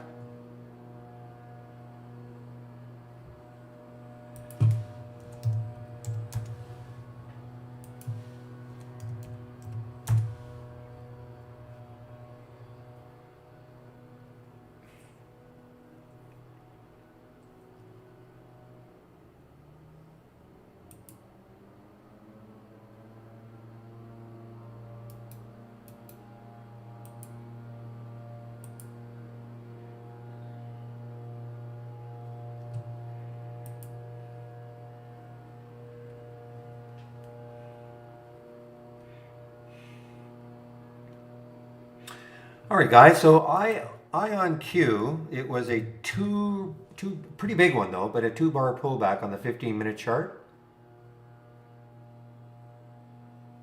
That's a pretty big one though, all the way up from 25 down to 20, just under 23. So it was over a $2 pullback on a $24 stock. That's pretty healthy.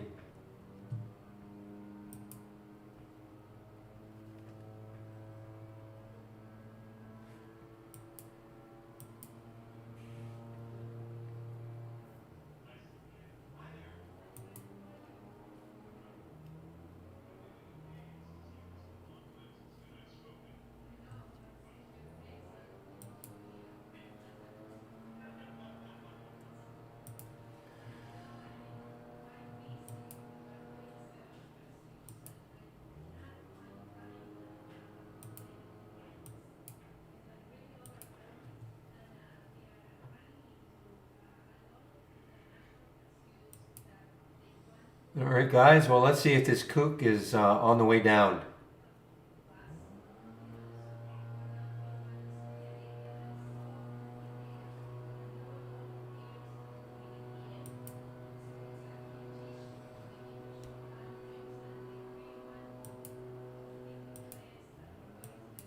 Yes.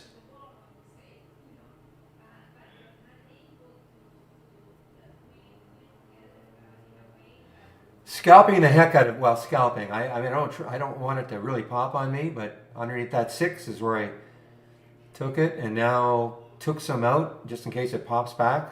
Otherwise, man, maybe it gets back right back down to 5.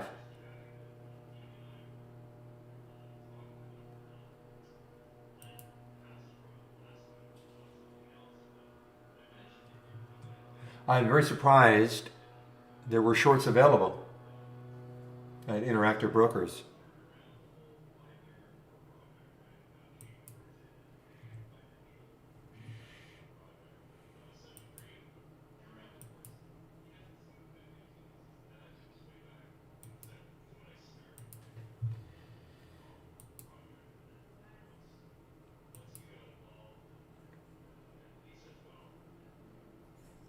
No, boy, this is interesting. So this is another SPAC, I think, right? Yeah, another SPAC, SVFA. SVFA had a big day yesterday, sitting right on top of the 200-day moving average. Yeah, it doesn't have much room. The reason I'm mentioning it, it's showing up on my option scanner on the way down, but I think that 10 is probably, like most of the SPACs, that's probably the good support for it.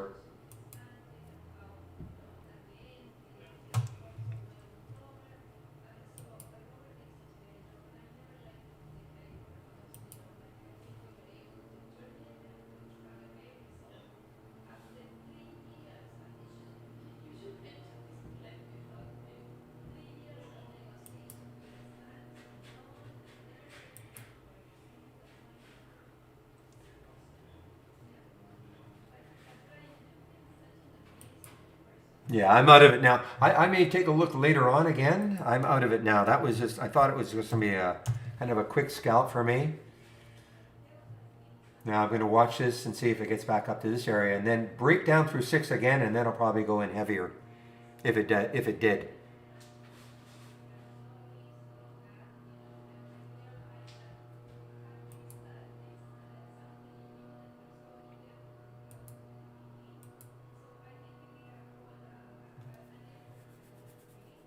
Well, let's see if it gets up here. 625.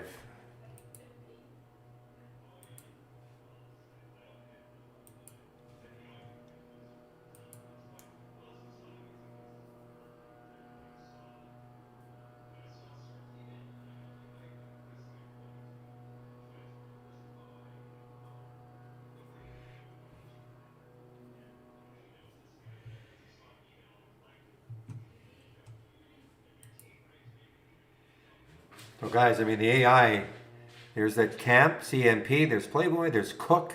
Some really nice moves. These two really nice percentage moves.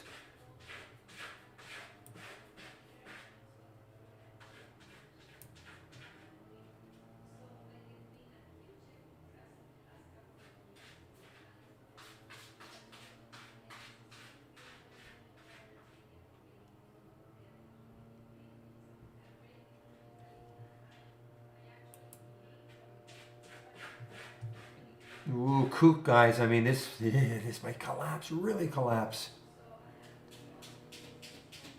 Yeah, up on no news.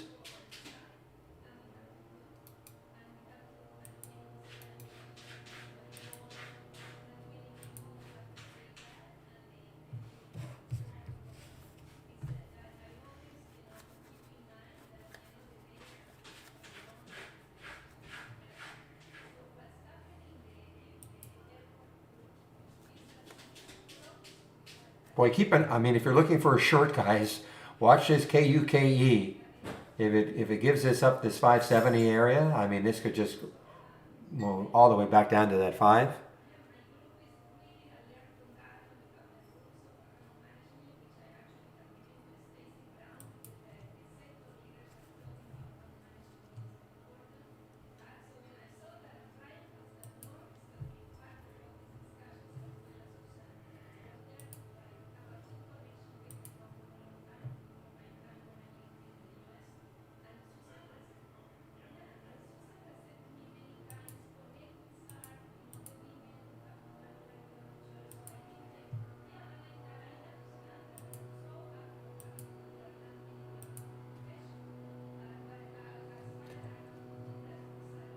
Yes.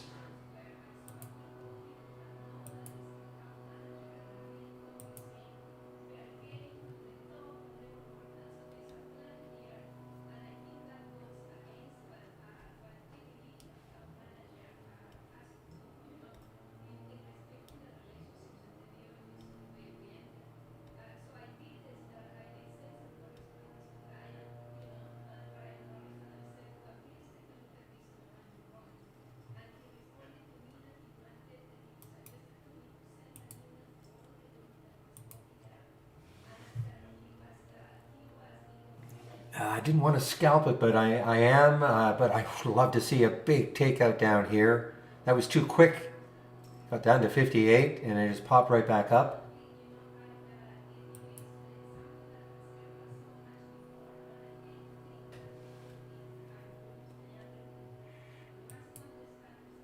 Okay, I'm out of it again. Shoot, I thought maybe that would really. I scalped it basically flat on that trade on that one.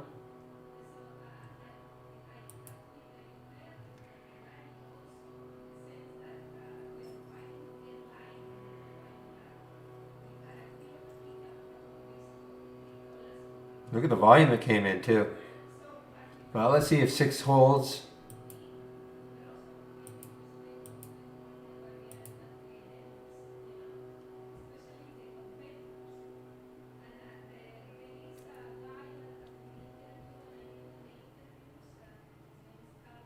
Oh, good grief.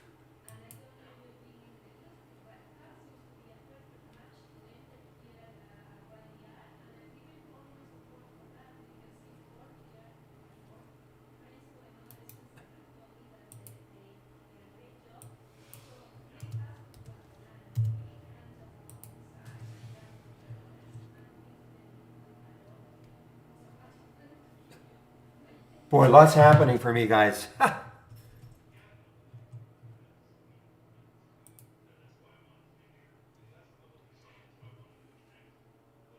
There's the INOQ just popped up.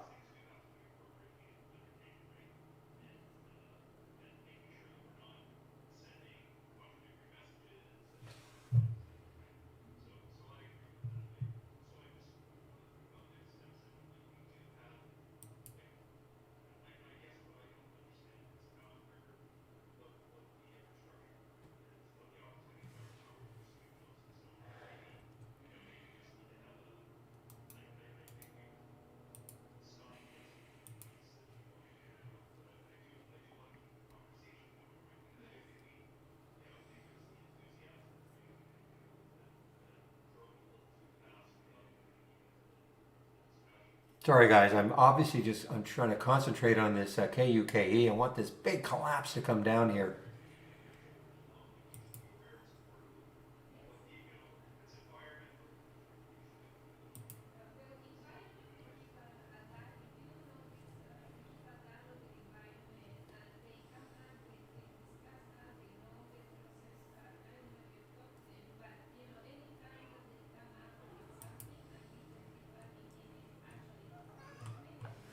Sorry, Monita. No feeding right now.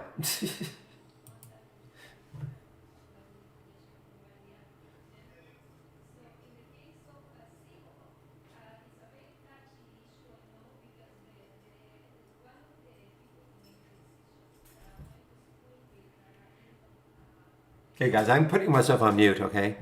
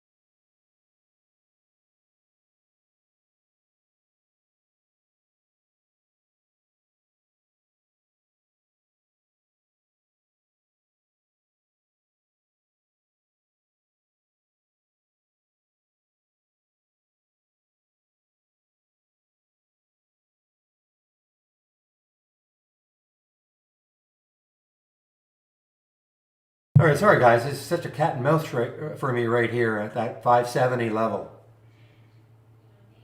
I'm talking about the KUK. I'm just holding out for a big collapse. I may not get it. I'm in at 580. Well, my average is about 581 on the short, so you know I'm just barely to the good on it.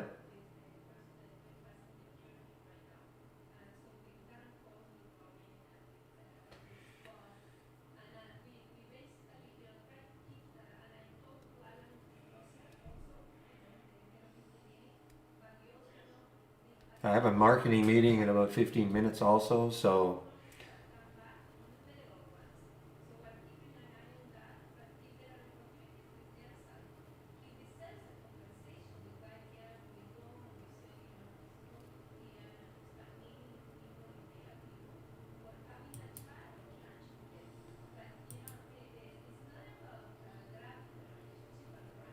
yeah, come on.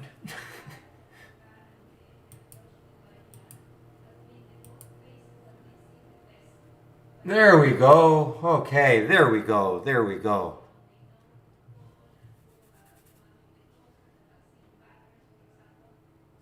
I felt like Zach there.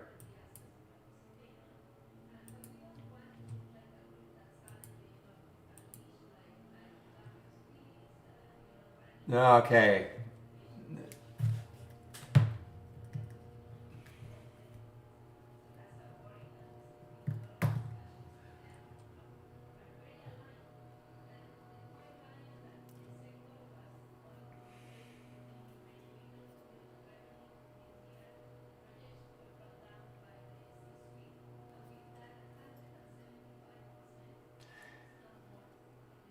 Okay, guys, I am.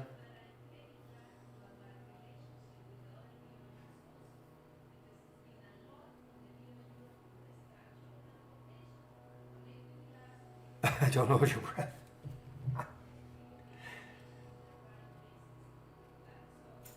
All right, guys, I have covered some in that 52 level now, 552 from 682. Nice, nice, nice percentage move. Whew.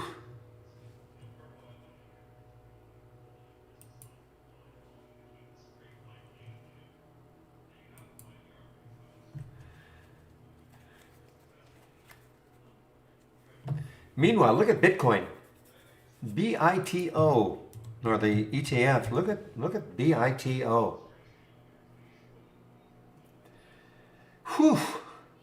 Well, yeah. I mean, you know what it was. It was this move right here that kind of. That's why I had to concentrate so much. It was this move right there on that 2-minute chart that got it, that popped it all the way back up to 621, and it came right back down. So, but I've covered most of it now, guys. I mean, that worked out well though.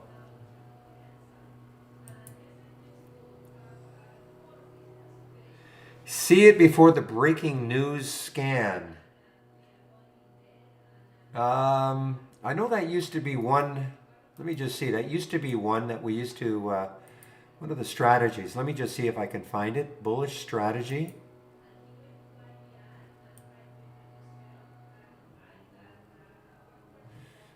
Hmm.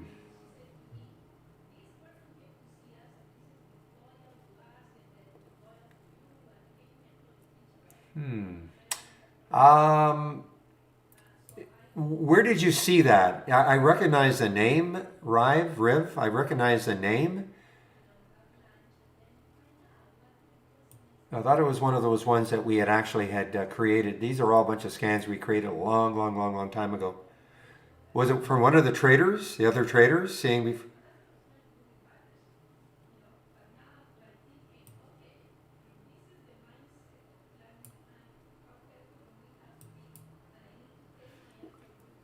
Where did you see it?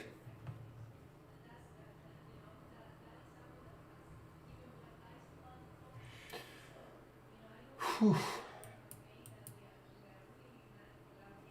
Ah, sugar, I missed this one. I missed this one. I wanted to take this around this area. Anyway, there's Ion Q, right back up, guys.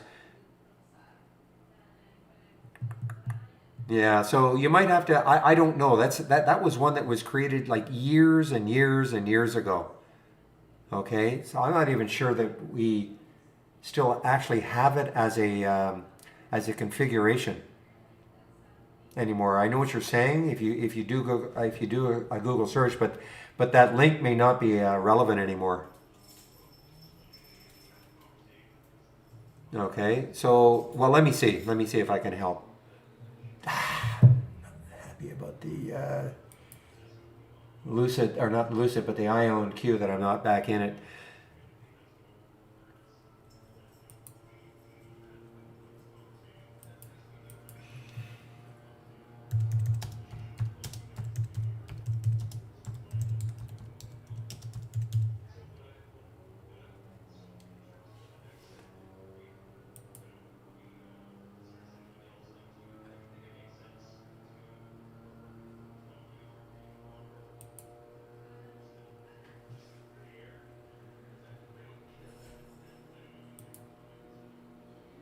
Okay, I just did that search like you did.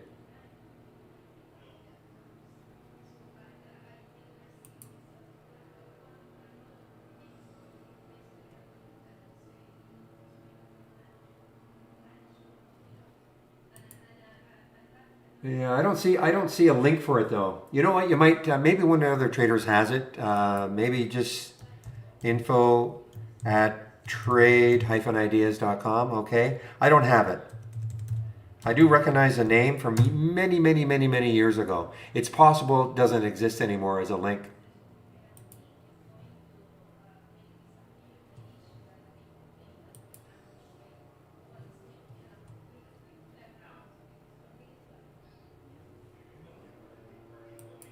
Okay, the eyes. Yeah, eyes just showed up here. Why did it show up? It just barely snuck in with the option volume. It has to be 2,000 contracts, so it just snuck in. It may not be still available, but maybe one of the other traders has it or knows how to get it. Some of those links are really like they could be 10, 15 years old.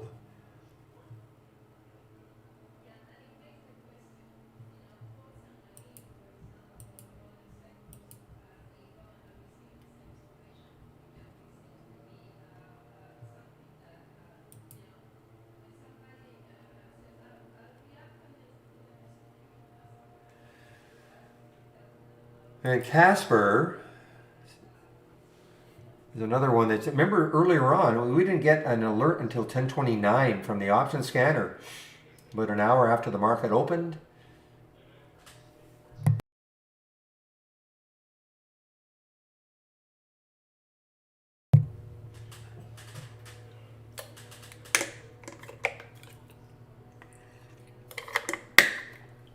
Excuse me, and Becca and Pepe and William falling down on the job again, not telling me that I've still got my on mute up.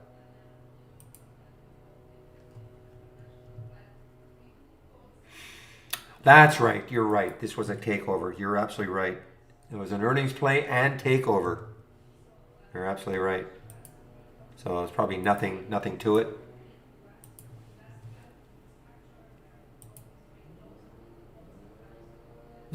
No, no. I'm um, I'm basically done with kook.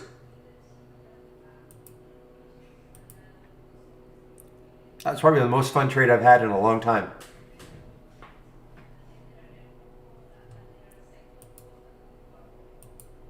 Yeah, well, I had to, in case I said a bad word.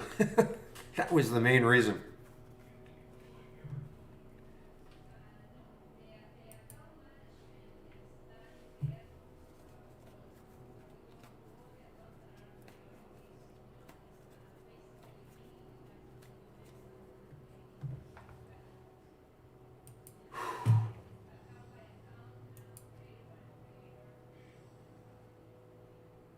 So I'm going to keep an eye on the eye on Q for later on in the day. The alert came at 24:42 from my option scanner. It did get up to 25.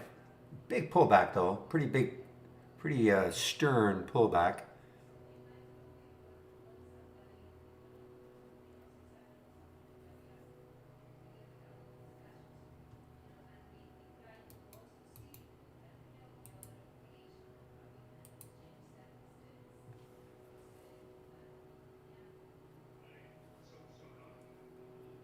Yeah, if you can find a link for it, great.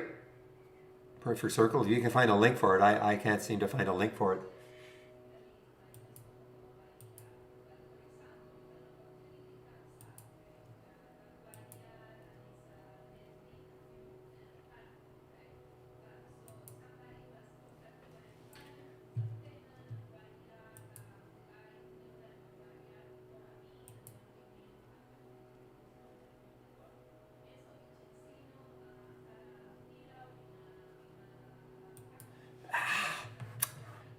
Ticked off. Remember, I said I might try to actually take a trade on a pullback, and this was the ion Q that I was really, but as Becca said, I was wrestling with the Q, which is okay, which is okay.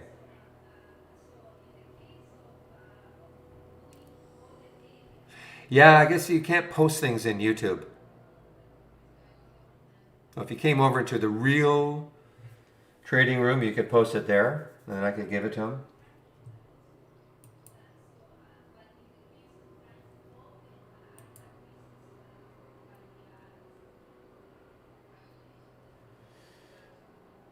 Here's that RSKD. This is the other one that I wanted to short right around here, but the spread was about 40 or 50 cents. It finally tightened up. On the way down again, guess what? Another all-time low, and guess what? Earnings play. That's the theme. Earnings play, all-time low. Just short the whatever out of it.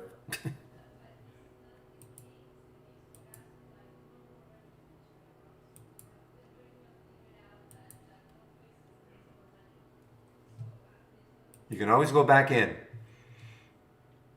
Ah, look at that ion Q just moving much higher here.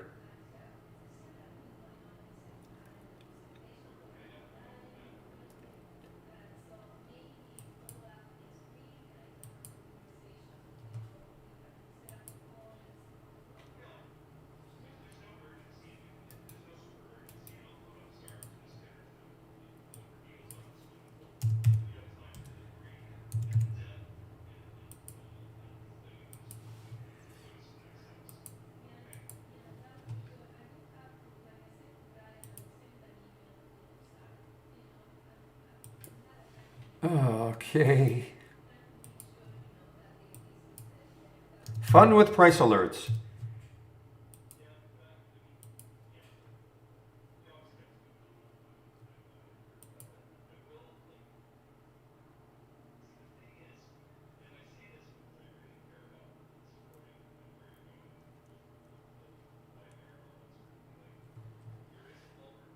SPY also showed up. You're right, SPI, not SPY, but SPI showed up in the option scanner. Another cheap one, but look at this, right to the 200-day moving average, stalled right there. Let's see, I mean, that might just stall it. Would be one reason why I wouldn't take the trade. Remember, always looking for reasons not to take a trade.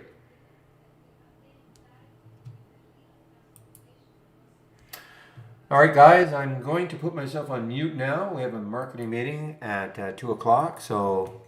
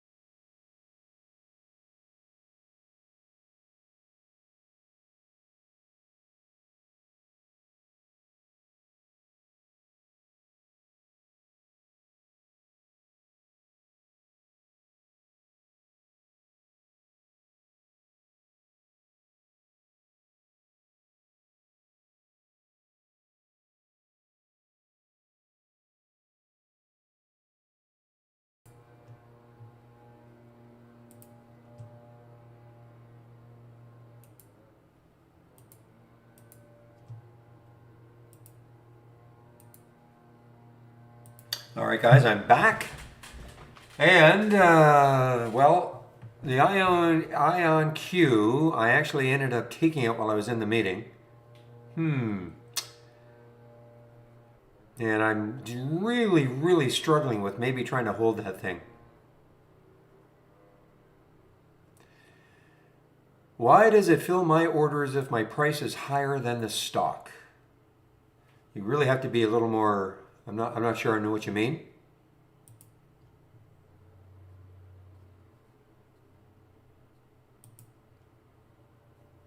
If you're talking about, are you using Brokerage Plus and your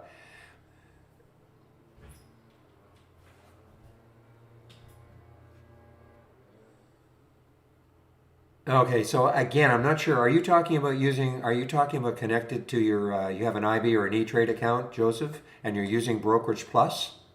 And so this is a live account you were talking about?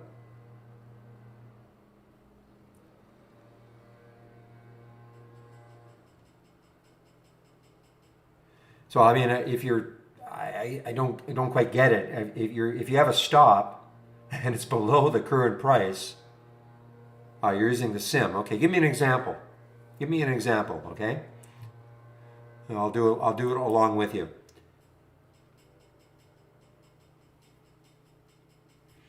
Yeah, oh my gosh, look at Q. I did not hold it. Too bad. Wow.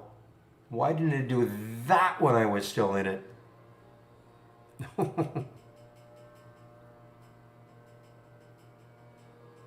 Oh, brother.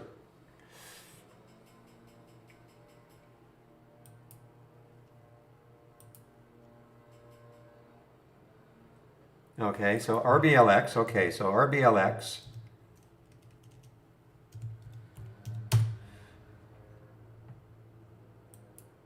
Okay, so there's RBLX. Okay. So you want to buy it at 120? So you want to put in a conditional order to buy it at 120? Is that what you're trying to do?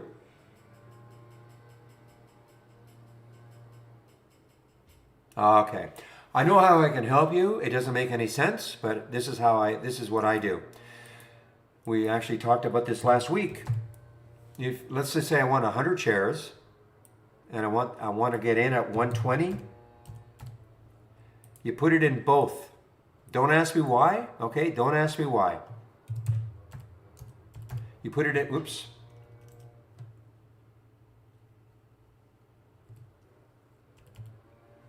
Just a minute. Okay, you see what I did? I put it in both the price and the stop, okay? I click buy and a blue line will appear and that's how I have done it from day one, okay? Don't ask me why you need to do that or that's why it works. I have no idea. But if you want, but that is, so you want to take that trade at 120, put it in both the price and the stop, okay? And you can see the order is right there, buying, it's right there.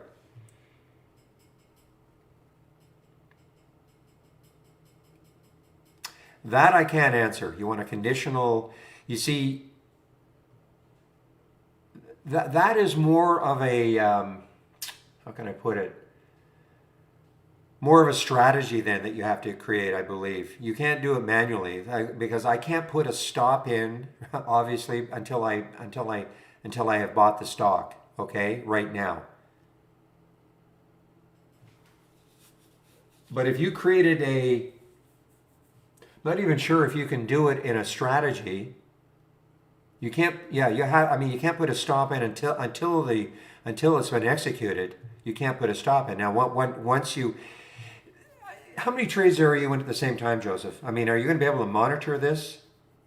The reason I say that is that, if you get into this trade, okay, but if you get into the trade, you'll know what your stop is, right?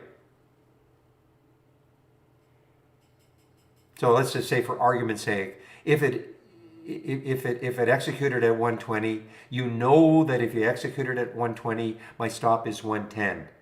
Okay, as an example. So once you're in the trade, then you could just add the stop order. I know it's a little more manual. There may be a more auto way to do it. I don't know. Well, it shouldn't move that quickly. I mean, it shouldn't.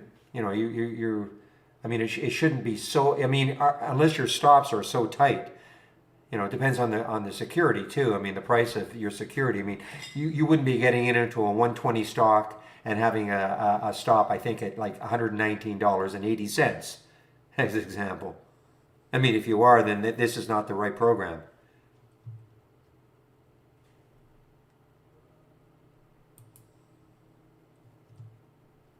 Was there a boom from? I'm looking at my option scanner now. Yeah, holy smokes!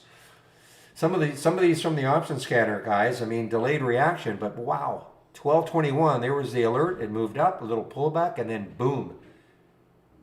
I don't think Yell moved though, did it? I don't think Yell did not move yet. Look how much it's pacing though. I mean, this is classic. This could be one of those ones. Look, I mean, look at the base, guys. And all of a sudden, if it pops through that my level right there, which I think is 1462 on volume, what would stop this from running?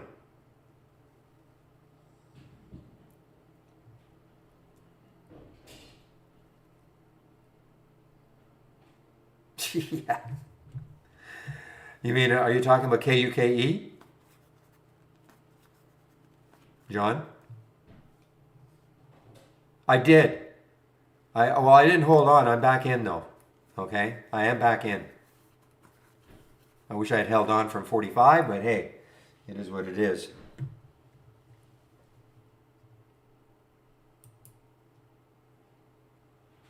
Don't sell. Is that a trading strategy?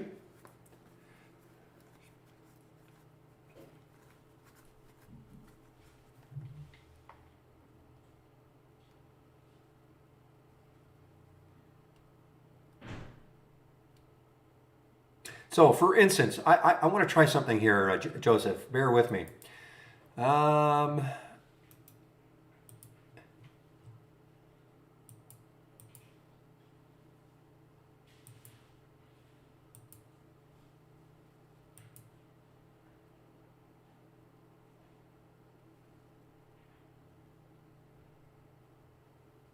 Yeah, I see. I just don't even see with an automated strategy that you can tell the system to buy up like at a certain price above. You know what I mean? Because remember, a strategy is going to work for every alert that you get. So, for instance, I don't see how you can have a strategy that says, okay, unless buy $4 above the current price. You wouldn't want that because every stock would be different, right? Every situation would be different. One time it might be $1 above. One time it might be $2 above. One time you might want to take it at the current price. You see? So I can't see how you can create any sort of automated strategy. The reason why I was going to say that is because if you could somehow, then with your risk management, you could place your stop, your auto stop. But I just don't see how that's workable.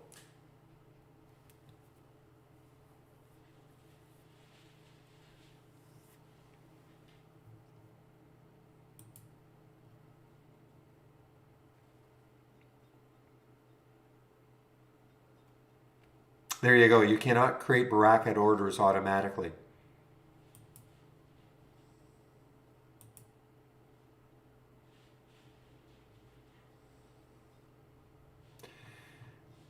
Somebody, and that's somebody from our YouTube, our main trading room was pointing that out. Okay, Eric, I'm sorry. I just see you had a question at 2:25. Are you still around? You asked that question.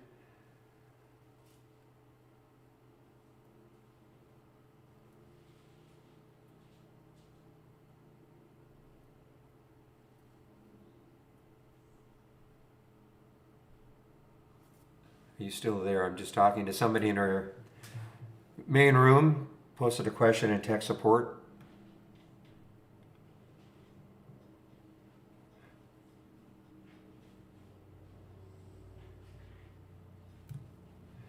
Does not, no, no. Only Tuesdays.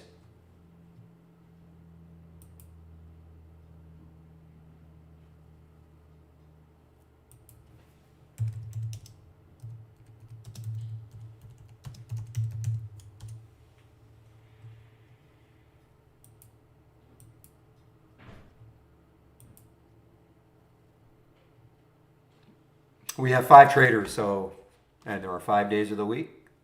Consequently, Michael's day is Tuesday.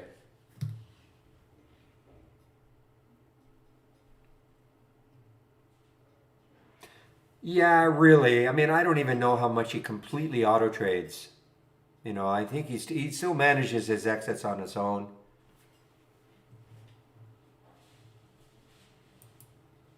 But he'll backtest strategies and things like that. But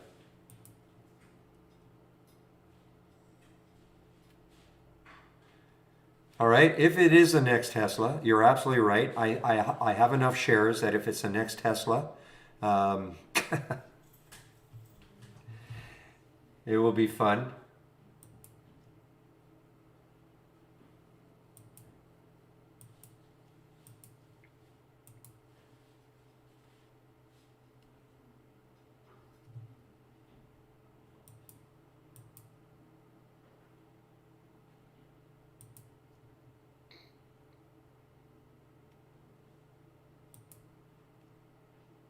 What is Tesla right now? I'm sure it's, yeah, still over 1,000. Yeah, okay. If it's the next Tesla, yes.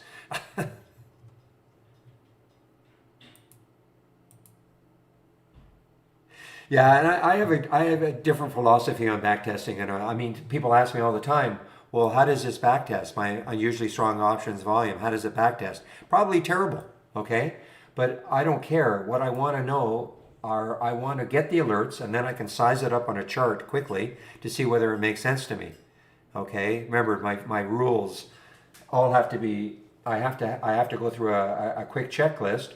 And for instance, the Prague earlier on today, as an example, we had the alert at 490. I look left. I see a lot of resistance right around 5 or so. I don't take the trade. Now listen, later on it could work. I guess it could work, but all I'm saying is that I don't get so many alerts in that option scanner. It doesn't take me long just to size it up, and then I can determine whether or not I want to take the trade or not. But if I did a back test on this, I'm sure it would look awful. But I don't care. I want to see the alerts.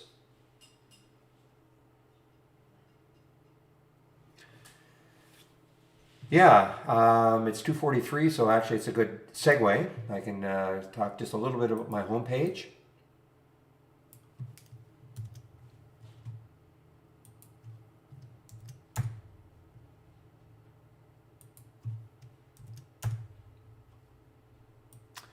All right, so there's my homepage or link. If you go to my homepage, lots of information. You asked about that particular scan.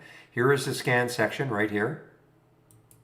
Okay, and this is it, moving higher with unusually strong options. Okay, a lot of other scans, of course, that I have. I really do pay attention to the 10-day daily breakout and the daily 10-day daily breakdown. Also, these are the ones you see here. These are the 4 I use in the pre-market: gap up, gap down shared, pre-market actives up and down. I use these 4 in the pre-market. Sample layout that I've got here. And of course, with my homepage, you get free the trade of the week, sent to you before the market opens every Monday morning, the stock of the day video that I do at noon, and all the education. We have the now a very comprehensive user guide. We have the introductory lessons that I recommend you take before you start trade ideas. If you haven't, I mean, it just goes over all the basic features: top lists, alert windows, creating them, etc. And then the daily support sessions, again, between 12 and 1, when I take my break, one of the other traders takes over in the YouTube room.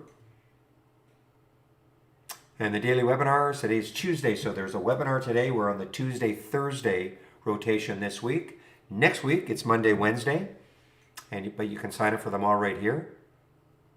And back to basics. If you're new to trading or you just want a little bit of a refresher course, great little series. Michael Noss put it together.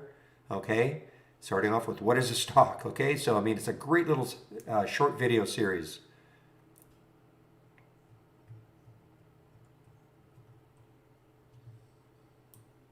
And of course, if you want to take out a subscription, Promo code you can use, Barry for Alpha, 15% off the first month only or the entire year. I would, if you don't know this program, you can start off with a monthly, okay? You can always upgrade later to an annual if you want, okay? But start off with, say, a standard monthly, 118 less the 15%, or the premium, 228 less the 15%. If you maintain a monthly subscription, this is what you'll pay going forward. The discount's only good for the first month on a monthly subscription.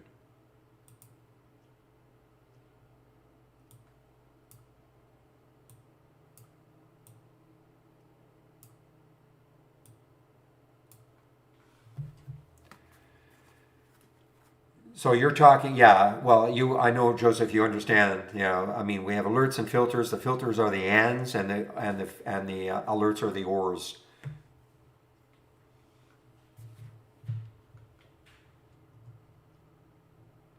But I'm sure you know that.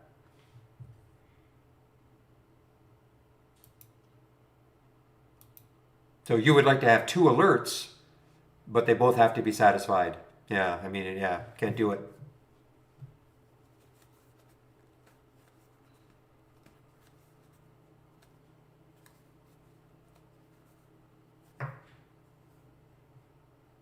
Oh, you did not know. Okay, well, so here are the filters, okay? So these are AND functions. These are all AND. So all these filter requirements have to be satisfied before, and if the stock makes a new high, then I get the real-time alert. So these are AND. So the stock has to be between 2 and 35 and the current volume and the volume and. All these have to be satisfied. And then if a stock, I thought you meant if you have, maybe a new 5-minute high and a new high. I mean, we have all sorts of different alerts, of course. I thought you meant you wanted these to be AND functions too. These are the ORs. So you could have different alerts within. I rarely, I can't think of another scan that I do, but I mean, you could have several alerts. You could say, okay, if these are conditions are met and a stock makes a new 5-minute high. So for instance, I could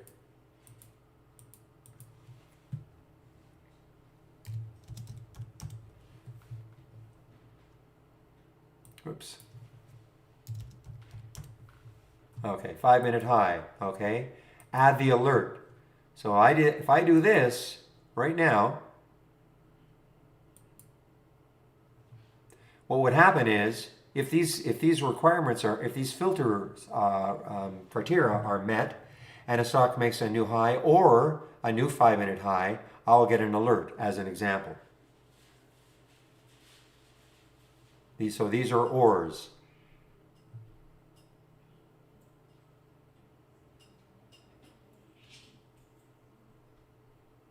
So maybe that satisfies your need there. Does it?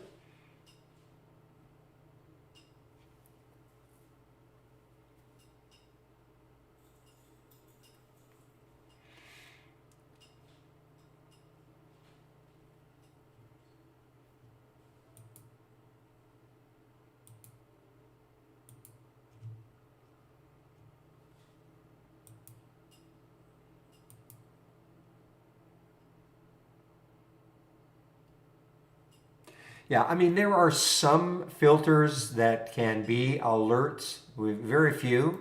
But for instance, let's take a look at volume, okay? There are some that you can, whoops. Okay, a 1-minute volume spike as an example, as an alert, okay? And also as a filter, volume 1 minute.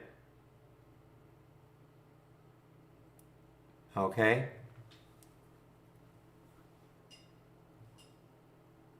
But they're few and far between.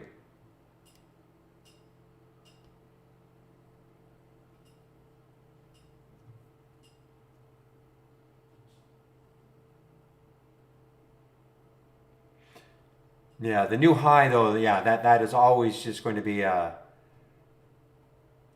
But yeah, there are a few, and in order to find some, you can just type in the search and then just check out the alerts and check out the filters and see if there's anything that looks similar.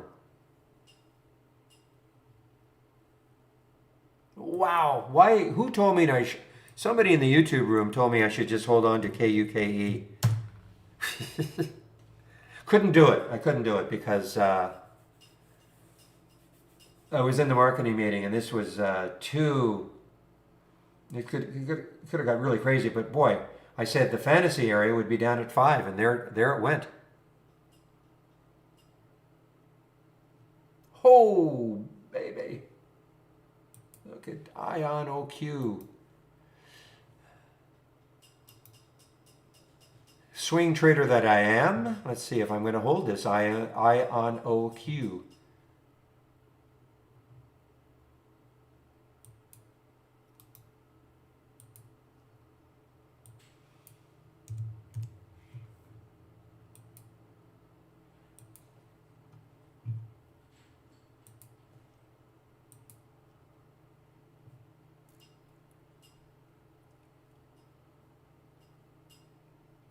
That doesn't sound good about Heisen.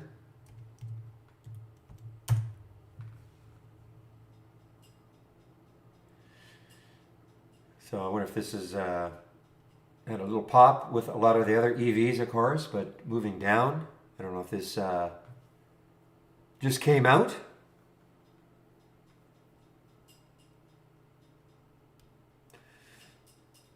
Well, look at Riven. Holy smokes. Good for you, Ija. I know you're holding it. Good for you. I had this one at around 120.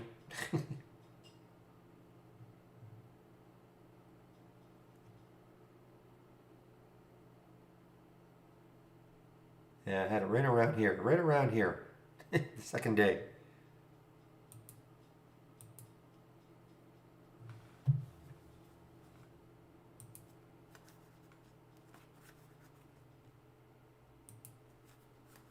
Emphasis on the word had. But somebody told me not to get rid of the Lucid, so I won't.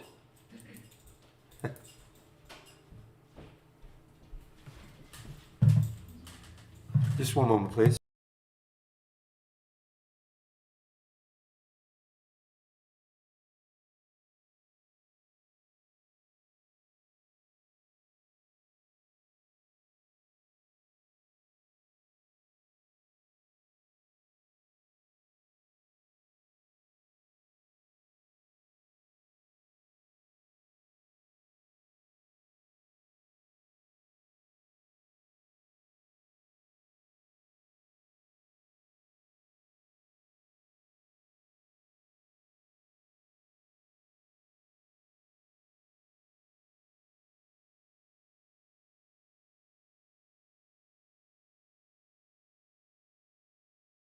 All right, guys. Boy, my two swings. INOQ and Lucid. Lucid Rip is right. Oh, let's put it up here. Maybe it should be interesting after hours even.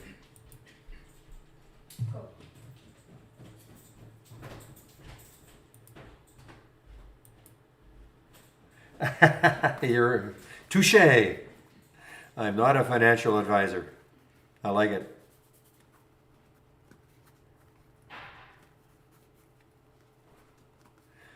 I am certainly not a financial advisor.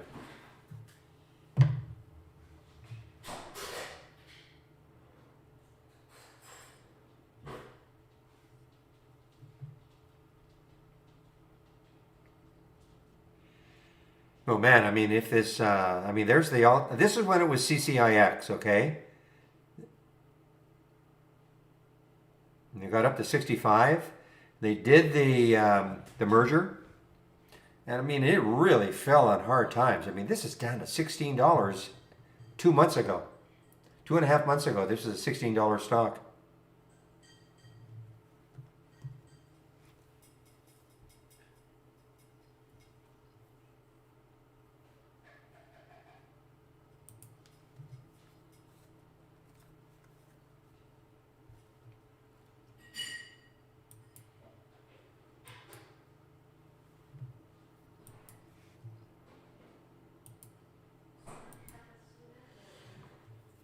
Whew, what a day. Okay, guys, I'm just about getting set to wrap this up. Any last minute questions?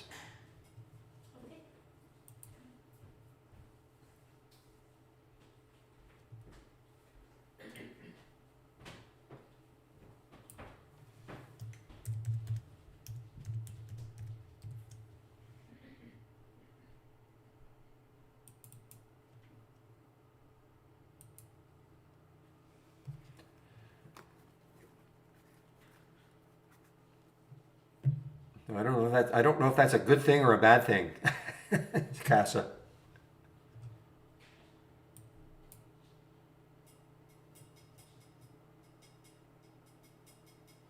Exactly.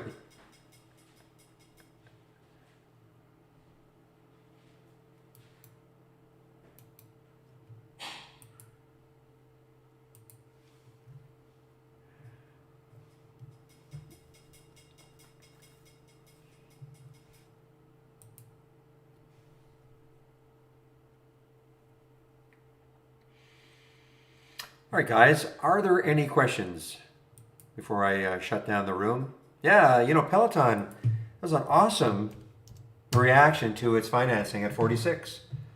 And you're absolutely right. I mean, it has not collapsed even remotely.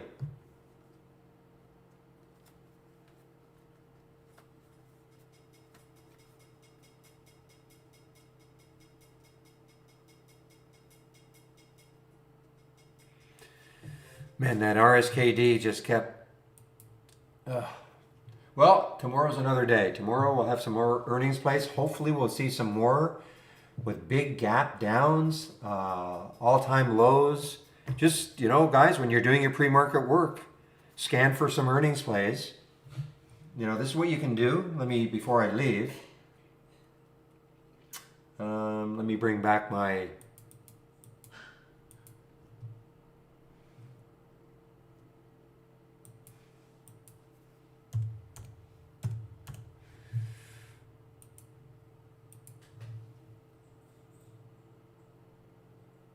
Okay, so all you do is this, you have an earnings date column, just sort on it, and now I can see all the earnings plays. The earnings plays are going to say 0.25 or minus 0.25. 0.25 means they release earnings before the market opened today. Minus 0.25 means they released earnings after hours yesterday. Do the same thing here. I mean, this is what I use, in the pre-market. We still have a lot of earnings plays. So you can sort on the different columns. And that'll just zero in on the earnings plays. Now, you can go to the earnings calendar, of course, but, I like to do things all in one window if I can.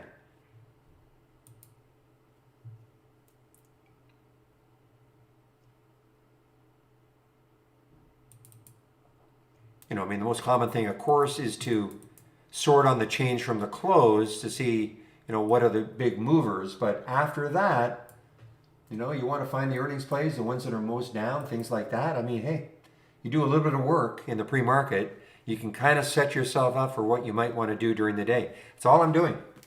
When I mentioned JMIA, KZR is not an earnings play, but DM, earnings play. And the RSKD, I would have taken that, except the spread was so terrible. But it's not because I have any magic crystal ball. You just use trade ideas to scan for you, and you can kind of, get yourself prepared a little bit for when the market opens.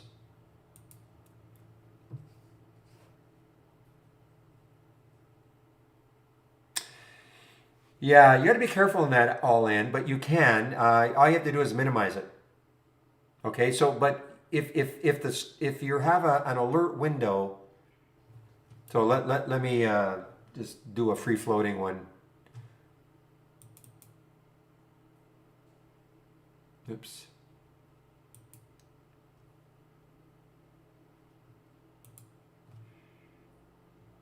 Okay, so what I'll do is I'll just. Okay, this is a fairly active window. Okay, I'm going to So what they did here. Okay, so now if I minimize this window,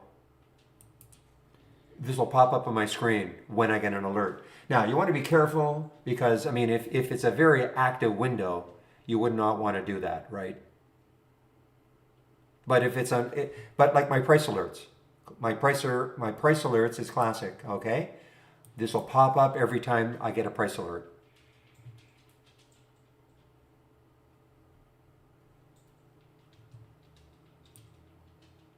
Oh, so were you talking about a price alert window or the window I was just showing you? Oh, a price alert window. Oh, absolutely. That's what I do all day long. Okay, I mean that's why. So all you have to do is set the price alert. Let's just see if I can get one. 1311, 1310.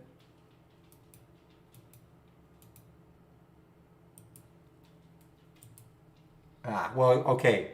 If I had this minimized, I tried to put the price alert very close to the price. Oh, okay, so I know what to do. Yeah, if I'd had this minimized, this would have popped up on my screen. Yeah, it's great. And you can put a sound alert on it also. So you can't miss it. I mean, just in case you've turned away, you can't miss it. You can put a sound alert on it, or I've got a wireless headset, so sometimes I wander away from my computer. So I will not miss it. Okay, guys. Another eventful day in the Trade Ideas trading room. So I think I'll shut down now. I will open it tomorrow at 9 o'clock Eastern Time. So have a great evening, everybody. And make sure my script worked. Yes. We'll see you tomorrow. Bye-bye.